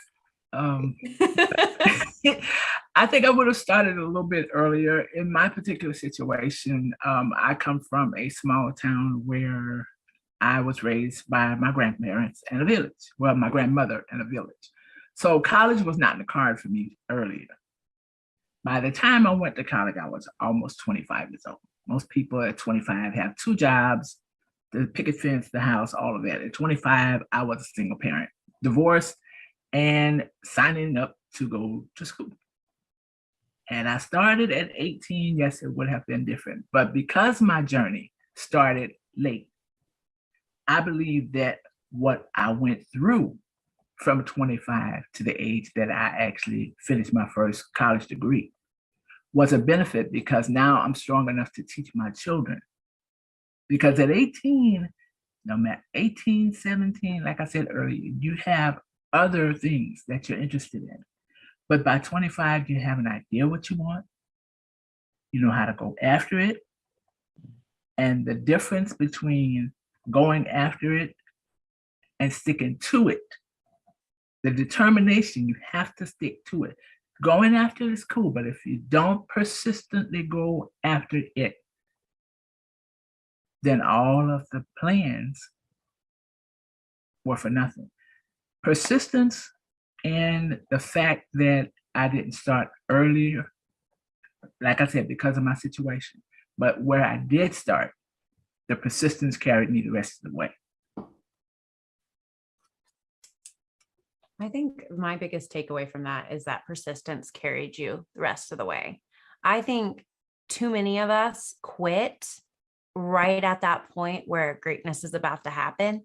Yep. And if you can just keep on and want it just 51% instead of 50, Right. like that persistence is going to be what takes all the way. And it's really the difference between those who win and those who haven't yet. Yeah, I teach that to I taught that to my 4 kids, and I teach that to people, that just the kids that are trying to get to college. My thing is persistence.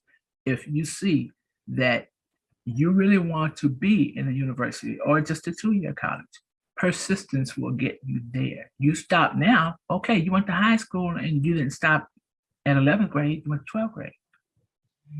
Okay, and you're excited because now you're a senior and you're graduating and all that. Then you get to college and you're like, okay, new world. But why stop there? You started, finish. Persistence. I love that. Tanya, how about you? How about you wrap this question and send it home? I think for me, being in the position of being divorced, losing my job, being homeless with my kids, I think that put me in a position to where it was like, you've got to fight for this. And I think that's when I discovered the light bulb went on and said, this is what you're destined to do. Because in the midst of that, I mean, I was hosting webinars and collaborating with other business women, and I didn't even have a roof over my head. Wow. And so I think that looking back, I think if I had actually just taken the time to just structure everything instead of just jumping in so fast, because I was kind of in a position similar to Robin, where I started late. I literally like just did a 180 with my career. And it was like, okay, I'm coming back, full circle back to doing what I actually love to do instead of just doing something just to get by. So I was like, I'm over 40 and, I don't have that much time left. And so I was just so quick to jump into it. And I didn't take the time to actually structure my business, take the time to learn more about my industry, because from the time that I was working up until 2015, marketing and PR had changed a lot. It had changed a lot. And it just kind of just was like this, moment where it's like, okay, Tanya, you've got to go back to the drawing board.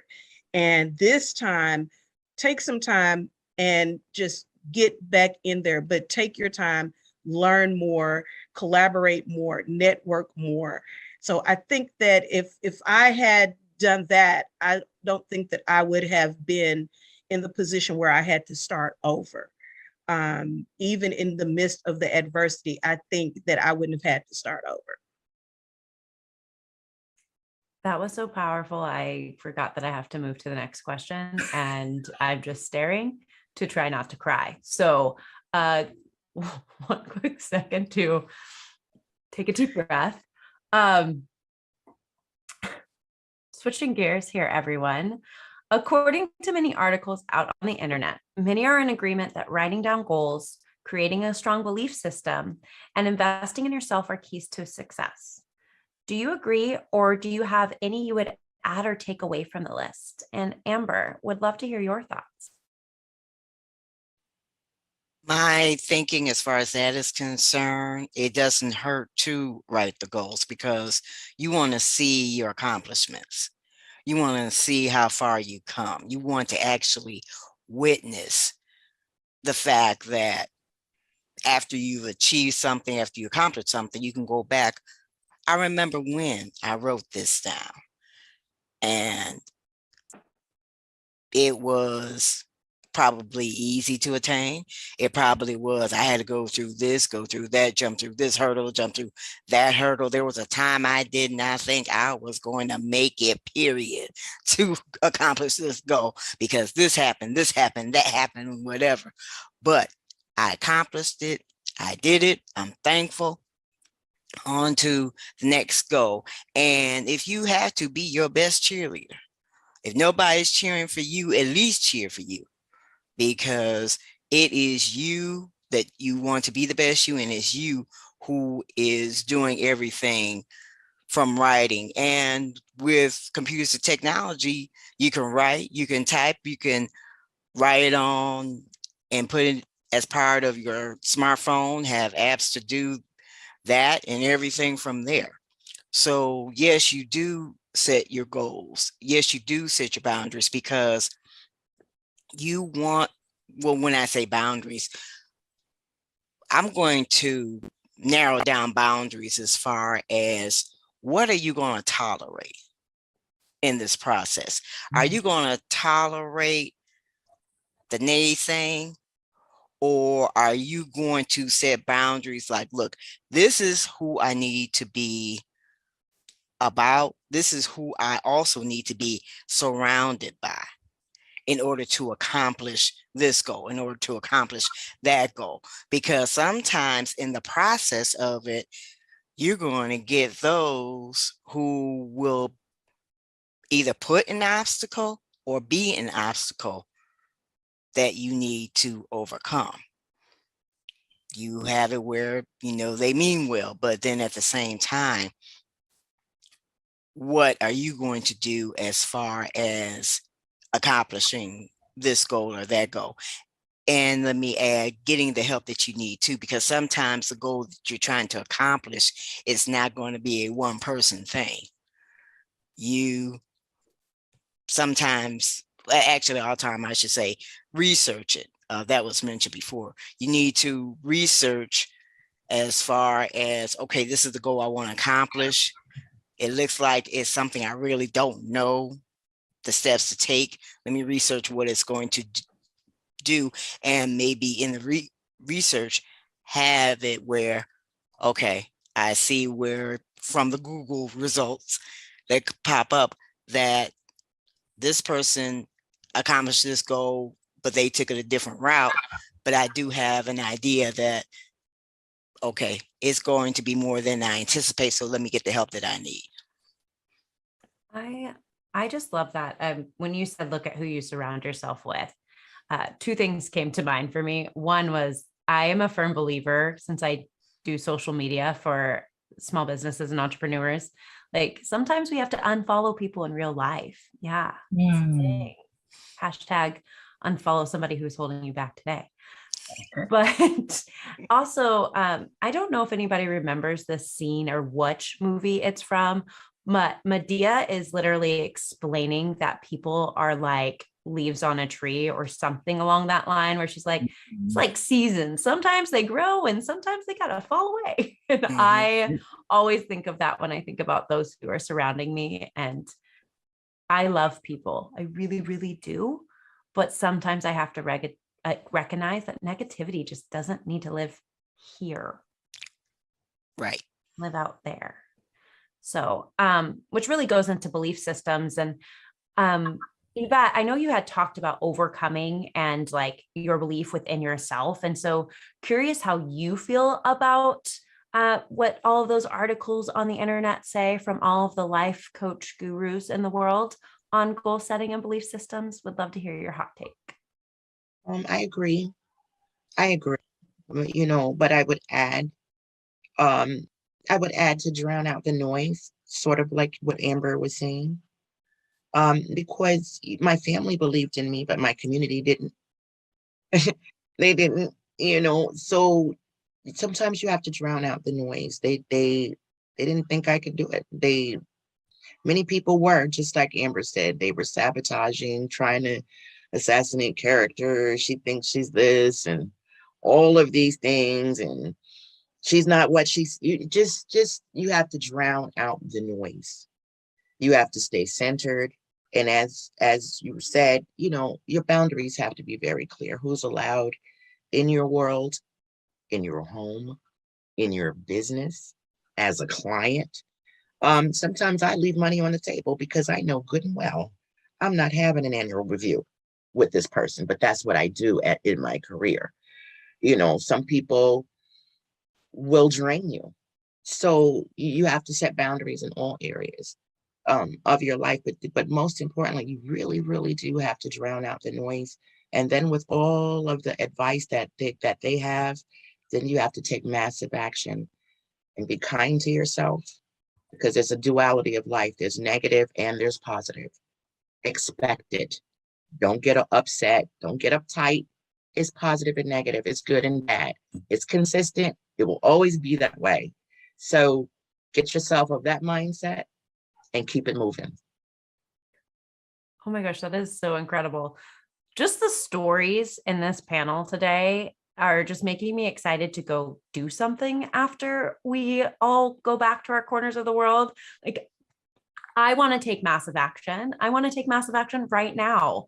And we're still here. And there's just one last question that I want everybody to really hone in on as we look to these last couple minutes with one another and dive in pretty deep. But what is one takeaway each of you wishes that our audience will take from our chat about success? And what is one thing you wish somebody told you when you got started? So we're going to add to our original question. What is one thing you hope people take away from today? And what is one thing you wish somebody told you when you got started? And Amber, I'm going to send it back your way, and then I'll let you popcorn it to the next person. Okay, I would, in thinking about this question, it's like, what would the answer be? I would say, I wish someone earlier had told me that you are not only unique, but you are unique to the point where you really don't need to compare to anyone else. You may see people getting ahead in whatever that they're doing, and it's like, why isn't that me? Why didn't this happen for me during this time or that time or whatever? You don't know what a person had to go through to achieve what they achieved. So you have to wear the shoes that is best for you. You can't fit into every shoe, and you can't wear every size. You hone in and you embrace and you also congratulate yourself on how unique you are, because it's best that you are an original and not a copy. That is just wow. Like, you are unique and you do not need to compare. Everyone, grab your paper and your pen. Okay, good job. Can we patent that statement, original, not a copy? Yeah, can we please? Like, if you put that on the internet, make sure you tag her. So I feel Just, like, just make sure I get my cut of the, Yeah, make sure we backlink that for SEO. Right. Oh my goodness. I know I told you to popcorn, but here I am being the distracting human that I am. No. That's fine. That's fine. I thank you for mentioning that, Robin. So, hey, we'll go along with Robin, because I love this. And also at the same time, I think we all can agree that we are the best that we are, and we are all originals of us. And whoever, what was imitations, the flattery, or something like that, I can't remember. But if they're trying to copy what we're trying to do, like, oh, okay, there must be something going on. If a copy is trying to do what the original can do. Come on. She's over here just dropping diamonds on us all. Okay. Watch out, y'all. Robin, how about you? Okay, I need a couple extra minutes because she just like, she threw the bomb out there. Everybody else is okay. The one thing I think I wish somebody would have told me when I started was that not only will you need to be persistent, you have to be. You have to be. Because as Amber said, there are so many copies that are watching you as an original that if you're not persistent in where you're going, and you don't have a not necessarily a tunnel vision, but if you don't have a vision, period. You asked a question earlier about what vision, or writing down a vision. Mm-hmm. I listen to Steve Harvey quite a lot, not just for his funny side, but he does have a motivational side. And I heard him say something that I've been working on now for almost a year: 300 things that if you could, you would ask God for. I am actually at 150, and I've been working on this for a year. You may need somebody to tell you you're beautiful. You don't need anybody to show you that you are. Look in the mirror. Oh, wow. Okay. You may need somebody to say, okay, you're smart, you're intelligent, you're knowledgeable. Mm-hmm. You may need to hear that from somebody. But look in the mirror. You know you better than anybody else. Mic drop. Mic drop. If you want the cure to imposter syndrome, you know you better than anybody else. And had somebody told me, I'm with Amber. I understand that, yes, we have people that will say, okay, you're most likely to succeed, this, that, and the third. I was neither one of them, even though I graduated half a year early. I was neither one of them. Again, as I said, the mic drop. You need, we all like to be stroked and, told we're pretty. We need that as human beings. But you know you better than anybody else. And I would tell somebody today that not only do you know you better than anybody else, you know what you want before anybody else does.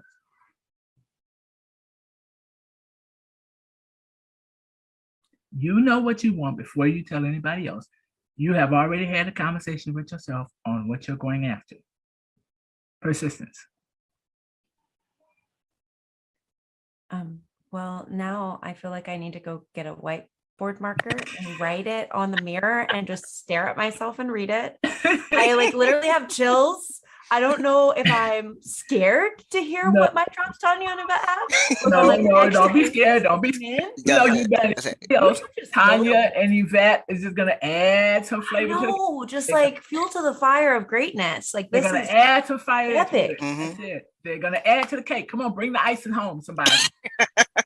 Oh yeah, we got to finish this cake. Yeah, we got Oh my goodness. Okay, well, again, notebooks, people. And by the way, this is where I started. So here's where we're at on my notes. Oh my goodness. Okay. Robin, who are you popcorning it to? Because I'm still writing look in the mirror. Okay, Yvette.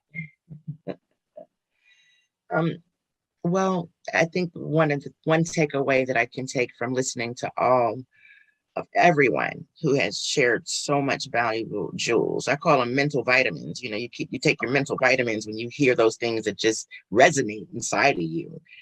And one of the things that I seems to be a trend is it's loving yourself.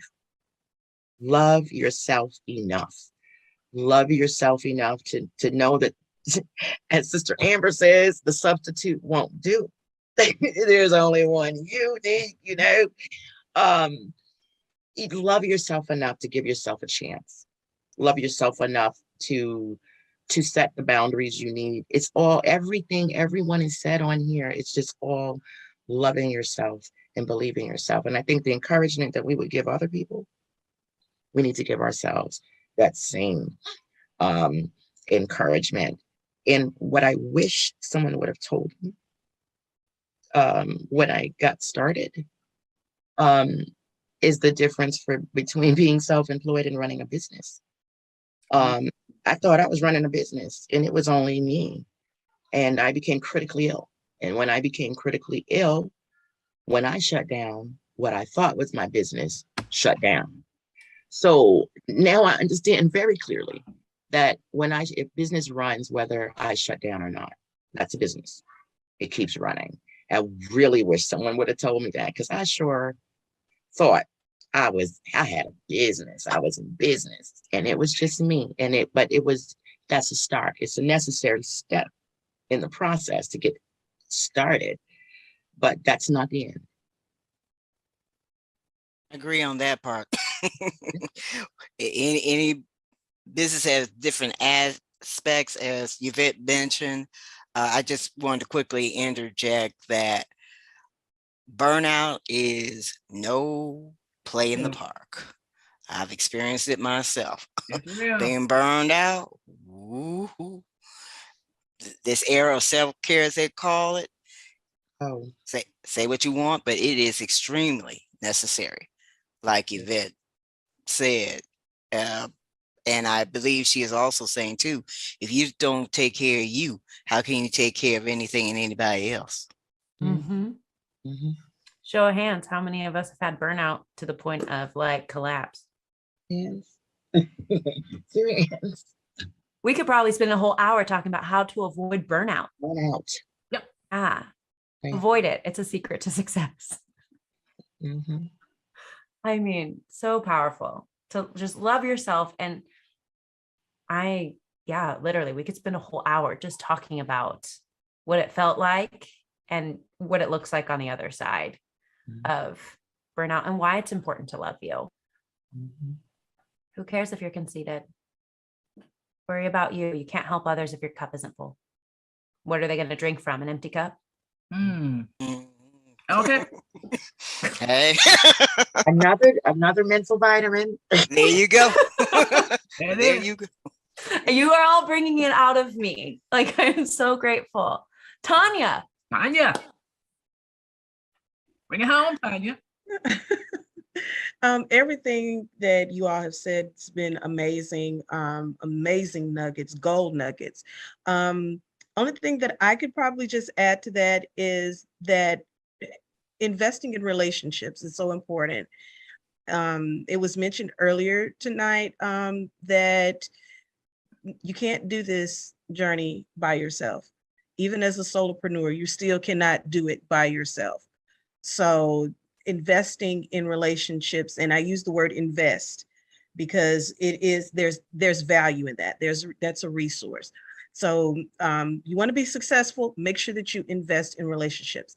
One of the things, oh my goodness, that I wish someone had told me on this journey was, so many different things. That failure is a part of the journey. It is. And I think that that was something that created a stumbling block for me during the beginning, because I was so wrapped up and so afraid to fail and to fall. But if I had not failed, I wouldn't be in the position where I am right now, because I've learned so many things from failing. So it's like, now I know what not to do. You know, I know who I need to connect with. I know who I need to network with now. So I wish someone had said, girl, it's okay. It's okay if you fail, because guess what's going to happen? You're going to get energy. You're going to get resources. You're going to get support to get back up.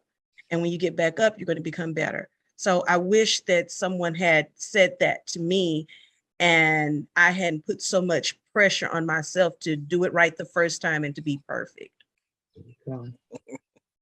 Perfection is a disease. It is. It is. I'm seriously working on trying to cure myself of that. Good luck with that one. Okay. I would like to say, can I say something very quickly? Go for it. In regard to that. What you said is actually so powerful. And I think one of the things we have to do is, you know, someone told me a long time ago, the most successful people have had the most failures. They've had the most failures. And, you know, life is the classroom. Since we're born, life is the classroom, and it never stops. We pass some, we fail some, but we learn. We learn, and when we get up and we move on, we can implement new things. So, you know, that's just so powerful. Just accept the fact that success does not come without failure. You've got to fail. You got to fail. Just like a baby trying to walk. They keep falling, they get up, they fall, they roll over, they get up, they bump their heads, they fall flat on their backs, but they keep moving. They keep trying to walk. It doesn't matter how many times they fall. I think we need to keep that, find that place inside of us that we had when we were just beginning our life. I mean, if you think about it, really think about babies for a second. They know walking's possible because they see people do it every single day all around them. We see successful businesses. We know they exist. So to Robin's point, be persistent, get back up. To Tanya's point, fail and fail fast. Yep.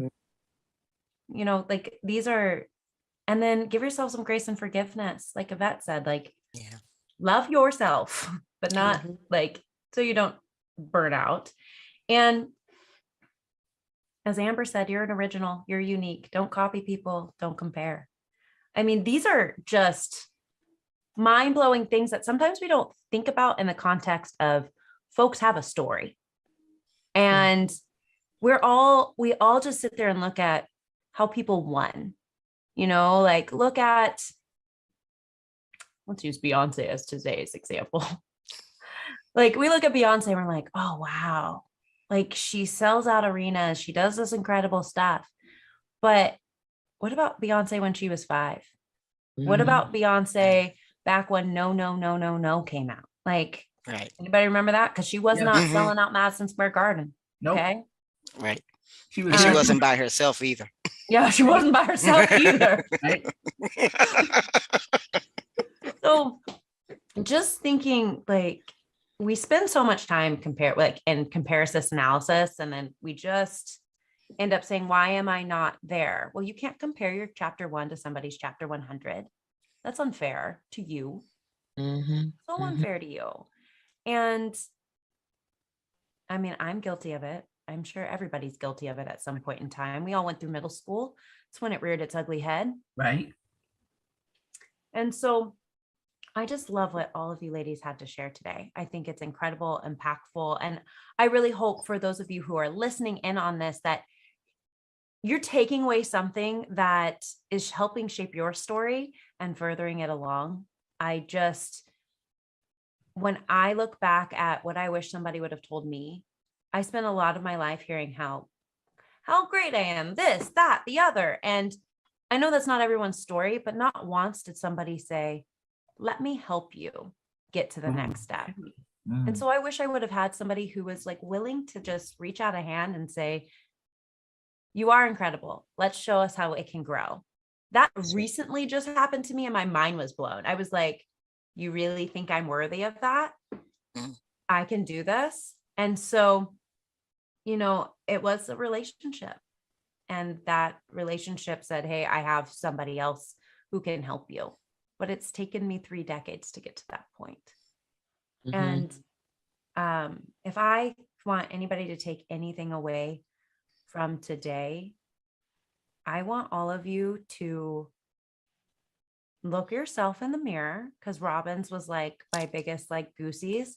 And yes, people can tell you you're beautiful. Yes, people can tell you you're excellent, but only you can make that happen. And so take massive imperfect action. Just take one step. Nobody's asking you to take 1,000,000 in 1 second. Take the first step to step into your success and keep it going, because you were successful before today and you're going to be successful after today. Right. Exactly. That's right. Man, we're just over Good here. stuff. I don't even know who I am today. So it's because of all these incredible women. Oh, I'm you surrounded have 5 Absorbing. today. Absorbing. Oh, Absorbing. it is. Absorbing. Yes. Ladies, I know we're wrapping this up, but I think it's super important. Every single woman on this call is a business owner. And so I want to know how folks can connect with you. If somebody's sitting there going, gosh, I wish I had somebody to write my content, or gosh, I wish I had somebody to help me like just move forward from PTSD, or gosh, I wish I knew how to get my kid to college, or goodness gracious, somebody help with this computer. How can people connect with you, Tanya? You can connect with me on my website at mjsvirtualservices.com. I'm also on Instagram, mjs_virtual. And you can also find me on Facebook at MJS Virtual Collaborative. I love it. Amber.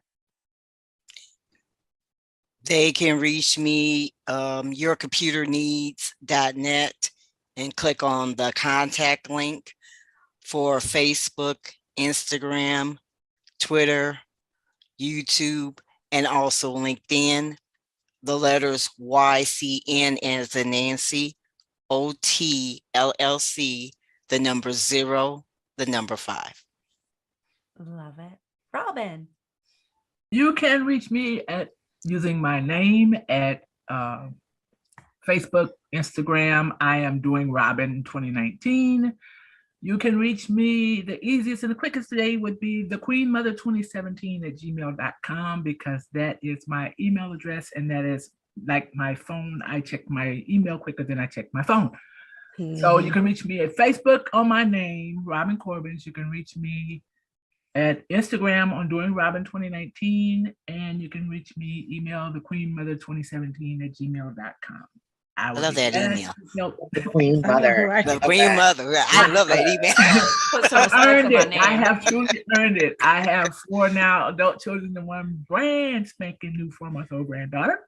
So I feel like I have earned it. Yes, you have. Yes, you have. So that would be the quickest way to get in contact with me, other than I believe I have a LinkedIn page too. I don't use it a lot, but we need to talk, Amber. We need to talk about you and those computers, because my computer has seen better days. Okay, definitely will. Okay, so just remember the Queen Mother 2017. And we'll talk. Definitely will. Hit her up, Amber. Start typing that now. Nobody can forget the Queen Mother. Nobody.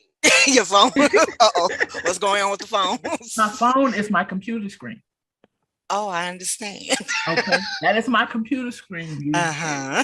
Okay, so yes. Call it, girl. We must talk. But ladies, thank you for the nuggets. I appreciate the time. I would definitely say, let me just throw a little something else in here. Those of you, now don't wait until your baby is 18 and contact me, because she needs to be in 9th grade getting her money together to go to college. Okay, and anybody else that has a teenager, Do not wait until they get into their senior year to find that money, because believe it or not, it's too late. Too late. It's too late. That's another thing that could have been a nugget dropped earlier. I'm sure for a lot of parents, a lot of aunts and a lot of uncles and all from there. Because the fact that you start when their senior year starts, okay, like I said earlier, they're planning for prom, homecoming, the dance after homecoming, the party after the prom. They have no idea that the bill is coming in May. College starts in August. Mama, here's the bill. Mama. Mama. I miss mine, I tell you. I miss my daddy too. For me, it was mama, daddy. Uh-huh. Can you pay for this? I do understand, but there's a way to find money to get these kids in, even if it's just a 2-year school. They want to go to there's a lot of ways that it can be done. They can go from high school to let's just say get their associate's degree in the 4 years you're in high school. And there's a lot of ways around it, and it's free money everywhere. Free. Let me say it one more time. Free 99. Free 99. Free 99. Oh, I love it. Grow on trees. Free 99. Free 99. You pay nothing. Love it. Free 99. Yvette, how can we connect with you? Oh my goodness. You can connect with me at yvette.adams@threegenerations.org. My website is threegenerations.org. And you can find me on Facebook. My name is Yvette. You can find me on Facebook as Yvette Monique. I should change it to Adam to be consistent. And then our Facebook page is at post-trauma growth. So you can just put in there the @ and post-trauma growth, and 3 Generations will pop up. I love it. Well, friends, if you would like to connect with yours truly, easiest ways to get me to answer you quickly would be follow me on Instagram and send me a DM at Gray with an A, digital MKTG. You will see a lovely picture of me in a hat. Usually I almost wore it today. I'm like the queen of hats because I wear many of them. And then you can also find me on LinkedIn under Rayland Logan. That is RELAND LOGAN. I am the only one, so you're not going to get lists of them. So if you really ever want to find me, just type in Rayland Logan and I will be the only thing that shows up on the internet. So so happy and excited that we got to spend time with all of you. Please, please, please connect with any of these fabulous women that are on this panel. We make things happen, and they had such incredible stories to share. And in case you need a real quick wrap up on, we're curious what I wrote down today, we have You Are Unique and You Don't Need to Compare from Amber. Robin, look in the mirror. You know you better than anyone else. Yvette, catch those mental vitamins every single day, but this will be a heavy dose of them. And love yourself, don't burn out. And Tanya, invest in relationships and fail forward fast.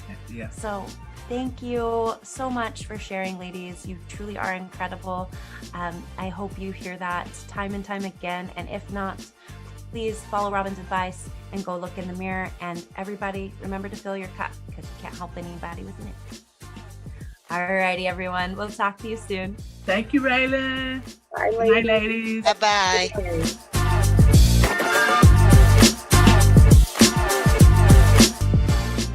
Hello, and welcome to Girl, Get That Contract, positioning your business for success in the contracting space.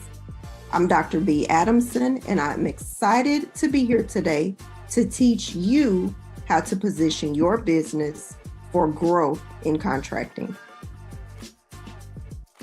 First, we're going to discuss agency and corporation identification. What do I mean by that? I mean, where do you want to do business? People on the West Coast often say, I want to concentrate on the West Coast. Conversely, some will say the East Coast for me. Others may say Midwest, and yet others may say, I am ready to go where the money is. As you think about the location, you want to think about the different areas of government: county, city, state, federal, and then you also want to remember corporate. As you build your business model, you want to remember those things. Where do you want to do business? And at what level do you want to work with the government? Keep in mind, there are entity requirements.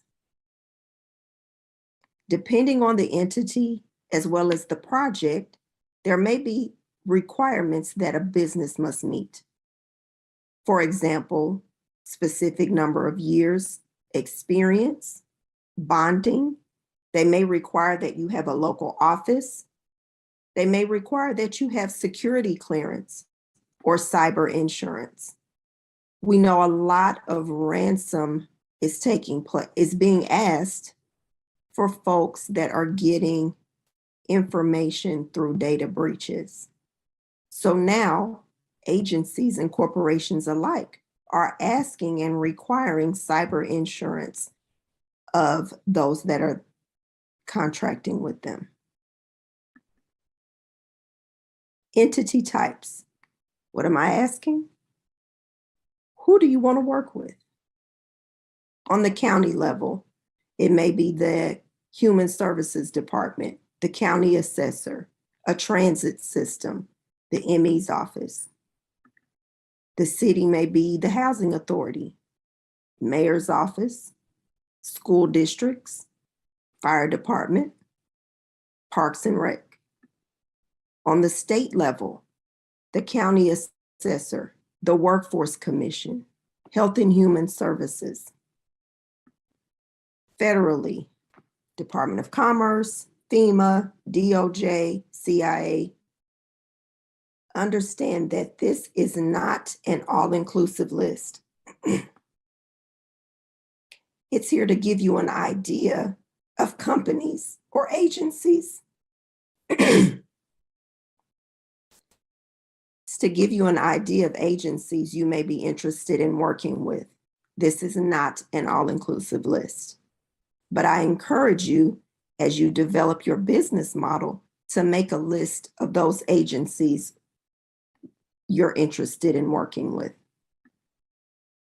Let's not forget the corporations, airlines, casinos, Let's not forget the corporations, the airlines, the hospitals, hotels, and theme parks are just some of those corporations you may be interested in working with. What is your niche?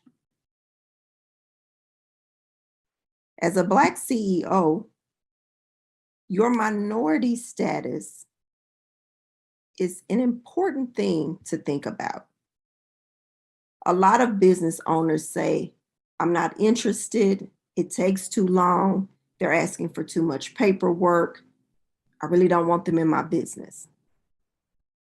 However, there's something very important I want you to think about.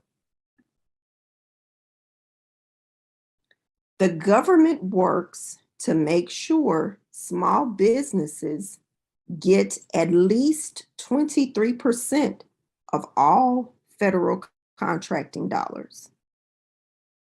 What does that mean? For every $100 that's spent, they seek to give 23 of those to a minority-owned company.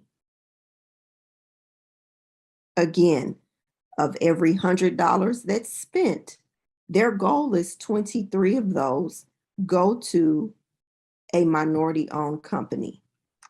You have to be certified. Yes, you can look at me and say, oh, she's a Black woman. However, that's not enough. They require all businesses that want this certification to go through and apply so that a neutral third party confirms, yes, this company is minority owned. It has to be 51% owned by the minority. I stress the importance of this because if we as certified minorities are not at the table, this money is going to go to someone else.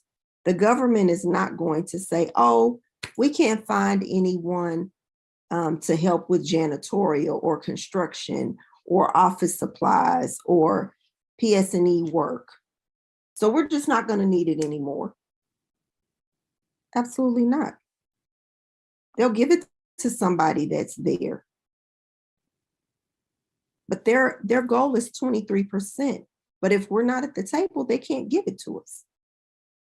So I encourage you, if you are not certified, to fill out the application for that certification. Primes need certified minority firms to meet their contracting obligations. Also, there are some contracts set aside for specific minority-owned businesses. We've heard DMWBE, SBE, 8A, veteran-owned, small business. We've heard those things. But if you don't have those designations, those are opportunities that, one, have a smaller pool for competition, that two, if you're not certified, you can't participate. Subcontractors versus prime contractors. Subcontractors deal directly with the prime. They're not involved with the agency. And it gives you an opportunity to really learn contracting. A lot of times people want to jump deep, but they don't have the skill set. They don't have the business acumen. They don't have the experience. So I encourage you to consider subbing on contracts. I'm not saying for forever, but as you build your business model, you'll know when the time is right to transition. And it's not that you'll always transition fully into prime. You may say, I want to work in prime with federal agencies right now, but I'm good at being a sub in my local government. Typically, subcontractors are newly formed entities. They want to really learn working with a specific agency. They may not have the financial bandwidth to pay for insurance or bonding. And they may want to focus on some of those informal purchases, which we'll talk about in a little bit. Prime contractors, they usually have more experience. They have larger capacity so that they can cover insurance and bonding requirements. They manage those teams from start to finish. If a sub doesn't do the work and doesn't perform, they have to do it or they have to find someone that can. It's a lot of responsibility being the prime. Yes, you get more money, but there's also more responsibility. Small businesses. I want you to raise your hand if you own a small business. Many times people don't want to say they own a small business because they believe there's a negative connotation there. However, you'd be interested to find just how small a business is when you look at the definition in Title 13, Part 121 of the Electronic Code of Federal Regulations. These size standards qualify businesses for certain small business initiatives. Again, another layer of opportunity. Don't shy away from being small. It has its benefits. Okay, you've decided, okay, I'm good. Let's move forward with contracting. I encourage you to review terminology. RFQ, RFB, RFP, single source, sole source. These are all terminology terms that are used in government contracting. Solicitation, bid date, Q&A, addendum, clarification. What do those mean? It's a lot of terminology. If you're unfamiliar, I encourage you to get familiar. RFBs, requests for bid. You've often heard it referred to as low bid. They're looking for who can do it the cheapest, who can deliver it the cheapest. Do not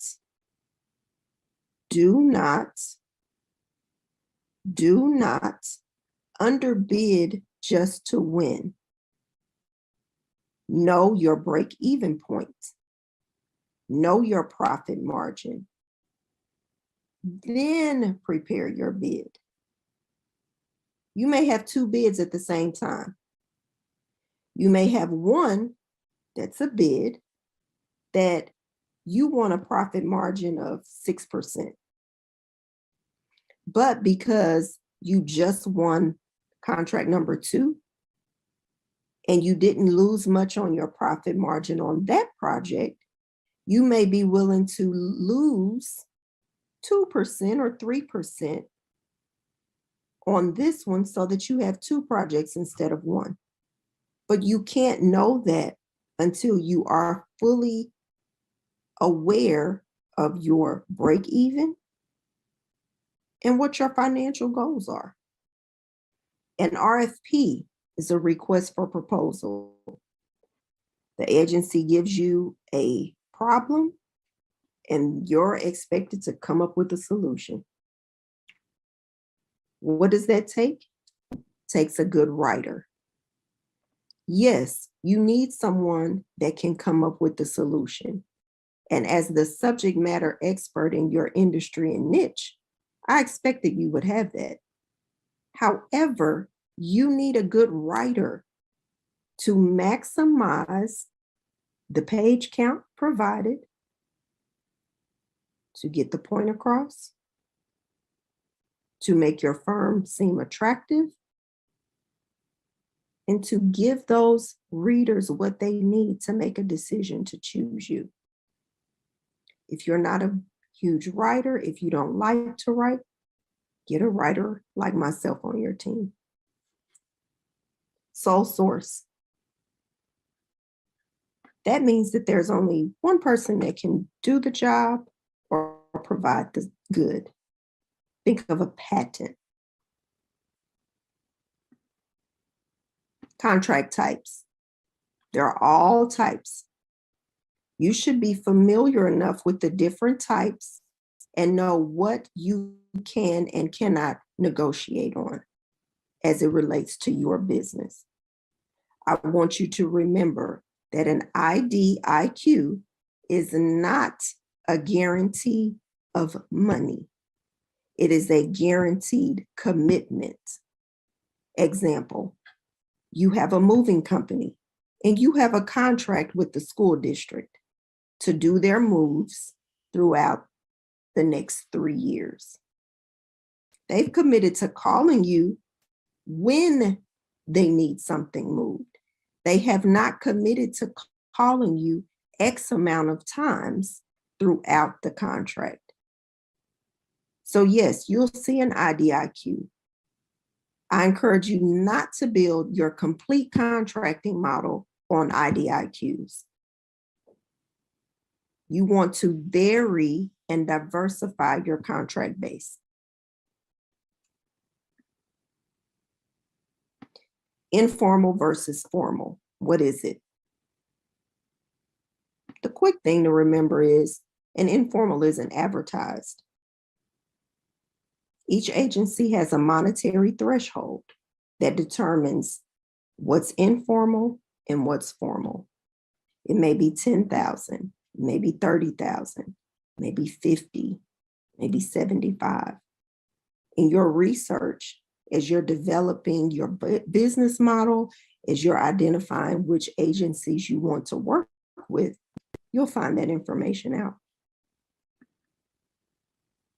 An example of an informal: you're a coach, you have experience in education.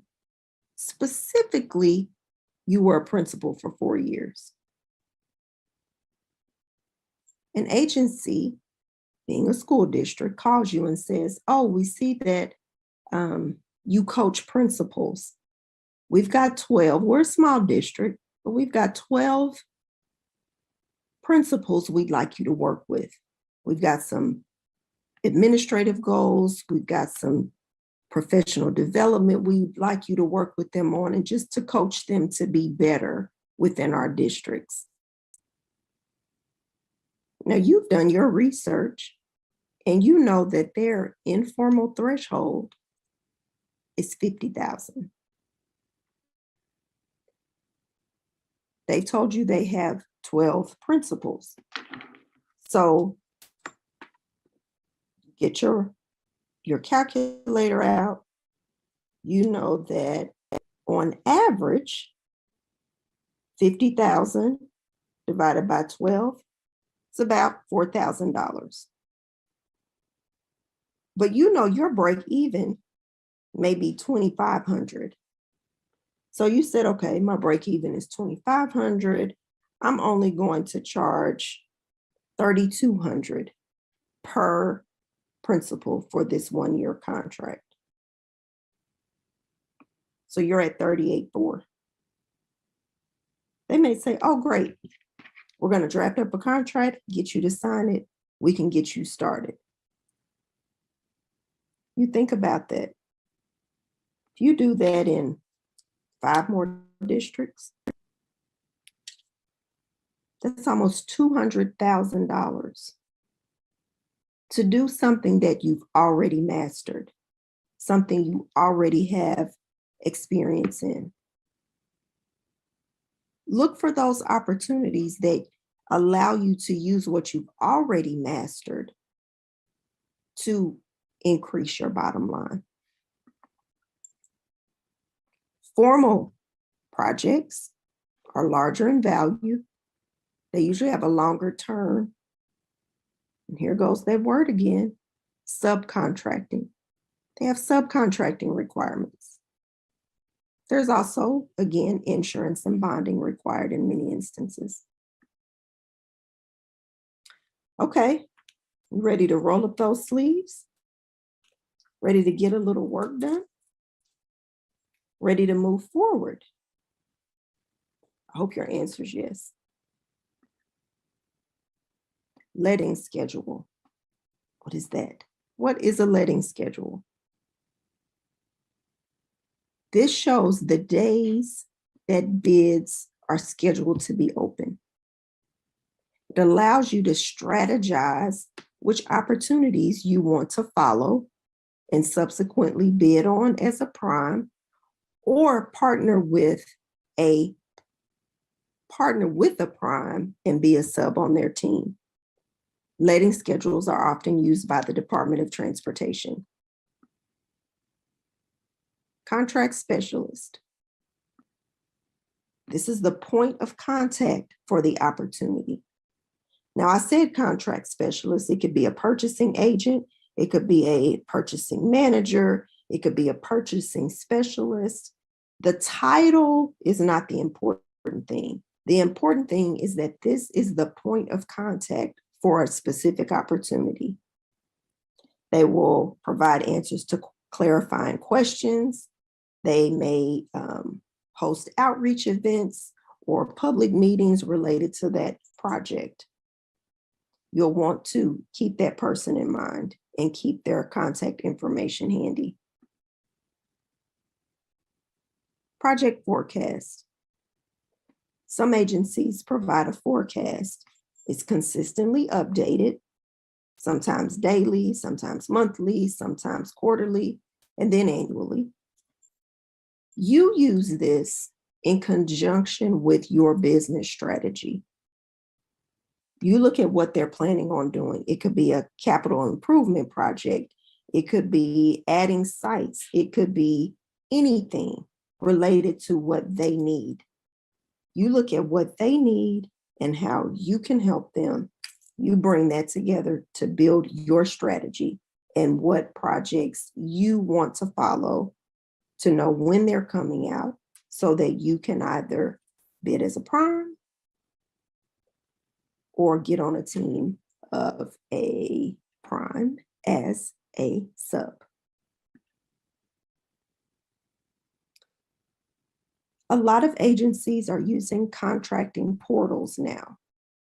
So if you are anxious about using the computer, if you don't want to spend time in front of a computer, if you want to hire someone else to look at this information for you, that's fine. However, keep your contact information current, your email, your telephone number. Whoever you have listed there, they should be the individuals that you are working with. If it's not you, somebody on your team that's going to respond. You may receive emails as invitations to bid. You may receive invitations to be on teams. If you don't respond,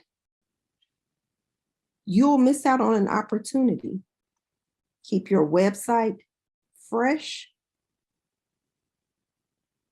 Keep your capability statement fresh and on your website. Some agencies require that you submit your bid or proposal through that same portal.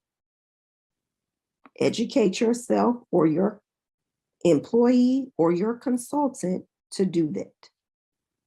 You want to, when you take the time to prepare a bid or prepare a proposal, you don't want to wait till the last minute to submit.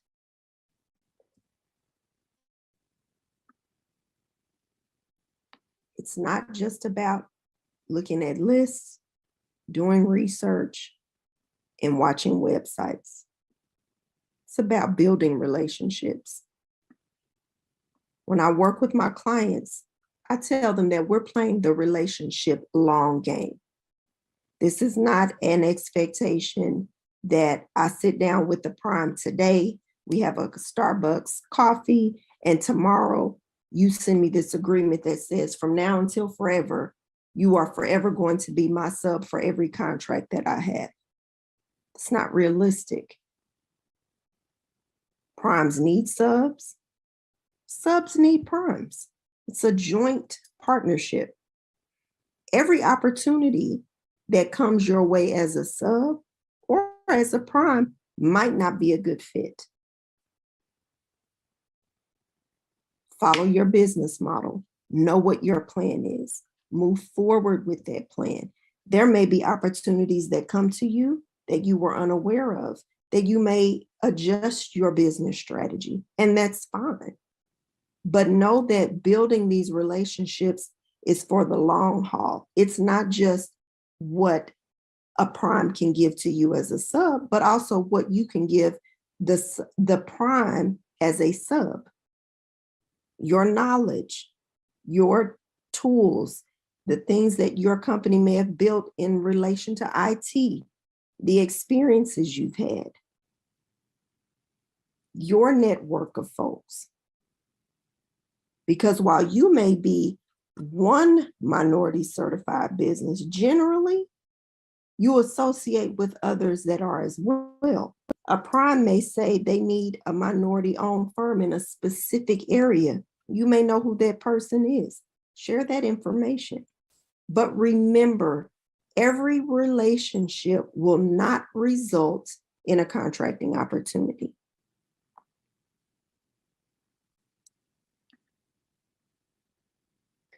Thank you for taking the time to participate in my workshop.